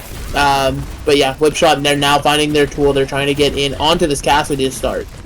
Yeah, Tyler taken frighteningly low by an anti-nade again from Agua. Been absolutely lethal with those, and Cry finishes off the kill. David going down on the opposite side of things, though, does mean that we're at parity here. We have, on both sides, 4 people alive and in the fight. We'll see how much longer that lasts. Corvidae, on the side of Corvidae, Star Platinum here is really peppering around all sides of the fight, trying to build up this next pulse bomb. Has it. We'll see where they decide to place it, on whose head they want it to stick it, suction cup style. Laura does find Perseus, though, so again, Whipshot Warriors, these wars of attrition tend to not favor them. Whenever they can take a fight quick and dirty, that tends to be their bread and butter, but Corvidae has been holding out the longer these fights go on. Yeah, and so now as we're dipping below a minute here, you're seeing Corvidae, they're just getting more and more value from just constantly poking into the backline, doing exactly what they've been doing all match long, which is just sort of, forcing Whipshot Warriors to make some key positioning mistakes here. Now you're seeing they're trying to engage with the Nano Winston, but again, everyone's able to just kite it beautifully. Yep, they just make themselves scarce, get off the out of the way of the angry scientist, and make themselves less of an appealing target to them, hopefully. Greninja does take a massive amount of damage from that anti-nade, of course, a lot of it coming through, as Cry goes in with the rally popped, getting a lot of damage done here on this edge of the fight, but the self-destruct coming through from Greninja doesn't find anybody, and does manage to remech, but only just here. Star Platinum finds Cry on the backside of this. We have a absolutely primal raging Winston on the side of Whipshot Warriors. It's getting pretty messy here. Agua goes down, and that's going to be it. We're here in overtime already, and it turns out that this fight has just absolutely deteriorated on the side of Whipshot Warriors. Corvidae is able to answer this, and just like that, it looks as though they're going to take this whole series in a 2-1 fashion. No need for a sound barrier. Corvidae have done it. Yeah, just absolutely unexpected to say the least here. A lot of people definitely favoring Whipshot Warriors on paper here, but I feel like a lot of the teams that had that first round bye, they definitely rested on their laurels. Meanwhile, teams who had to play yesterday get that first game in. It's almost like an extra scrim if they were able to walk away with a victory. So you're seeing just that level of cohesion exist for Corvidae, and it will allow them to continue to advance in this bracket. Yes, Corvidae have had to fight to get here. They've had to play scrappy. They got that dog in them. That's probably all it takes to get here. But that was some excellent play on both sides. But we really got to see two different, like, major philosophies of play in terms of that dive coming through on either side. You know, where Whipshot Warriors tend to favor, at least on the offense, we're pretty favorable to it, but on the defense, very much so of that anti-dive, whereas Corvidae were just hard dive the entire way. And eventually they broke through, so it turns out pure gumption can sometimes carry you the day as they win in a pretty, again, unexpected but commanding 2-0. You cannot deny the scoreline. As close as the maps were in between, we do have to give Corvidae credit. That was an excellent play by them for both of those maps. And Whipshot Warriors really took it to him. We're sorry to see him go, but Corvidae earned that every inch. Yeah, absolutely. You know, I definitely was, down on them, especially on that defense there, but they managed to pull through in a very creative way and just being able to hold, in such good defensive ways that, you really expect from a team that was willing to adapt, right? We saw multiple hero swaps really trying to find their footing, but I think that venture look, it worked out incredibly well for them, and I want to see them continue to pilot that further into the bracket, especially with tomorrow and stuff, but yeah, just good on them. Whipshot Warriors, listen, you got a whole regular season to figure it out. Nothing to sweat just yet. Yeah, I would not take this loss too harsh, especially with the patch coming in 48 hours ago. Everyone's playing a bit hectic right now. But before we go to a break in between the games, this is the end of this game, but we still have many more to go. We're going to take a look at our bracket here and how things are shaping up for the rest of the games we have for today and tomorrow. So yes, we just had the completion of our B stream here of Whipshot Warriors and Corvidae. We have, so that sends them to the semifinals. Corvidae there. They will face the winner of Brozone versus Fly Out West. That should be a very exciting match there happening on the A stream, I believe, as we speak. And so seeing the victors of those two matches go head-to-head will be a beautiful thing. Absolutely, but taking a look at the schedule here, while that's going on the A stream, we still have one more game here on the B stream. Oro and Grass Blossoms in that B League quarterfinal match to determine who's going to be sitting in that top four, respectfully heading into tomorrow. But believe it or not, this is not the only BPL stream happening right now. You have both our A and C streams that have been, going all weekend long. Amazing prod teams across the board. Looking on the main stream, yeah, Brozone versus Fly Out West, as we said, currently playing out, and then Greasadilla versus Sleepy Kittens will be their last match. Just some great BPL action. And then over on the C stream, I believe they're covering more of the C League games. So if you're a C League enjoyer, that's going to be the stream for you. That's where you want to be. We've kind of divided it up. The A stream gets the A League, the B stream gets the B stream. Like it works out. It makes sense. It makes sense. It just works. Yes, we have so much Overwatch for you, really. Getting to have like these many games to feast your eyes upon, to get to see this much play at this level has been nothing but a delight, and I'm very excited. And this is only the kickoff tournament. We have so much more to go for Season 6 here. I'm excited for it. I can't wait. I can't wait for our next match here. We're going to throw it to a quick break. Megalas and I will be right back. Don't you worry. Get yourself some water. I know I sure will. We'll see you in just a few minutes. Don't go anywhere. Is Illuminous is kind of, he's discorded, he's eating damage for breakfast. Lamps go down, and Illuminous soon after. Amore's going to trade out, but no tank. Is Amore this time putting on the far performance? Looking for Poofa in the backline, but Poofa shuts him down on the Zenyatta. Traded out once again, and it's Fly Out West this time with no heals. This push is going to grind to a halt. Yeah, nothing you can do there with Amore, just absolutely assassinating your backline. Of course, Poofa able to defend themselves, but at the end of the day, it will not be enough. Nacho Man about to get their death shot, definitely not the strongest of ultimates, but in such a open map, it could do a lot for you. Tell him in a little bit of a Pharah 1v1, which has now turned into a 3v1. But all that you can do is Luminous off of the Maga, and now Ramatra definitely giving them better neutral, better capabilities to brawl out Cypher, who will have a very strong Levitic Flux. There's the Flux, is just gonna pull the one, the High Noon, try and buy some time. Luminous barely hanging on. Cypher's gonna eat up the High Noon, walking forward with 800 HP. The beat though coming in from Function to respond, but it's not gonna do enough for Amore as they keep walking forward. Traded out.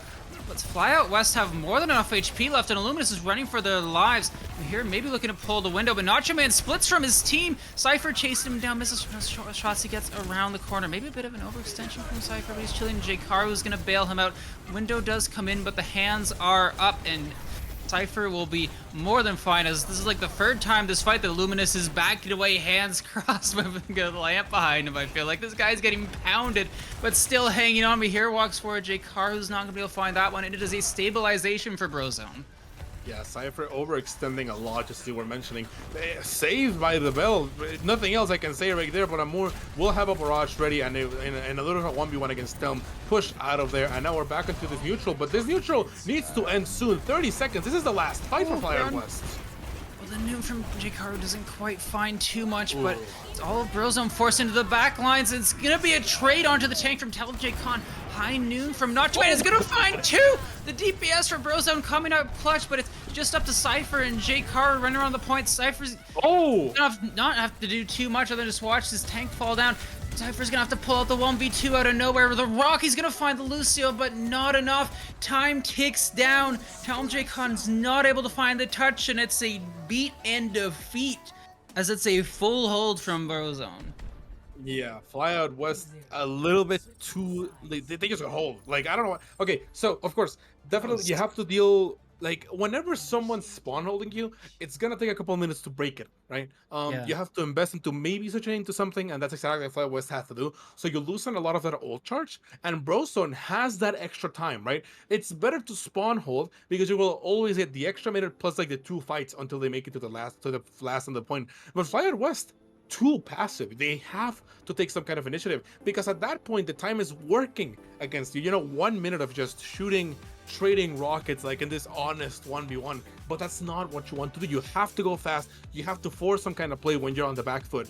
They are not able to do it, and playing passively brings Brozone to a possible match point right here. They're playing the hog. They can definitely play something cheesy. Cypher is on Reinhardt, and we have to remember, on one of their earlier matches, they pulled off a 3 minute and 30 second spawn hold with Cypher on the Reinhardt. So could this be a repeat? Let me see. We'll have to see, and I mean, they are actually crouching to that side of the map, so that should make you fairly happy. Brozone's not going to see this coming, hopefully. Jkaru seems to be walking in, joining in the spawn hole as well. Let's see what Brozone rolls out on, but I mean, it's they should know a spawn camp is coming, and you're kind of forced to go for it. As Cypher swinging for the fences as Live Weaver. I just noticed. Are you guys playing this, guys? Are we playing this? Are we having fun? It looks like we're playing this. All right, it looks like we're playing this. Mr. Jkaru was unloading onto the front line, and Illuminous is getting beat up on his tank pick at the start of a round for the second time this series. No! Amor. He's gonna find that shot, and it is well, hey, what happened to that spawn hold you were talking about there?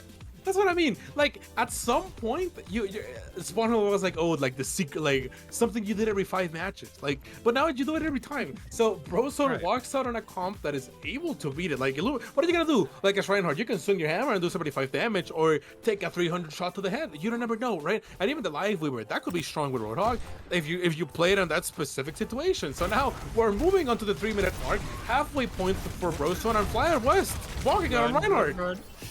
They're gonna plow over Nacho Man. Amor's gonna find one. Shatter finds 2. Mahir pulled out of the way, but Illuminous is gonna not quite be that lucky. Sights popped late from Amor. Staying around a bit too long. Oh my god. And despite the Reinhardt in his face, actually Jkaru is gonna find that one. You know, maybe not the spawn hold, but a hold nonetheless. As Fly Out West, we talk about interesting comps, and they're finally pulling it out. You know, you gotta respect the Rhine double sniper, maybe. I think. Potentially having to respect the Rhine double sniper. I don't know. It's an interesting decision there. As I mean, we still basically haven't talked about what Brozone is on. Is looks like Jkaru putting this push right to a stop. We're gonna have to maybe talk about this comp a bit more. As Cypher has somehow found a swing kill in Nacho Man on his own spawn. Yeah. Can we break that one down? Can you give me a thorough explanation of how Cypher managed to pull that one off? Community tournament magic. Magic. Yeah, we play for fun, and we have fun out here. Jkaru gets a pick on Amor, God knows how, and now, as failed spawn hold is turning into a full hold. Hey, this is a match of all time, and I'm enjoying it. That hook was horrifying, and the fact that it didn't hit is like, what is happening? Well, Cypher, no, he's getting kidnapped. He's getting kidnapped, and Amor is gonna find the kill. Minute 30 left. Mihira's gonna stabilize with the Transcendence. We've got to remember the cart is right around the corner. How did Underdog get over there, man? What is we got a minute happening? left. The cart's right there. It's like 4 ults coming back from Fly Out West, and JKar's gonna hope to give his team the edge before this final maybe fight. And then I guess we're peeking the window with hose, with hose. Sorry. Oh my gosh. What is happening, man? The hook breaks. The Cypher basically just kills themselves going into the room, but now we're moving in. 1 minute is ready. Oh my god, the window is out. Shatter. He's got the shatter. He's gonna pop it. It's gonna, we'll credit that with a kill onto Illuminous. There's 50 seconds left. JKar has found 2. The DPS from Fly Out West, the heroes, holding on. Brozone are gonna have to switch over to not Roadhog, and we're last fight territory for I mean, again, Brozone have a chance to win here, but they're running into a beat from Fly Out West. Yeah, and the beat is going to be strong. There's nothing to really answer it on the side of Brozone, and we almost have a dragon coming in, so I would assume that Fly Out West definitely has the advantage here. But Nachoman is down, and Brozone's slowly going. I don't think they're winning this.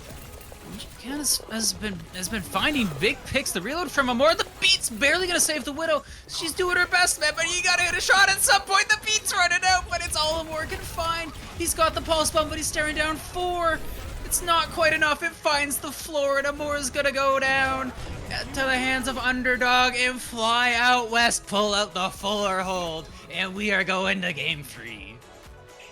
I mean, what is happening, man? I mean, that's an Overwatch game.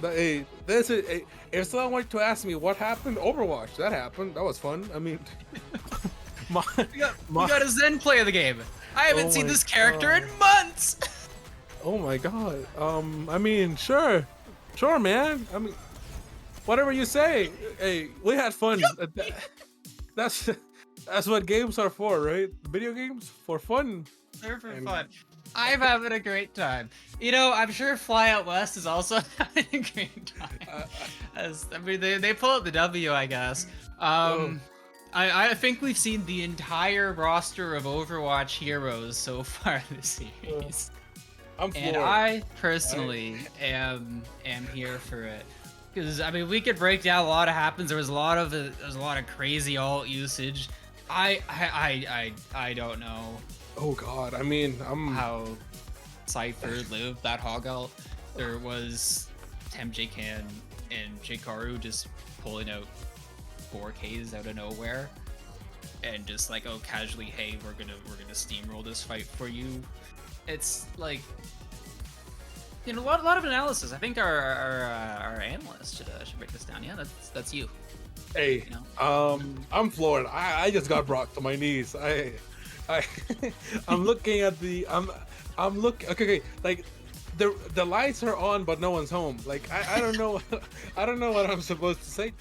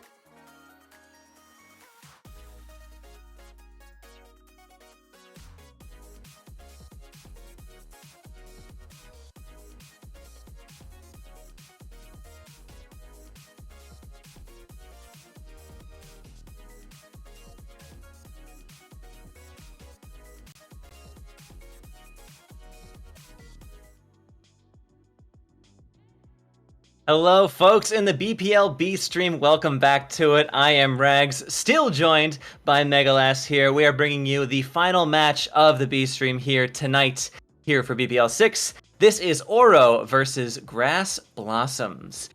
This is at least from what I've heard, a much hyped match, and I'm very excited to get into it. Megalas, how you feeling? Yeah, very hyped up. Both these squads matching up on paper should be a very interesting situation. You got on one side a Teku team with Oru. No, everybody's always hyped for a Teku team, regardless of who ends up on that roster. And then, meanwhile, Grass Blossoms, they had to prove themselves in that round one, but still getting to be here. Got some notable names as well on their side of the screen, so it should absolutely be a fun matchup. Yeah, and we saw with our last match that we just cast between Corvidae and Whipshot Warriors, it can sometimes be those teams who had to fight to get to this second round who might have the edge over the ones who got that bye because, well, to be frank, their branding is just so darn good, which is totally fair. All the Teku teams were just absolutely lights out branding announcements, of course.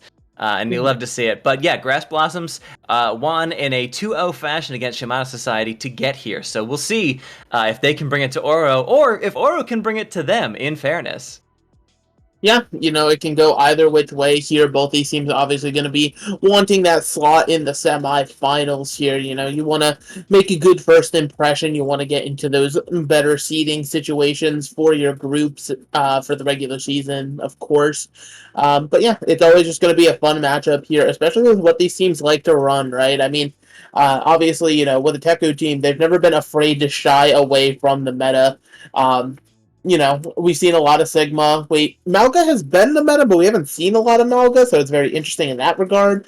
And then there's also been, some very dive here and there as it comes up. But yeah, it's just going to be super, super interesting what these teams end up actually comfortable on and running out with. Because, again, we know that we're going to be starting on Samoa. Yeah, absolutely. And we'll talk about Malga in just a second, but here's our rosters here for everybody to get a glimpse of here. On the side of Oro, we do have, for the tank, we have Teku Gen. Make sure I'm saying that right. Yes, Teku Gen. We have Osiren. We have Parody, Twists, Whispers, Grant Fuddock, and Toxic Trousers for the rounding out the support line there. 3-3 for DPS and support. Pretty well rounded. Yeah, and, a lot of teams, they kind of opted in for that style for their drafts, right? You just have the solo tank and then 3 DPS and 3 supports. That way you can flex around, really relying on a tank-heavy, sort of deadlifty squads. But, Grass Blossoms, they have a bit of a different approach. They have the 2 tanks with Xeno and Magic Otter. Just having Salad and Sky as their DPS line. But, it's... not necessarily the worst thing in the world when you have a reliable DPS line like that can pop off. And then, of course, you have Kothar, Doe-Eye, and Poyo rocking those support roles. And I mean, just overall, again, it's a squad that we know on paper should be very good just from the talent that it possesses, but this will be the first time that we're really getting to see them clash against a really good team. And whichever team ends up coming out of this, they're going to be one to watch all season long. Absolutely. These are names in the BPL scene here. Very excited to see them go head to head. It seems we were talking that we haven't seen, Malga's still meta, and yet we just haven't been seeing so much. A bit of a theory that everyone's just had a sort of agreement that we all said, hey, let's just not do much Malga. How about that? We all just kind of do what else? So there's a Discord server that they all have together. All the teams are talking about it, and they've all agreed. A gentle folks agreement to decide no Malga. We'll see if that gets broken in our last match of the day. But I, for one, love seeing some diversity in the tank role. It's always very nice to see, some dive, some Sigma, plenty of variety, especially after the few months we've had with the metagame so far. Yeah, but, I mean, it depends on what you're talking for that variety, right? Because people are like, we see so much Sigma, and then when we go to dive maps, we see dive. It's like, that's cool, but that's not real variety, right? Because if it's not a dive map, you're just playing Sigma or Malga, right? There's heroes like Zarya, Ramatra, Reinhardt, Orisa, that all sort of still exist that are like waving their hands at the back of the classroom saying, hey, pick me, it's my turn. But it's just, unfortunately, they're not viable in a lot of these situations here, especially with how certain maps just are, right? And I feel like that's something that's becoming more and more prevalent within Overwatch, right? As we go through series, map pick is so vital for what teams end up feeling comfortable to play, right? Because even in this Malga-dominated meta that you're seeing at the pro level, BPL, there are some maps that are just flat out Sigma maps or dive maps because they just can't pilot around the map in the same way. So map pick has just become something that is so much more important here in Overwatch 2, and I'm really excited to see how teams like to get more creative with their strategies. Yeah, absolutely. It's something we touched on at the end of our last match, just before this one, in that because these are shorter series, this is a first to two, a best of three, map pick is even more vital than usual. And in this tournament, it becomes a lot more punishing and a lot less unforgiving for teams who either make a mispick or somehow don't bring the right comp to the map in question. So yeah, as you were saying, getting that decision there, being able to, lay down the law as to which map we go to, and cannot be overstated how important that is for our teams here.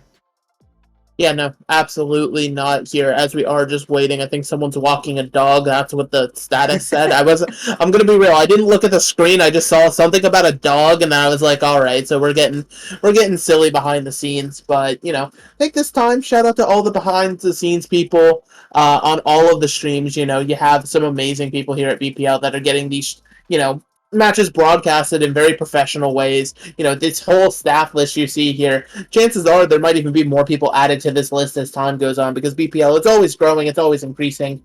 And it's just such a great thing, right?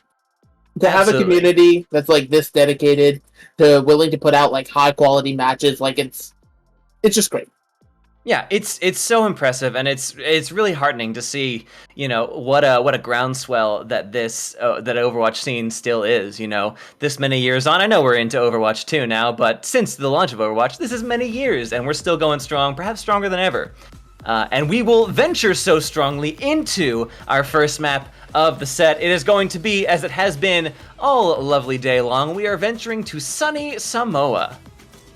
Yep, that's, with this little preset map pool we have here for the kickoff tournament, quarterfinals just means that you're starting on Samoa. That's why you've seen so much Samoa today, regardless of which stream you go to. But, Samoa, it's a very interesting KOF map, just out of all of the ones available in the game, right? It always has lent itself to whatever the meta is at the time. Meanwhile, it feels like there is options for, getting a little bit creative if teams really feel like it at the time, right? There's random little high grounds here, especially as you're seeing, starting on Volcano, that teams really just, you have a little bit of high ground up on that left side, you have this low ground, the jump pad in the middle, everybody gets a little bit creative with it, but if there was a gentleman's agreement, people were shaking hands, I think that agreement has been broken here. Grass Blossoms, they're on the standard Malga version of the composition. Meanwhile, Oro, they're going to be piloting the Sigma, but it's going to have the Ashe in tow here as a lot of that poke damage to really try to mitigate not just the Pharah, but just everything on Grass Blossoms to slow them down. Yeah, absolutely. We don't usually see Ashe on this particular stage of the map as close as this one tends to play here on Volcano. But if they can get the job done, I am always here for it. We have the Malga with the brand new Port de Pai skin. Fantastic. Everyone loved that. Happy to see him in his true colors, as it were. But yeah, with Grass Blossoms getting some early picks there, they are going to take the point cap. Well, Oro did have an early take of 7%. It's not going to mean much in the grand scheme of things, at least at this point. That could very much come back around to bite them in the end, but Grass Blossoms have more than exceeded that at this point, launching themselves all the way into double digits of percentage. Yeah, and Grass Blossoms, they played that first fight beautifully, being able to surge forward in a very aggressive manner, and just, again, taking the tempo, not allowing Oro to set up with this long-range hit scan, the Ashe or the Sigma, and that's just how you have to play it with the Malga, right? You're fast-paced, you're constantly being the ones that go aggressive, set the tempo. Yeah, Oro wants to poke, they want to take their time, but you cannot when you are playing against the Malga, the Cassidy, the Pharah, everything else supporting them. They are just going to run onto your face, stomp on it with a smile. So as we continue ticking up here, another fight win for Grass Blossom. Xeno putting in some serious work here on the backside of this fight.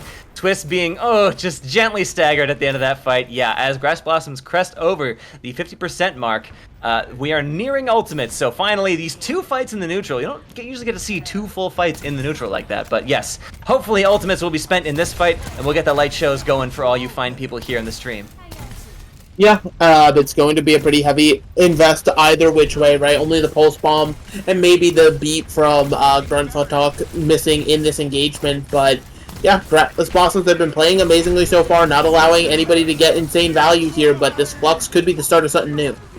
Yeah, absolutely. Though as Tekugen goes up, that means the Cowboy comes out and Sky brings him down. Xeno doing the finishing blow there, but we know who really was doing it.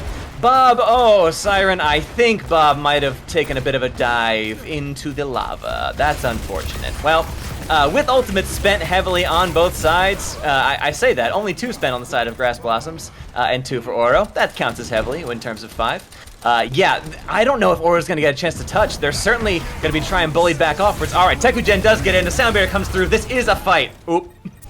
Tekugen bounces right down. Yeah, it's just interesting here. It's just going to all be cleanup in this last engagement. Oro, they just couldn't find their footing in this round. Yeah, and not very much not with the bang, but with the whimper. Oro sort of falls by the wayside at the end of this first round here on Samoa. Grass Blossoms only allowed that initial 7 and said, the rest is ours. Thanks very much. Yeah, and Oro, I feel like there's got to be some swaps, right? You know, playing the poke isn't necessarily what the issue was there.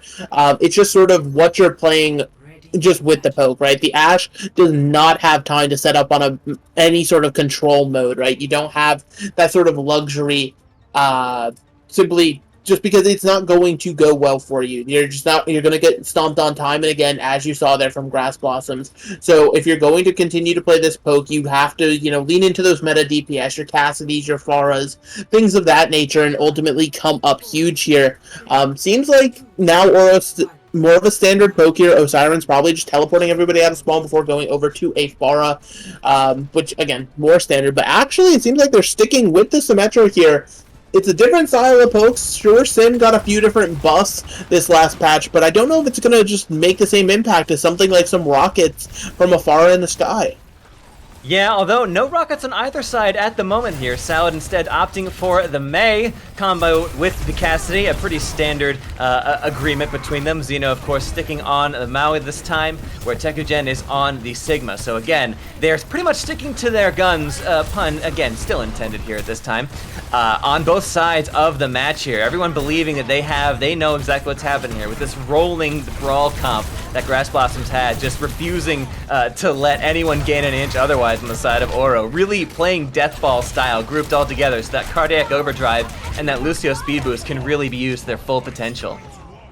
Yeah, Sky's going to fall, but ultimately Grass Blossoms, they will have this one with all the other picks going their way here. And, the idea of the Symmetra here is super interesting, right? Because it's to punish the Malga, right? You hold the beam on him, you charge up that damage, make it so the Malga definitely feels the pressure.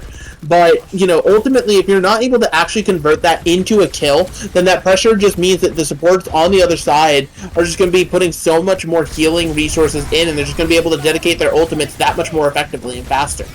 Absolutely. Though that being said, Osiren is the first of our DPS players to come up with an ultimate, so the barrier goes up right in the middle of the point there, but a different sort of barrier is answered on the other side as we are spending ultimates now, my friends. Everyone's got them, everyone use them, let's go. See who dies, and when the dust clears, sound off who's not dead. Twist gets Poyo out of there, so that is the lion's share of healing gone from Grass Blossoms. Sky goes down for the trouble, but Twist is answered for as Osiren takes down Salad. It's messy, but it looks like Oro finally got the job done, as one last egress here from Xeno does not amount to much, and Delay goes down again for their trouble. 52% on the board for Grass Blossoms as Oro find their footing. Yeah, they find their footing, but they had to invest quite a bit. It was ultimate traded either which way, so ultimately they've definitely feeling some level of safety in it. But the biggest thing I'm worried about for this next fight is Salad with this May Blossom, right? I feel like it's going to force the Sound Barrier from Grunt Footalk, but even then, Sound Barrier, it's not a guarantee to live through Blossom if the target is there. Just really stuck inside of it, unable to move. So this is something that you're going to want to watch heading into this fight from Grass Blossoms. Yeah, and on Control, this above all map types is one you have to really watch out for being locked in place because, hey, the objective is going to tick up whether you're there or not. Yep, with Whispers going immediately down. Ooh, a tricky bit of tech there was jumped in the air and I believe frozen just above the immortality field and therefore was able to be killed slightly before it. I don't know, I could be wrong about that, but that looked like a little bit of a Mario jump from Whispers. Very much did not go well for them in the end. No, it did not. And so now Oro, they have to find their response heading into this next fight. They held on to the sound barrier, which is going to be crucial with the cage fight that Xeno has online here. But really, it's just going to be about this poke war once again. Osiren has to get in on the Symmetra and find the value to actually force Grass Blossoms to take a moment and take a breath here, as you're seeing them now try to teleport onto Poyo. Yeah, but Grass Blossoms have now gotten wise to this. That teleporter does not end up doing for much, and in fact, the only one to go through it was Osiren. You know, sometimes you might see those plays come through with the tank and the rest of the team bundled in, but no, Grass Blossoms take everyone down. Oh, blitz through them, brutal stuff from the side of Xeno, spending ultimates at the end of it as if they need them. Tekugen goes for the flux, but it looks like that's gonna be all she wrote. Brutal stuff out of Grass Blossoms, really committing everything to this fight and really enforcing their will on Oro as they take in 2 pretty commanding rounds Samoa. Yeah, and they take it, as you said, it was most definitely in their favor the majority of the time. They're playing that meta to absolute perfection. Oro, both times, you know, they're just off meta by a little bit. They're playing the Ashe on the first round, the Symmetra here, and don't get me wrong, Osiren, you had some flashy plays, but there's a reason these certain DPS that are just in the meta right now, right? Having something like a Pharah, a Cassidy consistently doing damage, reigning in, you know, time and again with either those consistent headshots or just those rockets on a completely grouped up composition. It's where the value is found always for these heroes. So if you're going to go forward, if you're Oro, I think that's going to be one of the first things that you want to clean up with, because I know Osiren as a player, I've played with him before, he very much likes to be like, I'm just going to pick this. Even if it's like an actual match, I'm going to pick this. I feel confident on this in the moment. Sure, that can work out if you're, you know, really, really, really, really, really good. But unfortunately, that just wasn't the case here on this first map. Yeah, and as much as I'd like to lay the blame at the foot of the patch itself from 2 days ago, the only real character, the only real hero of that comp that Grass Blossoms was running that was altered at all is Cassidy. And Cassidy was meta before and is just still meta now. It is, and this, again, might not be too tinfoily of me, but I think really having that first game yesterday does lead a lot of these teams to having a stronger grasp of what is, you know, whether or not it's the meta, but what is being played and what's effective right now, getting a real solid handle on how they want to open things up, and it's really come up roses for Grass Blossoms. Yeah, it's come up in just such a great way for them here. Oro now going to get a chance to respond, though, with their pick of the escort maps. And, you know, we've talked about it. We've seen a lot of Dorado picked because teams have been just sort of willing to throw a wrench in the plan, saying, guys, let's just pivot to dive. It's completely different from what everybody else is doing. But, you know, the best teams and what we've seen so far is everyone's willing to play dive, right? They're willing to sort of come into that matchup in a very headstrong way. But, you know, it is just going to ultimately come down to what Oro are feeling in the moment here. And it seems like that pick has officially come through, and it is not Dorado. No dive in sight. We are heading to Shambali Monastery. All right, that's exciting. Glad to see some Shambali today. We do have a couple of swaps coming in. We have Grunt is going to be out of it, and we have Toxic Trousers going in on the side of Oro. And then we also have Kothar coming in for Poyo on the side of Grass Blossom. So a couple swaps, one on either side here. This is making sure that everybody gets a chance to play. That's, I believe, one of the requirements here now for BPL 6. Yep.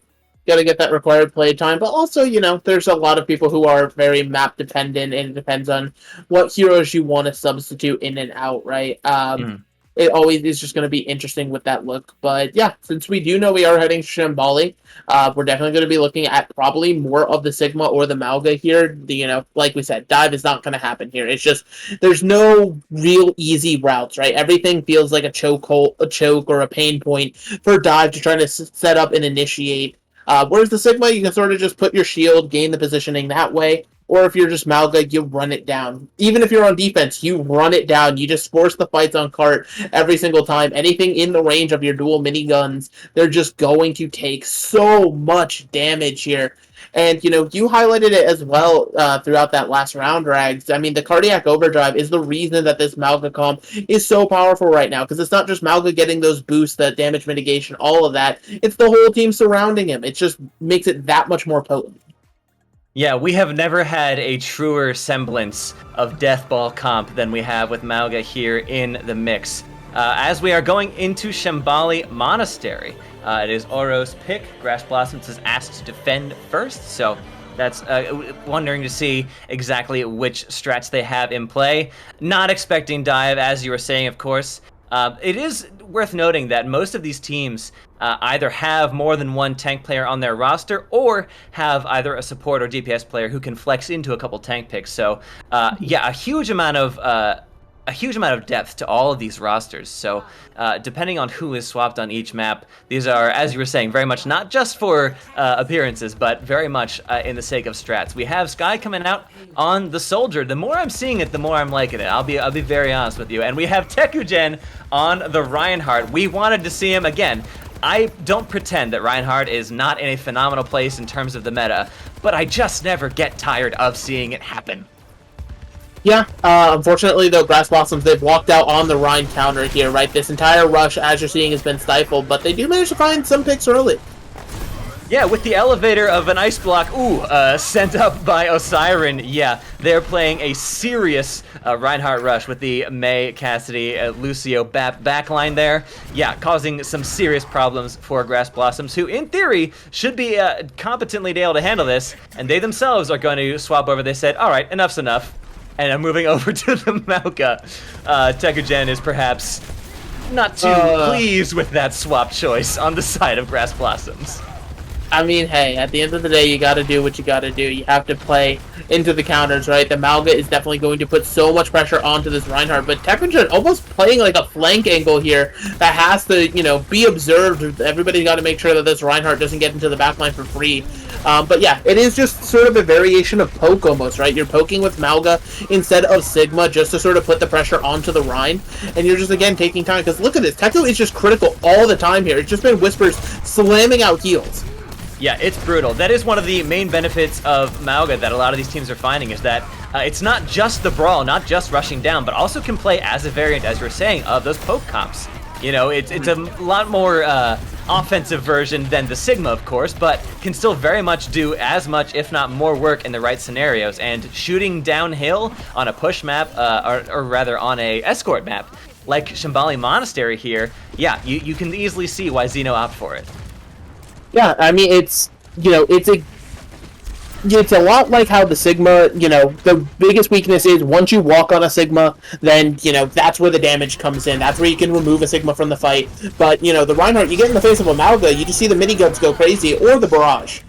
Yeah, or the Barrage. Yeah, so as Aura was held at the pass here, they try to go through that run on the side there and just get absolutely obliterated. Only one went down to Salad's Barrage, but everyone was critical after that, and they had to run for the hills, or rather the valleys at the bottom of these hills here at Shambali, as Grass Blossom set themselves up in a comfortable position. Remember, as close as Oro got to the objective, this is almost a worse position for them to be in. It would have been better if maybe the objective hadn't gotten as far so they could have that cart to play around on this rise here. But as it is, they have to make this entire run up essentially being free-fired on by Grass Blossoms with only the shield of Tekugen to keep them safe. Yeah, and so now with the fight already breaking out, yeah, a massive shatter does lay out most of the team, and huge ultimate spent on both sides. Kills happening either way, but mostly on the side of Grass Blossoms. We have entered the sub 1 minute territory, and as much fun as it has been to watch Oro play this comp into it, they are just not getting the work done they need to. And Osiren, you hate to see it. A bit of a stagger here onto the May, and not a bit. It's a lot of one. Yeah, don't even give them the benefit of the self-kill there. Xeno says, no, I'll take that ult charge, thank you. Already have ultimate, but I'll take it. Yeah, but, heading in towards final fight territory here, Osiren over to the Tracer now to make sure a touch comes through. Tekugen's now onto the Orisa here. I actually do like the Orisa a lot because there was, during all of the Orisa changes, there was a buff a few patches back that made her good specifically against Malga, where those critical hits couldn't come through even if she was burning during Fortify. So it could be a good little angle here if Tekugen's able to live. Yeah, that sound barrier is much needed support for them on that side. As 2 go down for Grass Blossoms, you have to imagine this finally cracked point A wide open. Sky is just contending barely on the high ground with this angry Orisa down on the point here. And yeah, just at the 11th hour, Oro was finally able to take point A. It took some swaps, but they got there and have extended their lives by 2 and 20 seconds here to make it to point B. Yeah, and so now getting a revitalized time bank is exactly what you want to see here. If you're Oro, right, finally being able to answer back, and they have some solid tools to work with, right, getting closer and closer to that Terra Surge. But Grass Blossoms on their defense, they're already set up. You're seeing Salad having another barrage here, just sort of poking from this window, waiting for the go button from the rest of the team.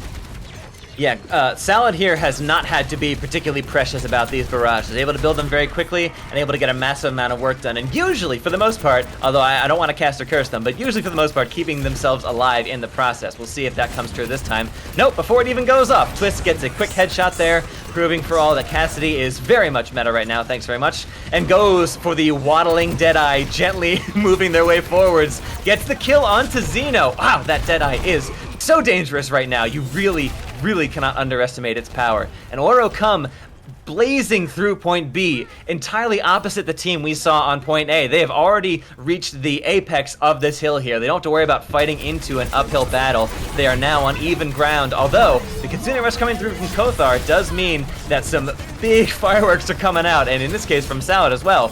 But I don't think it's going to be enough. Oro push on through. Yeah, and now with this checkpoint secure, they're going to be able to keep it going into point C. After almost being stalled out, this Orisa pick has definitely been paying dividends, especially with the Cassidy in tow here.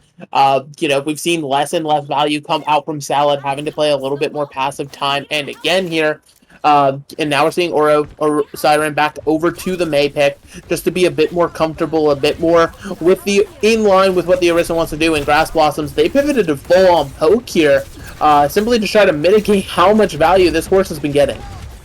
Yeah, they have had to fully swap to counter the Orisa, and we'll see if it actually does manage to pay off. Everyone else is mostly comfortable as it is. Salad is now here on the Sojourn, who, as most have agreed, has had a bit of a strong nerf here in the latest patch from 2 days ago, but still present, though not present enough anymore, as Twist does answer back keenly onto Salad and Kothar.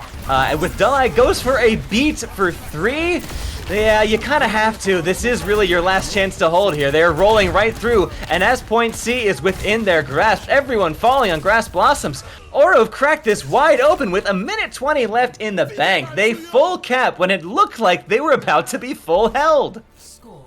And again, just being able to shut down that Mauga comp, because, the pivoting from Rhine to Orisa, right? It's so much different if they had gone Sigma, right? Because obviously Sigma, you play more of that poke style, you take advantage of teams that way. But when you go to the Orisa, it still changes how much you have to play Mauga in that situation. Because as we highlighted, they were playing it in a very pokey style. You waited for the Rhine to close the distance, then you just sort of fired into the shield until the shield no longer existed, and that sort of worked out for you every single time.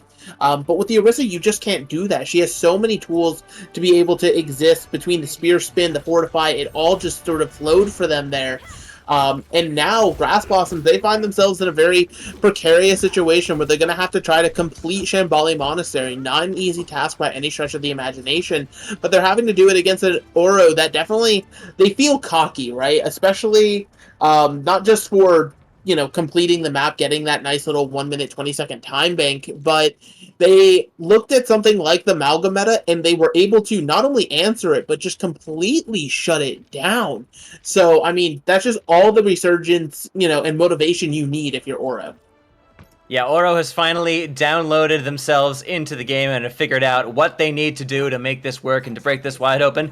Grass Blossoms, again, a bit of a peek from the window here. I wouldn't expect that. Well, it definitely won't last now, as they were surprised to see Oro waiting for them at the spawn doors to greet them and lovingly send them just a few steps backwards into it. Xeno coming out here first on the Winston. They're trying to play, and Salad has moved to the Bastion to break the spawn hold here. Nope, back to the Echo. We've made some choices. Nope, back to the Bastion. I am getting whiplash here, please. That was our last team in the last match, but here we go. Salad trying to break this wide open, if at all they can, and I'm just going to stop saying what hero they're playing because it's just gone back and forth 5 times in the past 10 seconds. Kothar gets 2, and so with that, it feels like Grass Blossoms can finally take a step out their front door, though I say that, Tekujin's still alive and still collecting names and bodies, as it seems. Yeah, but ultimately the spawn hold finally going to get broken here after burning a minute off the clock. And, you saw Salad trying to do a little bit of spawn tech there, right? You go Bastion, you use the turret form, go back into spawn, reset the cooldown by swapping heroes, just to sort of, again, use that turret form to break the spawn hold. You're seeing it more and more across all of our escort maps, more of those spawn holds try to come out from teams getting a little bit creative. Speaking of creativity, Osiren has decided that this dive will not stand over to the Torbjorn, trying to make it so that there's just no value here, but the turret already missing from this engagement. Yeah, I very much respect the Torb pick. I do not know if it's going to work in the long run, certainly not in the short run. So yeah, with that, Grass Blossoms, they are running low, but Oro is more running out of bodies to throw at the payload itself. So Grass Blossoms is going to be able to force their way heading forward here a bit. They still have a tricky, slippery Lucio here on the point. Does miss the Javelin toss. Toxic Trouser eventually does go down, although we have Tekugen back into it. Not for long. All right, so Grass Blossoms finally can make their way up this rise. They have not had to spend a single ultimate of the 2 they have banked and the 5 they're about to have on the board here, crucially, Megalast. So I will look forward to seeing this fight open in fantastic and extraordinary fashion. Xeno goes in with a heavy dive onto the high ground here and doesn't really get anything for their trouble. Does manage to drag Osiren down with him, though. Yeah, and so now it's just going to be cleanup here for Grass Blossoms as they finally get some momentum going. This dive, it's really working out well for them here. I would be expecting Oro to make some wholesale switches because, it's just sort of the counter game that they have going on. Over to the Junker Queen, very interesting adaptation here to try to counter dive. Osiren definitely feeling like a deer in headlights at this point, sort of just going between heroes, trying to figure out what exactly is going to make sense here for these engagements, but the Junker Queen means that you're going to want to play fast, you're going to want to get onto the back line here, and that's going to be super easier said than done. Yeah, very much so. Now, in these tight quarters, she can get a lot done, the Junker Queen can. Twist does get onto Kothar, which does mean that all of that Kiriko utility is now out of the fight, of course. Xeno answers back onto Whispers, though. This fight is very much still in contention. These tanks here are having a duel at the top of the ramp here, though Xeno, at essentially 20 health, has to back all the way off there and hit themselves back to the bottom of the ramp here as Oro stabilizes a little bit. I don't think they're breathing easy, but they definitely at least can breathe to some degree. Yeah, but that breathing may be short-lived here as, again, it's just going to be a full re-engage here at this little corner. Both teams still trying to build towards their ultimate. Sky having this Pulse Bomb on live could be the determining factor here all the way around on this flank. Yeah, they are looking for a place to land this, a head on which to stick it. We'll see if that comes true, though. With Toxic Trouser down, and 2 answered on the side of Grass Blossoms going down, that does mean that they're going to have to fall back here a bit and try once again back to the drawing board. Sky spent that Pulse Bomb somewhere. Don't think it really got much value for it, unfortunately.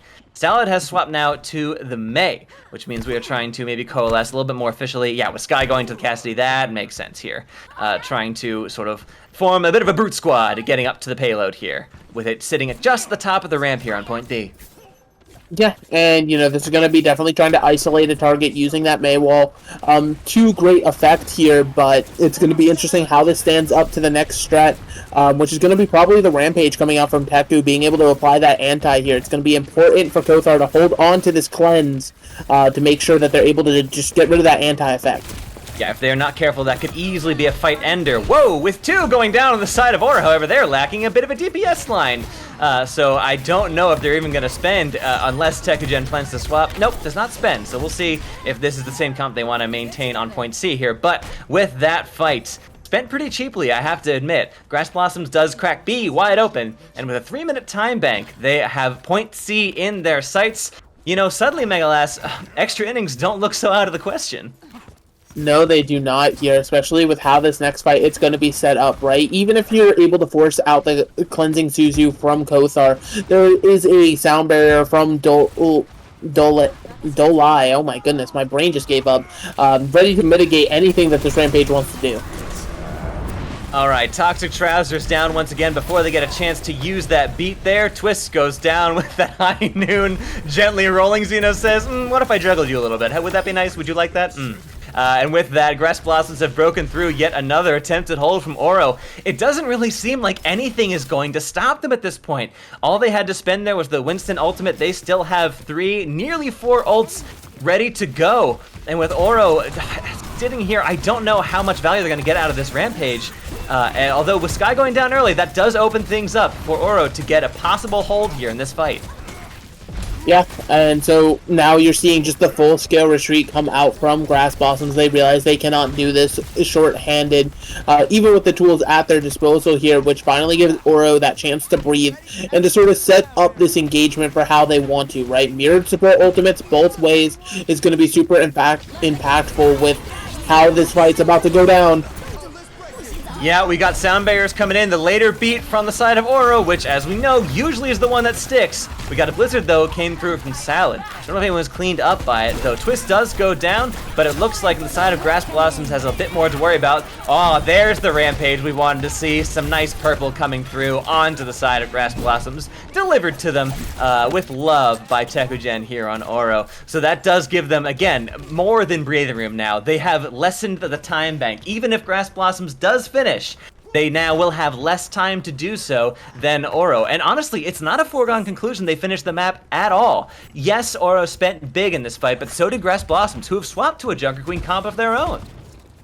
Yeah, now trying to mirror the Junker Queen heading into this fight. No tools for either side. The closest thing is going to be Twist with that Deadeye coming up closer and closer here. So this is going to be a pick-based fight as you're seeing the rest of Oro. They're playing defensively far back on this high ground. Some pure honorable neutral Overwatch. You do love to see it. Everyone falling low on the side of Grass Blossoms, though, taking a lot of damage here with the high ground being traded over to Oro. They really have those sight lines on everybody. Twist goes through with the Deadeye. Doesn't really get anything for their trouble. Salad does find Osiren, though, which does open things up for Grass Blossoms to hopefully push a bit forward without that far pressure beating down on the backs of their necks. Tekugen and Xeno jockeying for position here on the objective. Toxic Trousers falling so low, Twist the same. Everyone's low on the side of Oro. Grass Blossoms, they get a kill onto Tekugen, and with that, that's got to be it. They have to be sailing here, clean and home, in overtime, but I believe they are about to finish this map. Whew. That was a hard-fought victory. And again, it's not over yet, but they have a minute on the clock. They have the chance. Yeah, but it's, easier said than done, right? You have a minute in a situation where you really don't know what you're about to run into, right? Oro, they've been showing to be such a flexible team. Grass Blossom's been slow to adapt to them throughout the course of this matchup here on Shambali, but they have been able to adapt when it comes down to these clutch situations when they realize that they just have to go for it. So it's just going to be interesting to say the least how this one ends up breaking down here. And if you're Oro, right, you have to make sure that you get a good early stop on this payload. You can't let too much progress slip away from you because 2 minutes 20 seconds, it sounds like a massive time bank. But realistically, compared to the 1 minute that Grass Blossoms have, it's only going to guarantee you probably 1-2 extra fights depending on how they go. That being said, Oro, they're on a very interesting spawn hold strategy. The Roadhog is here.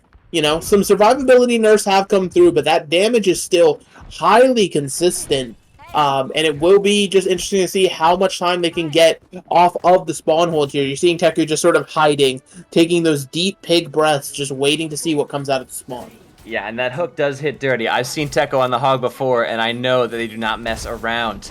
Now, Grass Blossoms, with their traditional adaptable style here, they've gone onto the Ramatra, hoping to sort of just bowl the cart forward here, having Ramatra be the focal point here. But as we've been talking about how adaptable they are, with 1 minute in the bank, now down to 40 seconds, they don't really have time to afford to adapt to whatever strategy Oro's brought out to them. Trades happening on either side favors the defenders here far more than the offense. With the turret finally going down, a little bit of pressure has been alleviated from the side of Oro onto Grass Blossoms, but it's not pretty. No, it's not, as there's just more cleanup here, and that's the beautiful thing, right? In an overtime situation, Grass Blossom is going to be stuck on this composition, whereas Oro, they can choose to adapt right now, really before an ult fight can break out, right? Of course, Grass Blossoms is hoping this goes long, because now that they haven't made any swaps, they're going to have a massive ult advantage here, heading into this, overtime engagement. You're seeing the Winston, the Ana here. It's going to be a very heavy dive, trying to burst down onto this backline. Yeah, Oro have made their bed. They are trying to lie in it at this point. They are essentially determined that Grass Blossoms will not cap point A here, so they've gone for this dive here, counter to what Grass Blossoms is running, trying to bully them off the point. If not by brute force, then by technical skill, whatever it takes. Tekugen is in overtime. Wick is now ticking down. Tekugen falling very low. Has to be kept up by Whispers, who's also at a sliver of health. Really, who can keep anyone else alive? But Xeno going down first spells disaster for Grass Blossoms. As far as they've been able to push to the top of this hill, that's as far as they're going to get. And Oro have their win condition. Yes, indeed. It's just point A that they have to worry about here, but, that's so much easier said than done. Grass Blossoms, they can definitely pull off a defense here. It's going to be a tall ask. It would be a tall ask of any team, to guarantee a point A hold, but that's what they have to hold out for at this moment here. Didn't even really round the corner, so it's just the top of this second hill is all that Oro needs to send us into that map 3. But Grass Blossoms, it's going to be interesting what they choose to roll out here for their defense, right? They could try to do some spawn hold shenanigans, knowing that it won't work out guaranteed for them. But at least for the time being, they want to play the Malga. They're going to play it with the Cassidy, the May. They're really going to be sticking it to the spawn hold like we were just talking about. Meanwhile, Oro, they can flex around in their spawn a little bit. They have time. Twist could get a cheeky pick on the Widowmaker. But really, they have so many options, right? We've seen that the Orisa can counter the Malga. We've seen that, Teku can go Malga for himself. It just comes down to what they're feeling in the moment and how quickly they can adapt to what they see from Grass Blossoms. Yeah, though I'm sure Grass Blossoms are keeping in the back of their head that it took Oro the full 4 minutes to cap point A the first time, so all they have to do is just gently massage down what is functionally half that time bank here. Some early scouting from Osiren here on the Sombra, try and get a good idea and maybe even a hack out to take out some of the more fragile or more technical members on the side of Grass Blossoms to break this spawn hold that they surely must know was going to happen in any case. Osiren goes down though, and the spawn hold has just become that much more effective already. We have burned only 30 seconds off the clock so far, but that's, 30 seconds times a little bit less than 5 is all we had to start here, so you do the math. We don't have a whole lot more rope with which to work here, so Oro really needs to figure this out. So coming out here on the Bastion, playing that little, as you were mentioning here, that cheeky spawn swap to break the spawn hold here. That Bastion form coming further out than we might expect though, deciding, hey, if it's gonna work, we just run with it. Tekugen on the Orisa as well, really sticking with where they found their success on the original offense there. Yeah, as Kothor gets bullied into the corner there, Oro has finally broken the spawn hold, and even with Tekugen going down, it should be expected, although I say that, Whispers falls as well. Okay, yes, finally, it's messy, it's never clean, but they are getting this cart rolling. Yeah, and so now this next fight is going to be a crucial one to dictate the rest of the map here. Grass Blossoms, they have an ult advantage, but how much do they have to invest to win this fight, right? If they have to overcommit, say, 3 or 4 potential ultimates here, it could allow Oro to come back into a final fight situation. They have enough time for that, right? But we are entering what would be final fight if Oro can manage to come up with a nice little win here, as there's only so much more payload progress to go. Yep, if they are going to lose this fight, they better do so quickly, because that'll be all they get. With this Blizzard here, that is an effective way to wipe everybody out, but unfortunately not effective enough when Tekugen on this Orisa is just causing every problem that Grass Blossoms cannot handle. And with those kills, it's a bit answered either way. Osiren goes for the artillery strike. I have not had to say the name of that ultimate in quite a long time. But yes, goes for the artillery strike, does get kills. And with that, it seems like even Grass Blossom's not going to get a chance to touch. It looks like Oro has done it. They have broken through. Not quite. Xeno does manage to get the touch on the objective here. With Sky going for the Deadeye, does get Toxic Trousers, falls to it. Everyone else on the side of Oro is low, but they are getting kills. They are cleaning it up. And with that, it looks as though they have done it. They have wiped everyone else off the objective. Oro has won. We are going, Megalast, to a map 3. A map 3, I mean, Taku typing raw like some sort of hero that occurred there. I mean, congrats. You beat down on the Malga meta in a pretty effective way. So, hats off to Oro for being able to bounce back after, a pretty disastrous map 1 here. But now the question becomes, right, we're heading on over to push. It's going to be Grass Blossoms who have their choice of map for wherever we want to go. And with how much variation we've seen both of these teams play across the course of that Shambali, I don't know if there is necessarily a guaranteed pick for Grass Blossoms, right? There's not somewhere you could be like, oh, we could just play this composition against them. They can't answer it. Both these teams, they've just shown their flexibility, and it just comes down to, how much can they really actually match up. Yeah, and as much variety as we can have within the push maps themselves, they are still push at the end of the day. There are certain comp types that have tended to work more effectively on push, so we'll see. We've been seeing a vast amount of Colosseo today, and it's no wonder everyone's very excited about the changes to the map itself. And it looks wonderful. Absolutely, everyone's happy to be back in Rome. But yes, I would not be surprised to head back there, especially with the way that Grass Blossoms has been running. We would certainly see them, trying to maintain this more meta pick there, but Oro being able to break it, I don't know. Is that going to shake their confidence a bit in the, sustainability of these meta comps, or are they going to stick to their guns, both miniguns as a matter of course, and just stay the course, keep on scratching until the morning light comes?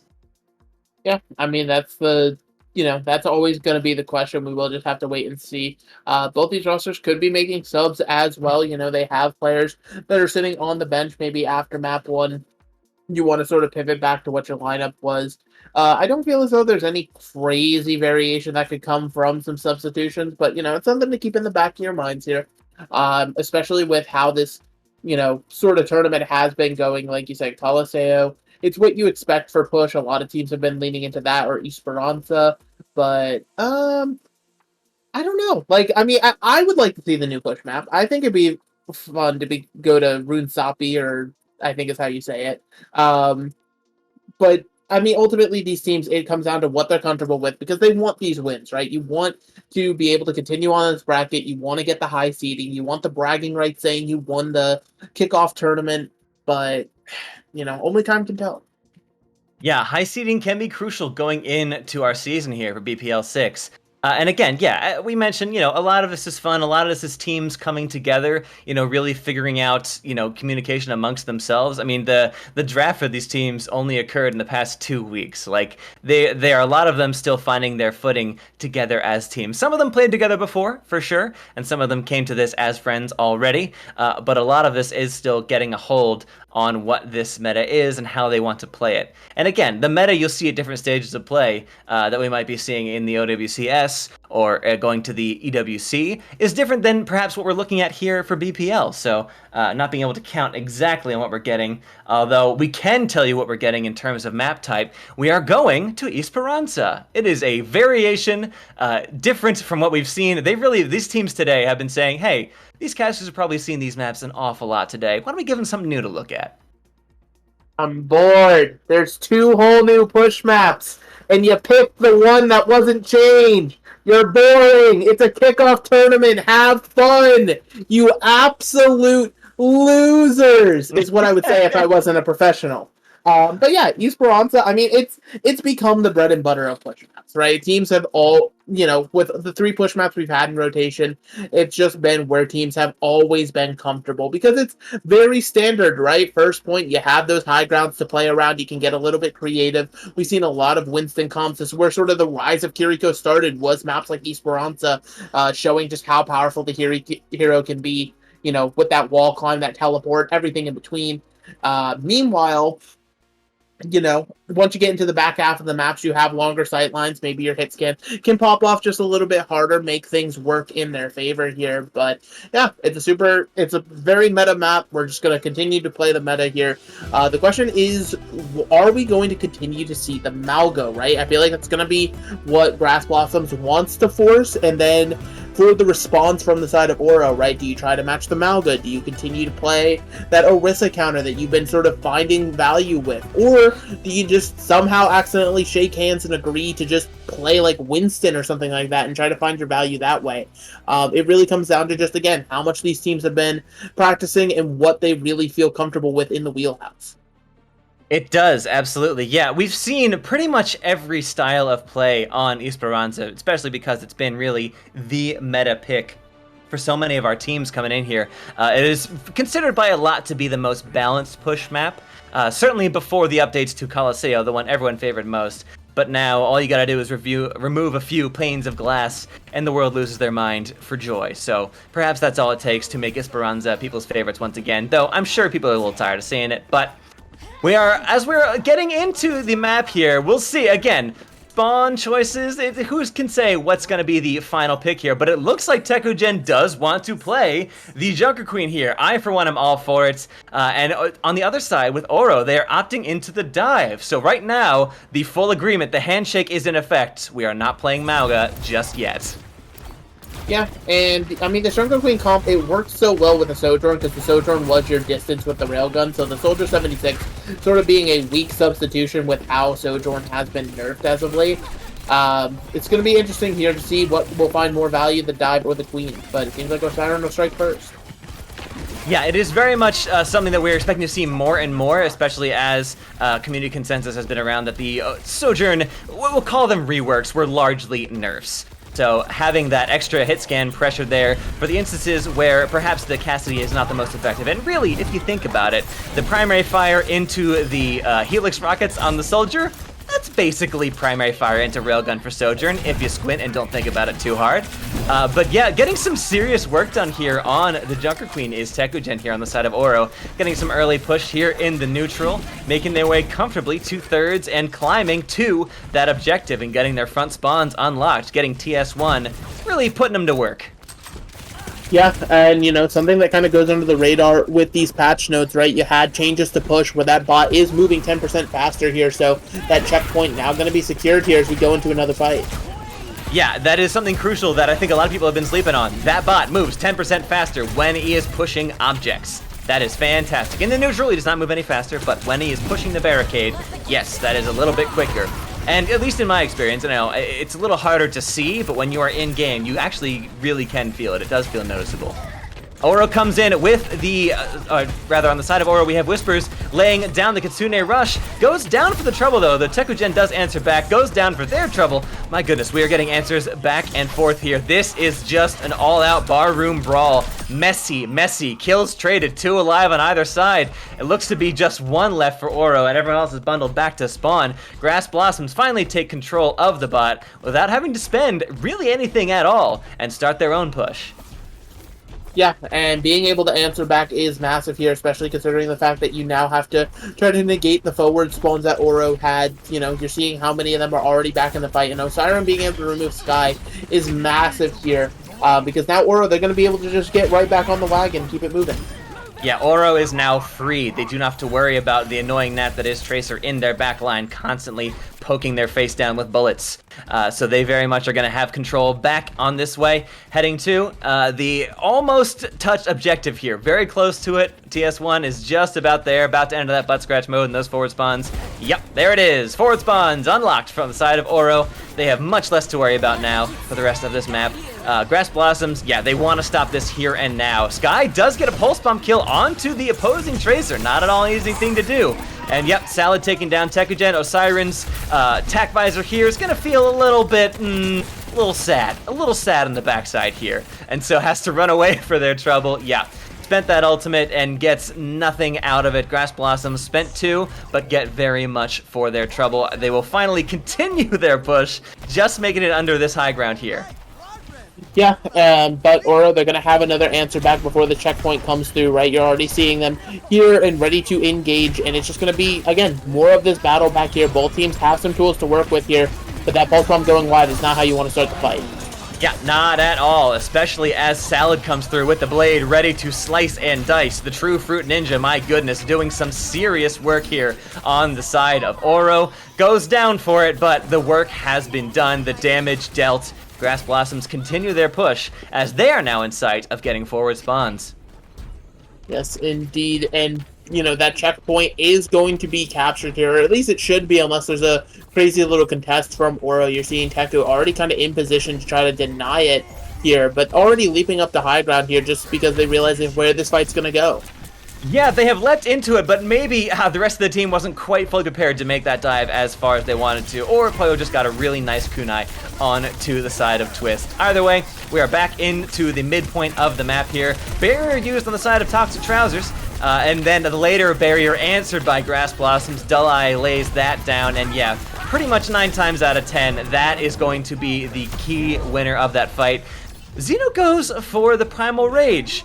I might argue not as super necessary ultimate to be spent in that fight, but hey, if it seals the deal and gets them capped, anything is really worth it. As much as you gotta spend, that's a blank check. Yeah, and so now the question from Oro is, right, do you throw yourselves at the bot to try to hold on to your lead for the time being, or do you have to try to back up? And let's be honest, from the Oro we've been seeing all game so far, they're going to jump right into it. They're going to dive right in and take this head on. And it turns out to actually come up roses for them. They get all the kills in the world. Twist doing some serious work here. That Kitsune rush, speeding everybody up to Mach 12. And Grass Blossoms crumple under the pressure. Still just out of reach of that forward spawn and that checkpoint. Yeah, and, you know, Whisper's Kitsune Rush, like you said, massive there in keeping Tekogen alive. And now this bot moving forward to the other side of the map, but Grass Blossoms, they have their own forward spawns. They're going to be able to engage rather quickly here into another neutral fight underneath this bridge. But it's just everybody just sort of waiting for positioning in this pick. It's got to come from somewhere. I'm starting to look towards the Tracers.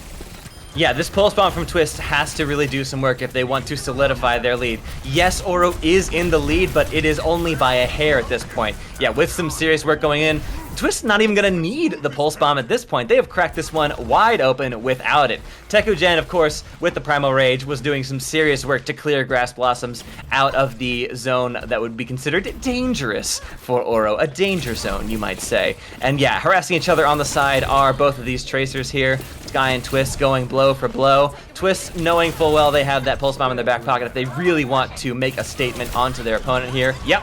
Doesn't even need it, but tosses it out anyway. Gives the boop on to Sky, sends them packing back to spawn. Osiren with the Deadeye there. Doesn't get what they want, but they fan the hammer a few times just to make it look good. And, well, frankly, it could look a little better on the side of Grass Blossoms. Yeah, it could look a little bit better for them now as more and more meterage is going to tick up in Oro's favor here. They're going to go above 100. Twist cleaning up that fight in such a massive way here. And I mean, Toxic Trouser really has come alive here. Lucio, not a source of damage you would be expecting here, but really just being able to hammer it in time and again here. As now Grass Blossoms, they're jumping out of their spawn to finally stop this bot progress. Yeah, those little Lucio O's have been lighting up the kill feed, and they're about to have another beat online to match Dull Eyes on the other side. Salad has gone over to the Reaper here, interestingly. They really want to punish this Winston as much as possible. Does get the kill from the Pulse Bomb onto Osiren. We've got the barriers answered on either side. Once again, Grass Blossoms giving the second of them, which again does tend to lead us towards having a bit of a foregone conclusion in terms of the fight win here. Tekogen does go down at the end of it there. Yeah, with Toxic Trouser cleaned up, all the damage in the world is not going to save you when you are the only one left alive on your team. And Grass Blossoms will finally get themselves... This time, it is not looking quite so close to parity when they have control of the bot. This time, they have a lot of work ahead of them. Yeah, a lot of work ahead of them, but, you know, this is the start of that momentum, right? This is where you still have time in the bank to sort of win some fights, get it back in your favor here. And they're trying to put the pressure on Taku, who drops so low. That was like, I think that was 12 HP in a dream, and then eventually pops the Primal just in time. That is incredible control right there. Although, that being said, it's just not enough as the rest of their team gets torn to pieces behind them. Though, Tekogen and Toxic Trouser are on a mission here. They are a two-man kill squad rolling down the back line here of Grass Blossoms, though Salad doing exactly why you swap to this Reaper, to get some serious revenge onto the enemy Winston. Again, we are constantly trading these blow for blow, although Oro does eventually answer out, and they have the 3 alive here on the point. Squishies, yes, but they are 3 more bodies than Grass Blossoms have to answer, and they're going to have to head back to spawn and think about exactly how they want to halt this seemingly unstoppable push from Oro. Yeah, and I mean, sure, you have the Reaper to counter out the Winston, that's lovely, but it puts so much pressure on the rest of the squad, right? You know, the Tracer, the Lucio, people you know have been going crazy. You can't pressure them as great with a Reaper as you can with a Cassidy, so it is going to force some swaps here. As I say that, though, you know, Twist, a little bit of mispositioning, goes down. That is true. Yes, the opportunity cost of not playing the Cassidy at this stage of the game is noteworthy. But yeah, gets a little bit too close for comfort, and Salad causes problems in the back line and takes out Osiren for their trouble as well. That is both DPS falling to those Hellfire shotguns, who have a slightly narrower spread these days as of 48 hours ago. So that might be the reason why some of these teams are trending to, when times are dire, turn to the Reaper guy a bit more than you've seen recently. But again, Grass Blossoms, we are swinging this pendulum back and forth. This Newton's Cradle is just gently oscillating in favor of Oro. Grass Blossoms really need to lay down the work here and have a commanding fight win in order to even hope to reach this here. But we're about to enter overtime. There are 4 seconds left on the clock. If they leave this payload, it's all over. Yeah, and so now, I mean, they have tools to sort of take a few fights, right? They have both their support ultimates, but it's going to be match on the other side. That pick on the twist is massive, but they're going to have to find more to get this bot moving. Absolutely. Xeno and Tekugen trading some friendly blows in the front line, Winston to Winston there. But Oro sees, they read the writing on the wall, they say, all right, we can take this. We can absolutely fall back a little bit and take the fight on our terms, where we want it and when we want it. They still have a good 40 meters left to go to catch up to Oro. So, as whenever Oro wants to spend all of these ultimates, yeah, they're going to do it right now. That's 3 out of the bank already. Tekugen holding theirs in secondary retrieval here. As Grass Blossoms falling low all around, Xeno does get a kill in Toxic Trousers. That is massive. Everyone's going to be moving a whole lot slower. Poyo finds another one onto Twist as Tekugen does find Dulai on the other side of things. Poyo going down as well. We've answered 2 for 2. There are only 3 alive on either side. And with the supports down on the side of Grass Blossoms, it is not looking great for them to sustain in this fight. Only Xeno is alive. Oro have managed to take it. They've done it in 3. The map is theirs. The match is theirs. Oro have won 2-1.